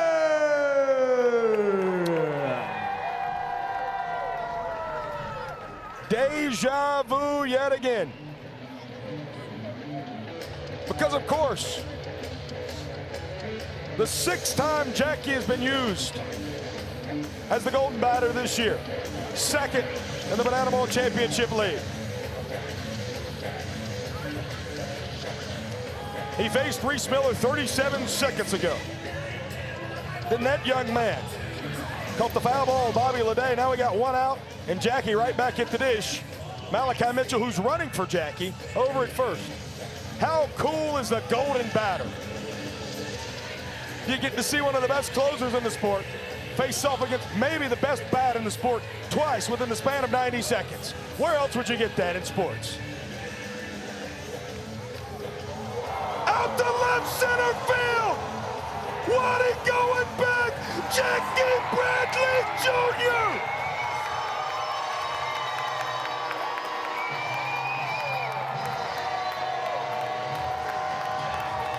Cinema.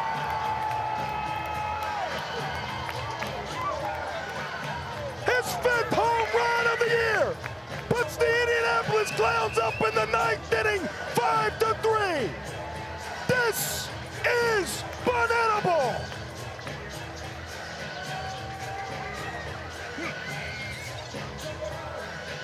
Bradley Jr., this is you anyways, but is there at least a little bit of magic in the golden helmet? Oh, wow. Amazing. Not often you get to face a pitcher twice in 2 out of 3 batters. So, you know, we had a battle the first at bat. Saw a lot of pitches. So, see who could make the adjustment first. I got him today. We'll see what happens next time. We'll let you go catch your breath, Jackie. Great job, Brett. Back to you. Nico Holsizer 0-1. I am not lying to you guys when I say that is one of the single most special moments I think we've seen here. First Golden Bat home run for Jackie. His 5th of the year. Now ties him in 2nd in the Banana Bowl Championship League with Jose Gonzalez. Nico Holsizer comes up empty, out number 2. The dude got 2 hits in a span of 2.5 minutes. He knocked it himself twice. He was the man who got on first. Malachi Mitchell runs for him, and then he hits a 2-run bomb. When we talk about the Golden Batter, that's why it exists, guys. That's why it exists. If you ever wondered, if anybody in any baseball league ever wondered, that's why it exists. That's why we're Banana Bowl. Correll Prime, a ball and a strike on him.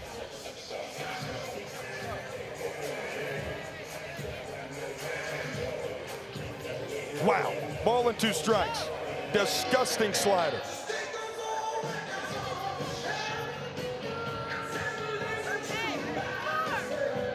Ooh, peel down the first Seth Markham said he did not go.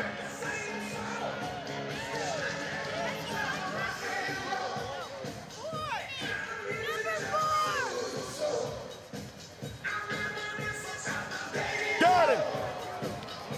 So after that 2-run homer from Jackie Bradley Jr., Reese Miller able to come up with a back-to-back clutch strikeouts. Shall we see showdowns tonight? I know what you're thinking. Brett. Dan Reynoso, big time get out of that pinch. He was in the bottom of the 8th, hanging up a 0. Jackie Bradley Jr., 2 runs, Golden Batter home run. The Clowns have all the momentum in the ballpark. Up by 2. You bring in this guy who is perfect in save opportunities this year, Gage Voorhees. Albeit just 2 for 2, but is perfect in save opportunities. He's been used in both the starter and a reliever role this year. When he's come out of the pen, he's been nailed. However, the Tailgaters walked it off last night. Taylor Justice, ball 4 sprint. 9 ball 4 sprints issued out on the year by Gage Voorhees, only 8 strikeouts. And it's 1, 2, and 3 of the Tailgaters order here. Nick Lopez, Zach Watson, and yes, Kyle Martin. We talk about our stars here in Banana Bowl. 2 of the biggest in the rookie seasons have an opportunity to make this 9th inning perhaps one of the greatest we've ever seen. Jackie Bradley Jr. in the top half, that 2-run home run, and Kmart due up 3rd here. Folk heroes amongst the rest. We'll see how it plays out Voorhees, Lopez to begin matters. Lope, 1 for 2 tonight. Jose Gutierrez hitting the spot last time around. Gutierrez got a single. This leadoff spot, 2 for 3 overall tonight.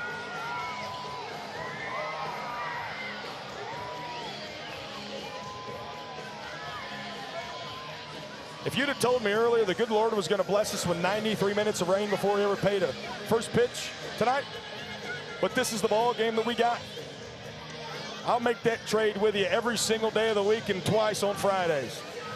This has been one of my favorite games of the year. Gets away. Lope is going to try to steal first, and he'll do so without a throw.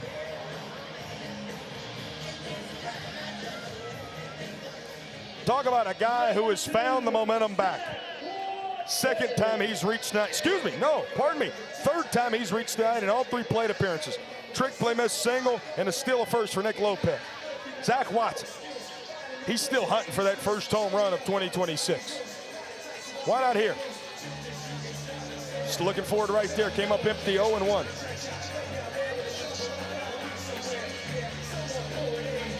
Also worthy to note, he's been good back there tonight, but Eli Payton, first time he has caught in a game competitively since high school.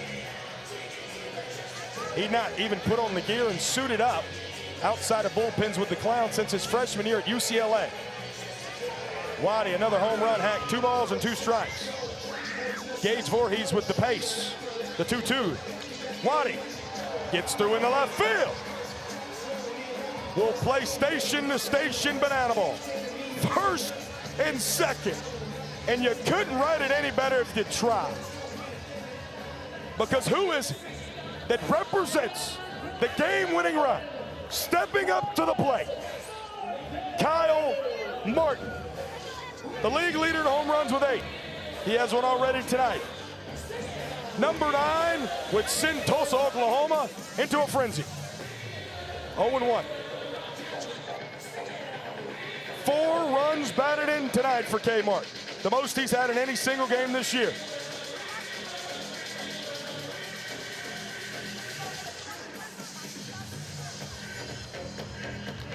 Hit right side.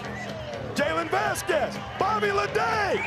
How about that 4-6-3 and a shot of momentum as the Clowns are 1 out away.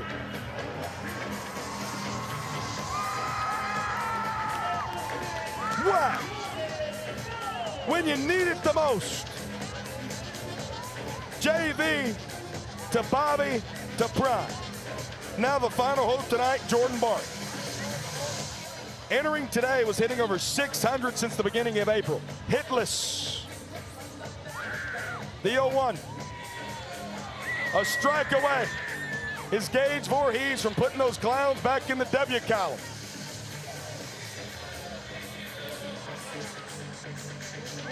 Jordan Barth out to right field.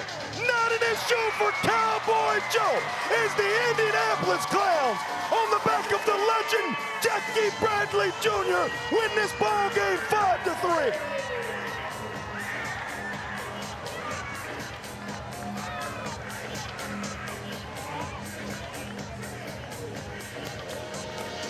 Wow. What a night here in Tulsa. 93 minutes of precipitation. Couldn't hold down one of the greatest bats this sport has ever seen. The Clowns even had to change uniforms after the rain delay, going from those whites to the reds that they had on here this evening. And now, they just go clown around a little bit.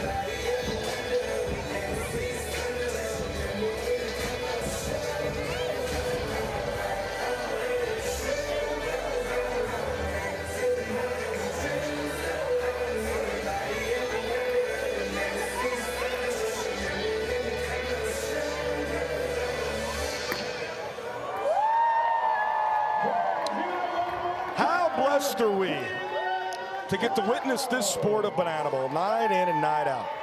3 games dispersed throughout this great nation here tonight, and the one that capped it all off, the Indianapolis Clowns returning to the great state of Oklahoma, where the Negro Leagues played such an intricate part midway through the 20th century. A team being revived here in our great sport of banana ball.